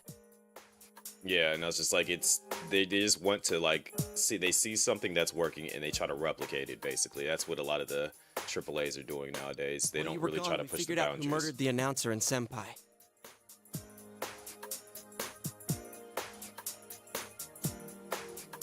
It was Adachi.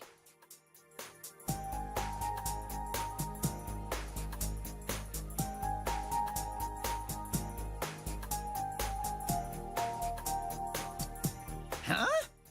He said, huh? Adachi? That total goofball? Whoa! I didn't notice at all. Looks like I'm pretty blind to that sort of thing. But you all know him. If you can't find someone like that, I don't think I can help you. Like I said, we're not But I expecting think much from you. again, I think with Persona, they're trying to like balance it out. Persona like being the introduction to get people into the series, where Shin Megami Tensei is the more darker, more deeper story written one, and then Metaphor was just kind of like another way to expand upon it. So they're probably going to take what they learned from Metaphor and then apply it to the Persona 6, Well, the and main thing then is, it's you hard to know, get pumped about this without someone and kind of nice keep, and fuzzy you know, around. Persona being a bit more lighthearted, because that's literally what it's been. It's been the lighthearted aspect to Shin Megami Tensei being the darker series of it. Yeah, what Kanji said. Okay. Thanks, guys. All right, now that the band's back together, let's take it from the top. Starting tomorrow. It's been a while, but I'll do my best to look for him too. Leave it to Fuzzy. And Flashbang.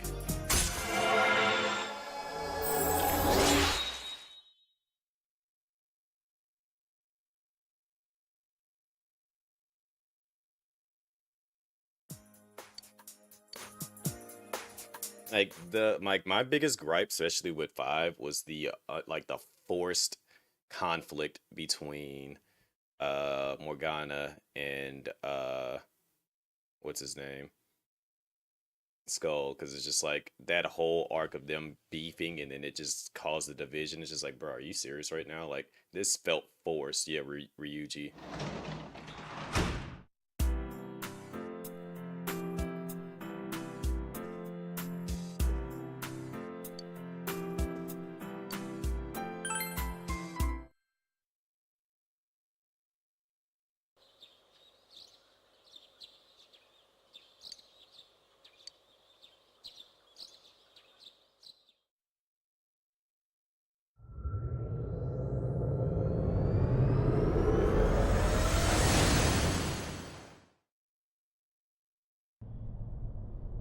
I'll give it a try, but if Risei-chan couldn't find him, I really doubt someone with a dried up nose like me will be much help.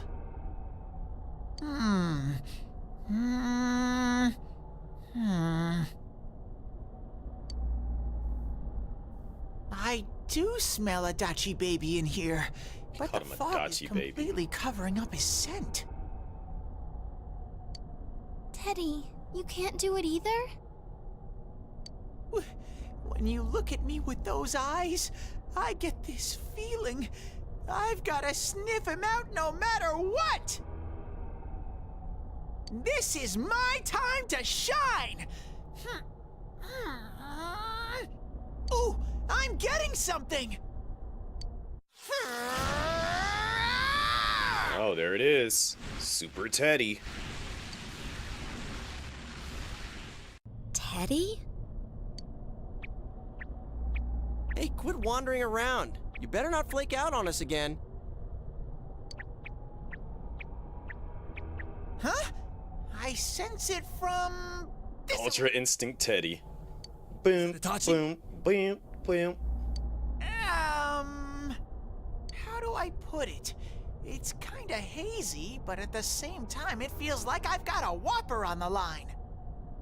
I don't get it. You know, Burger King, have it your way. Teddy's way, towards Adachi. Very suspicious. This definitely smells. But that's weird. If I remember right, that's where Sensei, Yosuke, and Chie-chan came from when I met them for the first time. When we first... Where was that? That apartment building. You mean that creepy-ass room where all the faces on the posters were cut out? Yep, there's someone there! Teddy, you really are amazing! It was just dumb luck. It's because that's where I first sensed Sensei and the others. That's why it kinda smelled over there. Oh, I see. Wait, did you say it smelled? Wasn't that the room where Yosuke had to go to the bathroom and... He didn't go. Huh? You're saying he peed his pants there? Ew, I don't want to hear it. Oh, you lie so bad! Dude, I did not piss my pants! Chie, quit spreading random rumors about stuff like that. Well, it happened so long ago, my memory's kind of fuzzy, you know? Fuzzy like Teddy? Okay, guys, enough fuzziness. Follow me, the master of fuzzy logic. Too much fuzziness.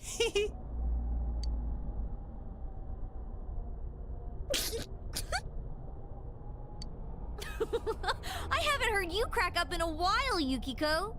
Though I really wonder sometimes about your sense of humor. Cheerful mood is returned to the group thanks to Teddy. And another flashbang. They just like hitting us with flashbangs now.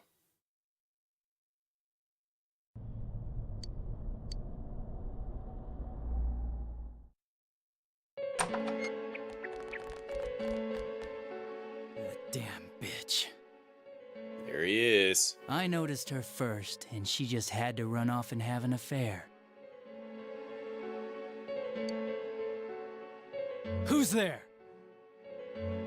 Oh, it's you guys. Look at that smile now. Persistent. Look at that smirk.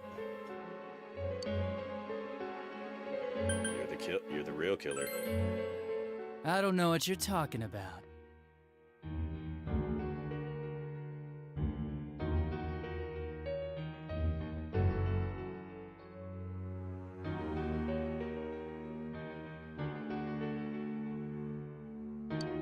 You're not lying your way out of this one, damn it! Just being here proves it! Answer us! You're the one who threw Ms. Yamano into the TV, aren't you? Started laughing. It was an accident. She started struggling. What else was I supposed to do? I called her out to the lobby because I wanted to ask her something, and then she started getting hysterical on me.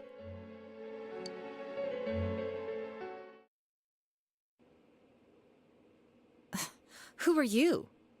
And what's this something important you called me out here for. What they say on the news isn't true, is it? All that talk about you having an affair and whatnot, it's all a lie, right? Why do I have to explain myself to you? I see. So you don't deny it. Acted almost like Adachi. It sucked. That's kind of scary. You caught my eye, but it turns out you're another worthless bitch. What's wrong with you? Don't make me call for help. Shut up, shut up, shut up! I think you need to see what it's like to fear for your life. It'll get your head straight. What are you going to do?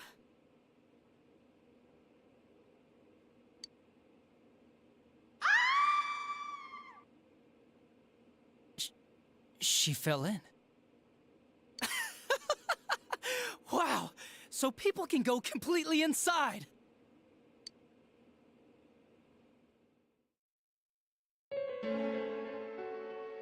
Good thing for me, no one else was around there in the middle of the night. That happened in our lobby? I learned about the Midnight Channel through some rumor. You hear a lot of fishy stories like that on the Force. But it was pure coincidence that I touched the screen and discovered my power. I burst out laughing when I found out. I knew right away that this was going to be interesting. So you tested it out on Mayumi Yamano?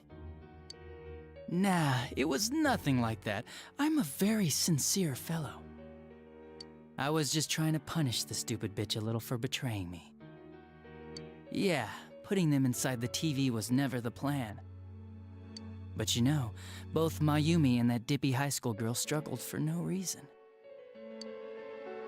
Then you were responsible for Saki-senpai's death! Saki?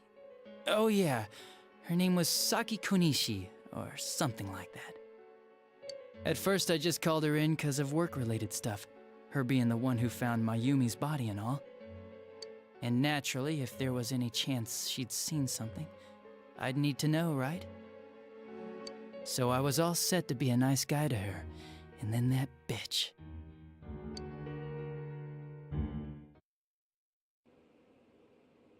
What's this about anyways? Didn't you call me in for more questions? Well, we'll get to that. But you know, I saw you this afternoon. You were getting pretty cozy with that Namatame. Huh. So I'm not good enough for you. Well, I know how to deal with girls like you.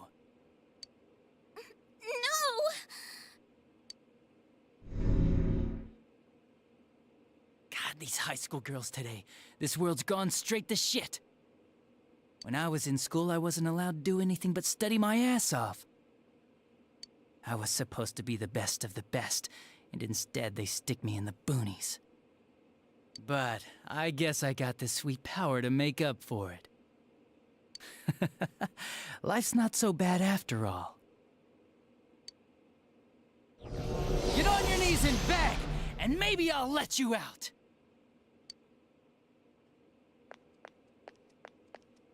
Yeah, like that'll happen. As if I'd walk into a death trap like that.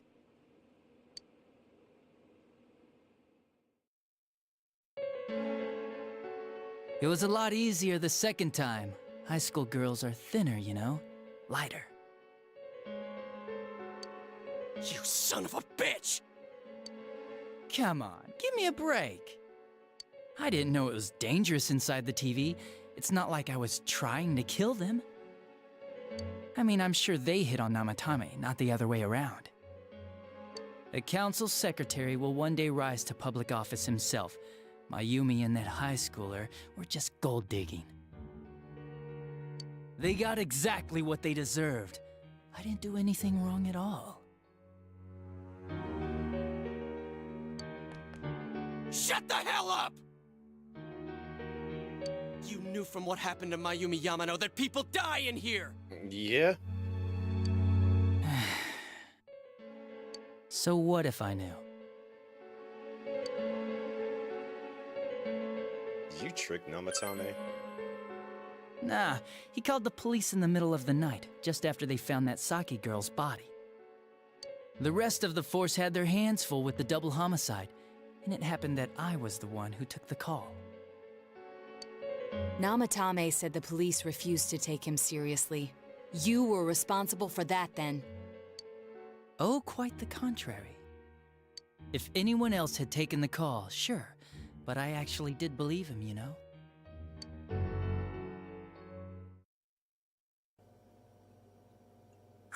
That's the pattern to the 2 deaths so far? And now you're seeing a girl in a kimono on that weird program, and you think she'll die too, is that right? Namatame-san, do you seriously expect us to believe something like that? But it's true! If there's any way the police can protect her... Listen, there's no way the police are going to make a move based on a fantasy story like that. It does sound interesting, though. But... Oh, I have an idea. If you really want to save her that much, why not do it yourself? Like... You could shelter her somewhere. Someplace where no one could find her. Where no one could find her? Save her yourself. You can do it. I'm busy, so I'm hanging up now. Bye. It sounded just so...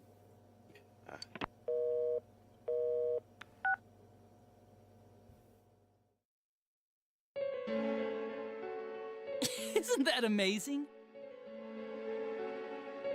Of all the people who could have received Namatame's call, it ended up being me. Talk about luck! All I did was give him a little push.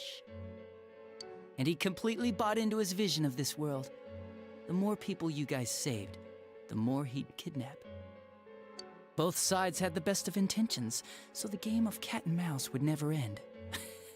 It was awesome. You gotta be shitting me!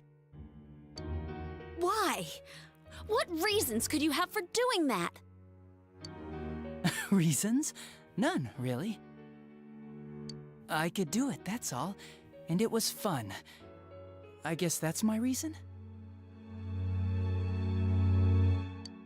You murdered people just for the fun of it? Come on, all I did was put people in here. I didn't murder them. And Namatame did most of it. I had nothing to do with any of you. You're just dodging the blame!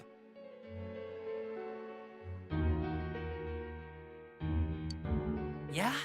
Then how would you prove it?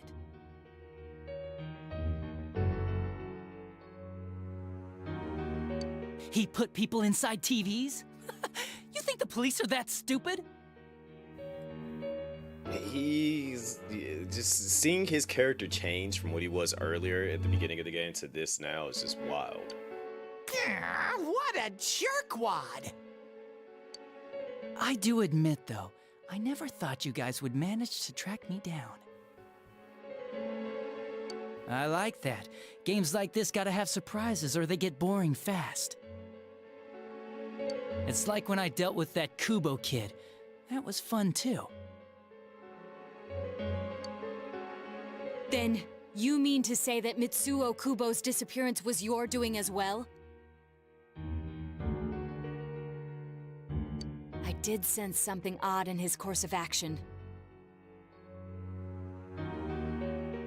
If he had special powers and wanted attention, why resort to a regular copycat crime? But that wasn't the case. Kubo had no such powers. In fact, he was thrown in by you. Am I correct? It had been a while since I last put someone inside the TV, so I really got a kick out of that one. Why did you do that? And how come Mitsuo didn't say anything about you? You think that didn't occur to me before I did it? Come on, I'm a detective. I let him through to a room at the station with a TV, switched off the lights, and did it quick while he was still startled. As long as he didn't see me push him in and no one else did either, no one would believe him, even if he survived. Of course, I don't think the Kubo kid ever figured out what happened.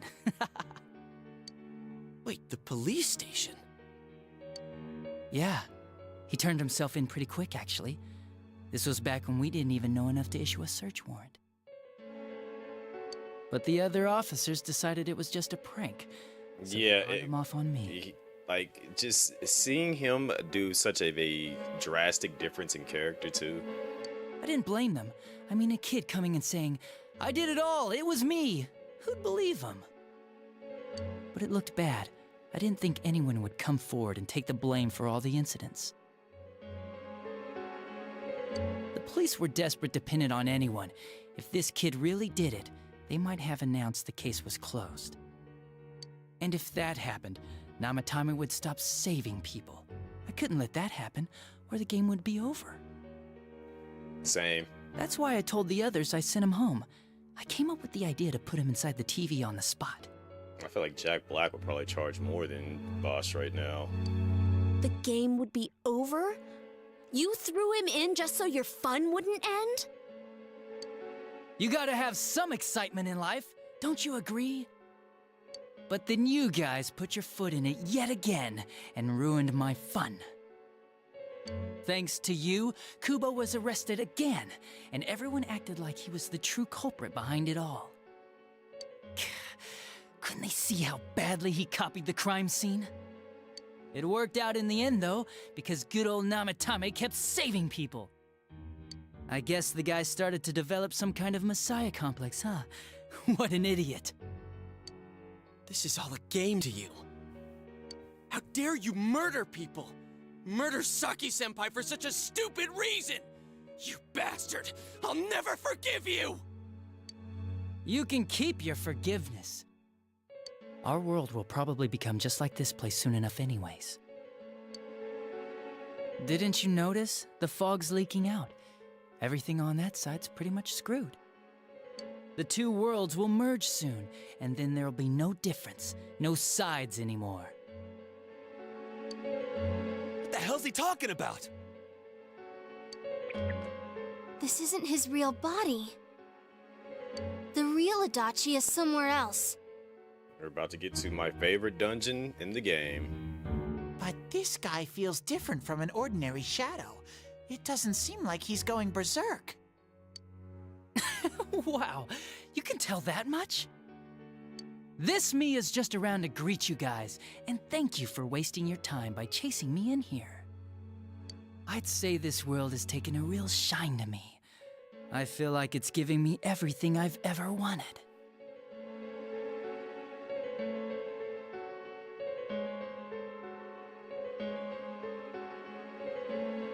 And the monsters don't attack me at all. Maybe they can tell we have the same goal. The Shadow's goal?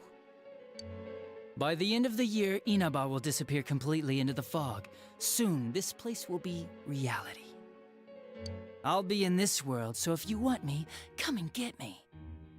This world has a mind of its own. We'll see which of us it favors. Here we go. Keep your bullshit to yourself. It's about time you shut the hell up. We'll finish this right now!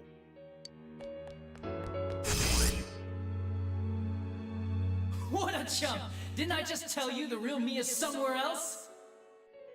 I'll be expecting you all. We'll put an end to this. Get back here, you! That stuff about the world's mind and how this place will become our reality. Was he serious? The rest of his confessions were consistent. We'd best proceed under the assumption that it's no lie.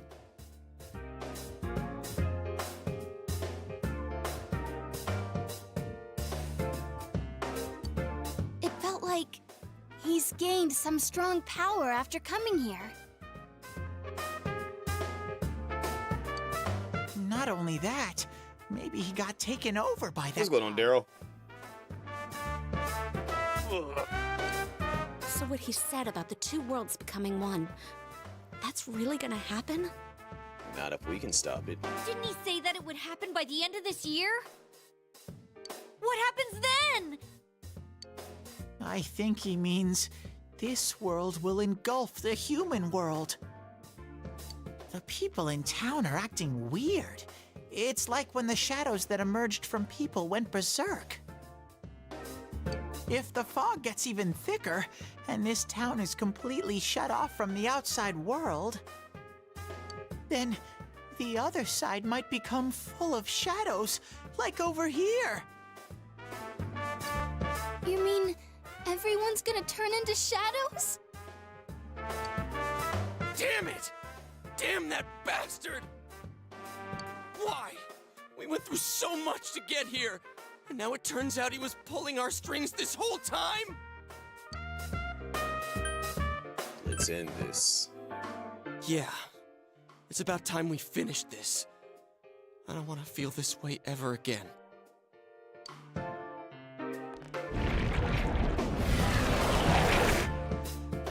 There's a path we can take now. I sense Adachi's presence from that direction. He's taunting us. Bring it on! Let's go kick his ass right now! Wait. I suggest we prepare ourselves first. We can't let him stab us in the back ever again.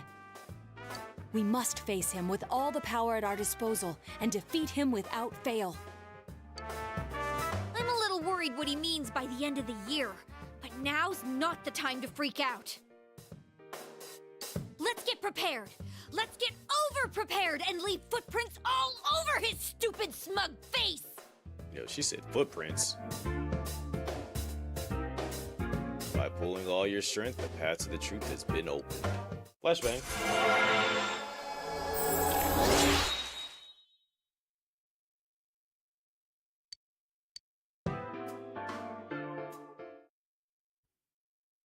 The unexpected true culprit has finally been confirmed. For the end of the year, this town will be swallowed by the fog. You must finish things before then. Resolve to be fully prepared before facing Adachi.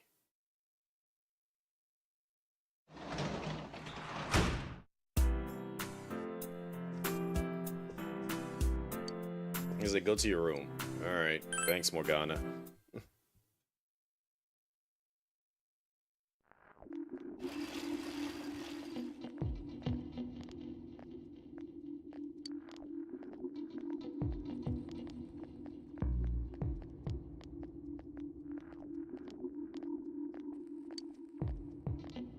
Does it mean the world's coming to an end? I actually heard someone say that. What do you mean? There's gonna be an earthquake, tsunami? Nothing's gonna happen. It's just fog, you doofus. Besides, if something terrible happens, the defense force is somebody sure to come save us. Yeah, Earth Defense Force. Yeah, I guess you're right. What if some giant monster attacks Xenobo or aliens? I saw a movie about something like this.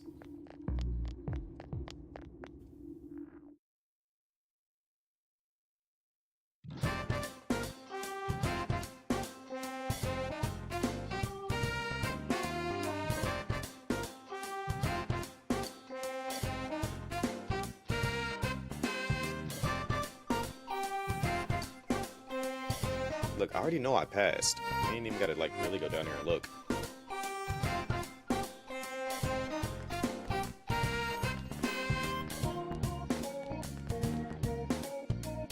You got the highest score. You're a genius. That's awesome. I'm just as happy as if I got the highest grade myself.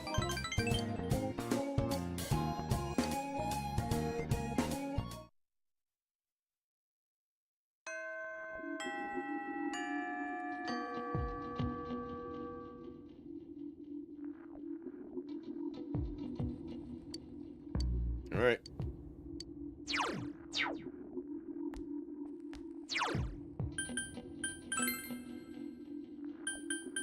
Gotta go to the shopping district because I didn't.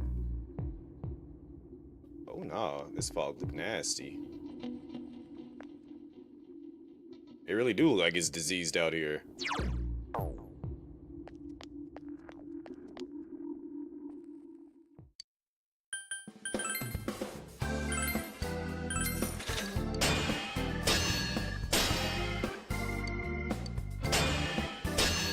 Alright, so I know for a fact we gotta get Yosuke some armor. And somebody else. Because I think he's still rocking the other battle suit.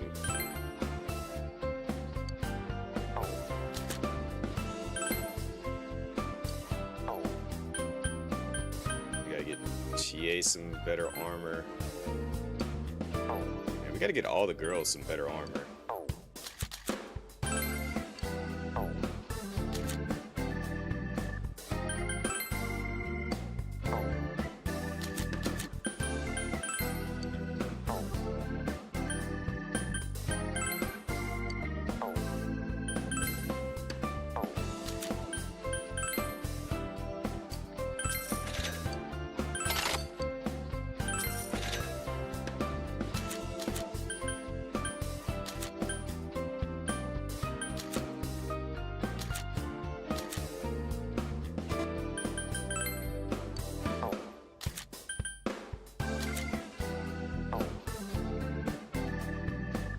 As far as their weapons go, I'm not too worried about that.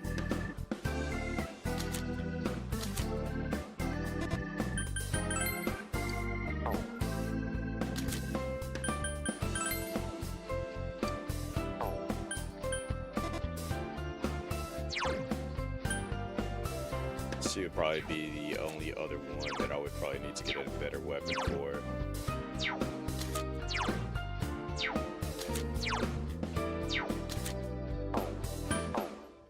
Alright. Good lord, this looks disgusting out here.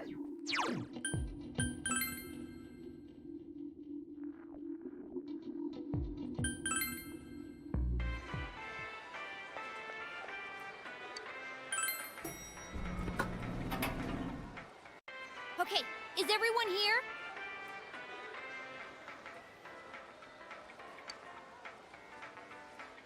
Let's go inside. All right. Still got our fox friend. Fired up.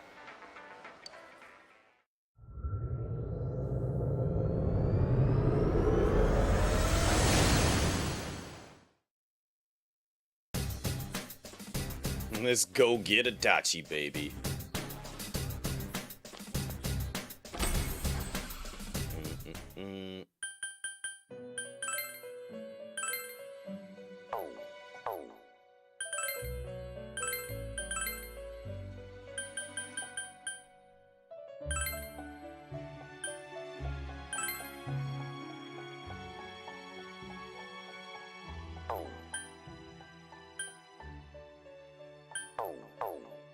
No cam today. I had it on. I took it off when we was making the decision so everyone could see all the options on the screen, and I just forgot to turn it back on. All right, let's get to it.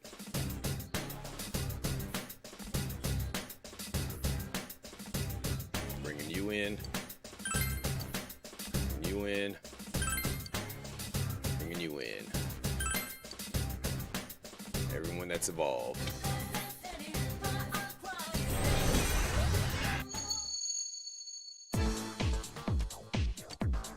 Told you to come after me and you actually came. Do you guys have anything better to do? What a bunch of losers. Let's find the culprit ourselves. Let's meet up at the special headquarters today. Am I right or am I right? Man, it's embarrassing how old. How old are you guys? Oh crap, my stomach's hurting. Come on. You're all students, right? Shouldn't you be studying instead of wasting your time with this? Study hard, get into a good college, work at a respectable company, marry a cute girl. Why are you guys so desperate when it comes to something so useless? Don't you regret it once you're adults? Out of all the things we've dealt with in this world, he pisses me off the most. I'm not letting him get away. Best dungeon. You might be wondering why I say that. If you actually look below, we're actually above Inaba Like that's the fog that's covering Inaba right now.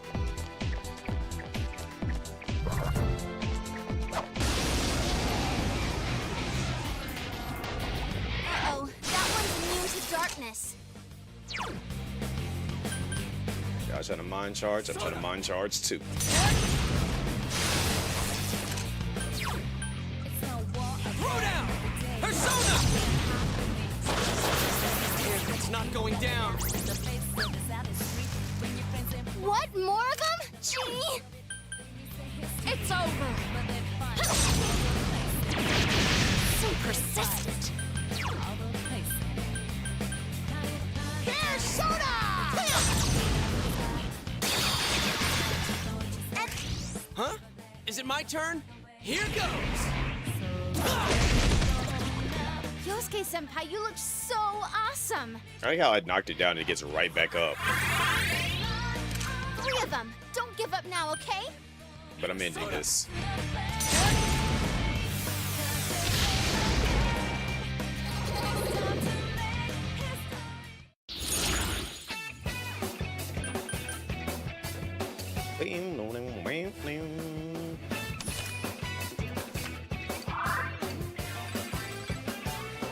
Congrats, senpai! Power up! You don't need that because she already has it. Boom, boom, ba-dum, boom, boom. Boom, boom, boom, boom. Boom, boom, boom. Boom. Look at the security, the police tape.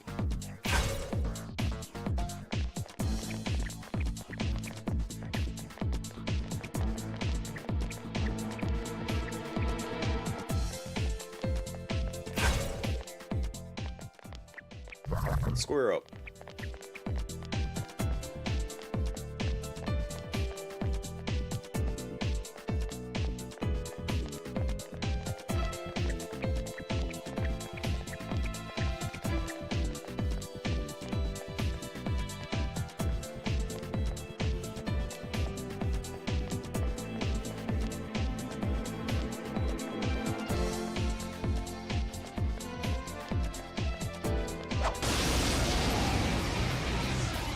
He actually squared up. That one's immune to electric. Dare you lick me?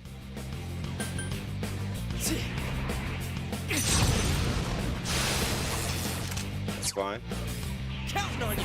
Persona! Hope it tastes good, because I'm about to end you. It's not going down. That's amazing, Yukiko-senpai. Keep it up.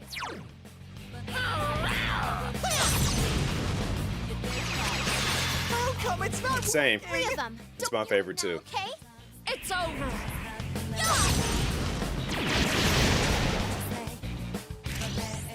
Places, everyone. And action. Ready when you are. Go! Beat 'em up! Wow, I just realized that it's almost 4 in the morning. I did not. I thought, literally looked at the time earlier and I'm just like, okay, it's only like it's probably just now a little bit after 3. Looked over, I'm like, 3:40. What the? When did that happen?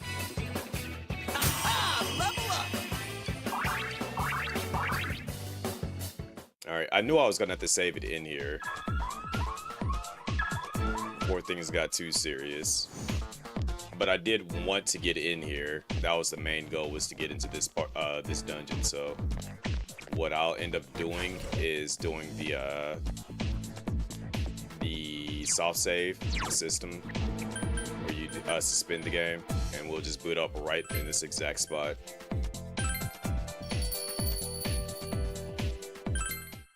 Alright, so we will for sure be back to this tomorrow. Now that we are in here, we know who the killer is. As I've been saying, like that whole little twist with it being Adachi, that's what made me love this game. Because it was just like, it really makes you think back on like what everything that transpired throughout the entire playthrough, and have to like piece it together for it to make sense. Like, I love that aspect for this game, and I think that's also what made me start to like Danganronpa a whole lot more too. Have I played the other Persona games, or is this my first? No, this is my second playthrough of Persona 4. And then I've already played the original, I would say original 3, but it was really Portable 3. And I beat Persona 5, but I never did. I haven't finished Royal, and I haven't finished Reload, so those are all planned to be done. And then obviously when Revival comes out, I'm gonna play through Persona 4 again and play through Revival too.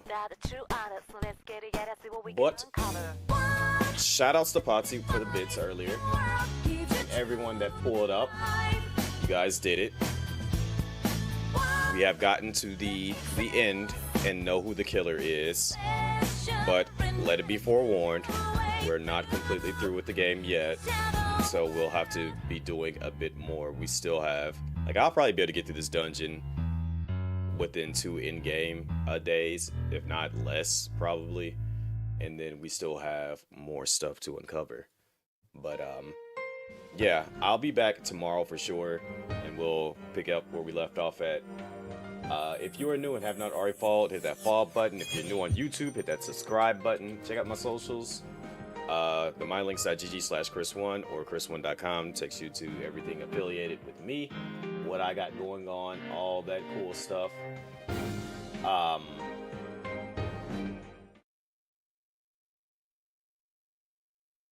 Let me see who I'm going to send y'all on over to.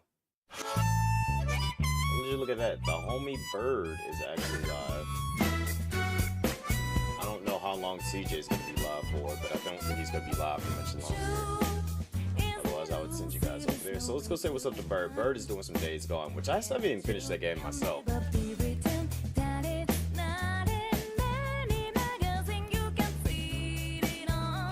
The Certified Bird? Indeed, the Certified Bird.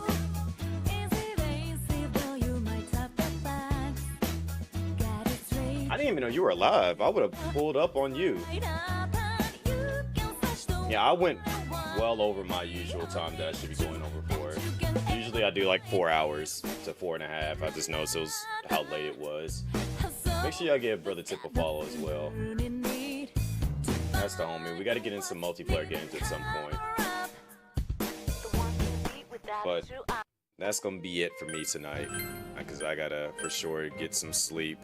I still haven't fully gotten my appetite back either, so like I really need to actually get my full appetite back, because I've like only been really eating. I've been eating like how Rexy be eating, like one good meal and then a few little snacks here and there. I need to like get my usual appetite back, because when I got sick I kind of lost it. But yeah, well I'll get back to me soon enough and get my voice back too. But all right, y'all, I'm out. Y'all take it easy. Good night, and we'll continue what we left off at tomorrow. Deuces.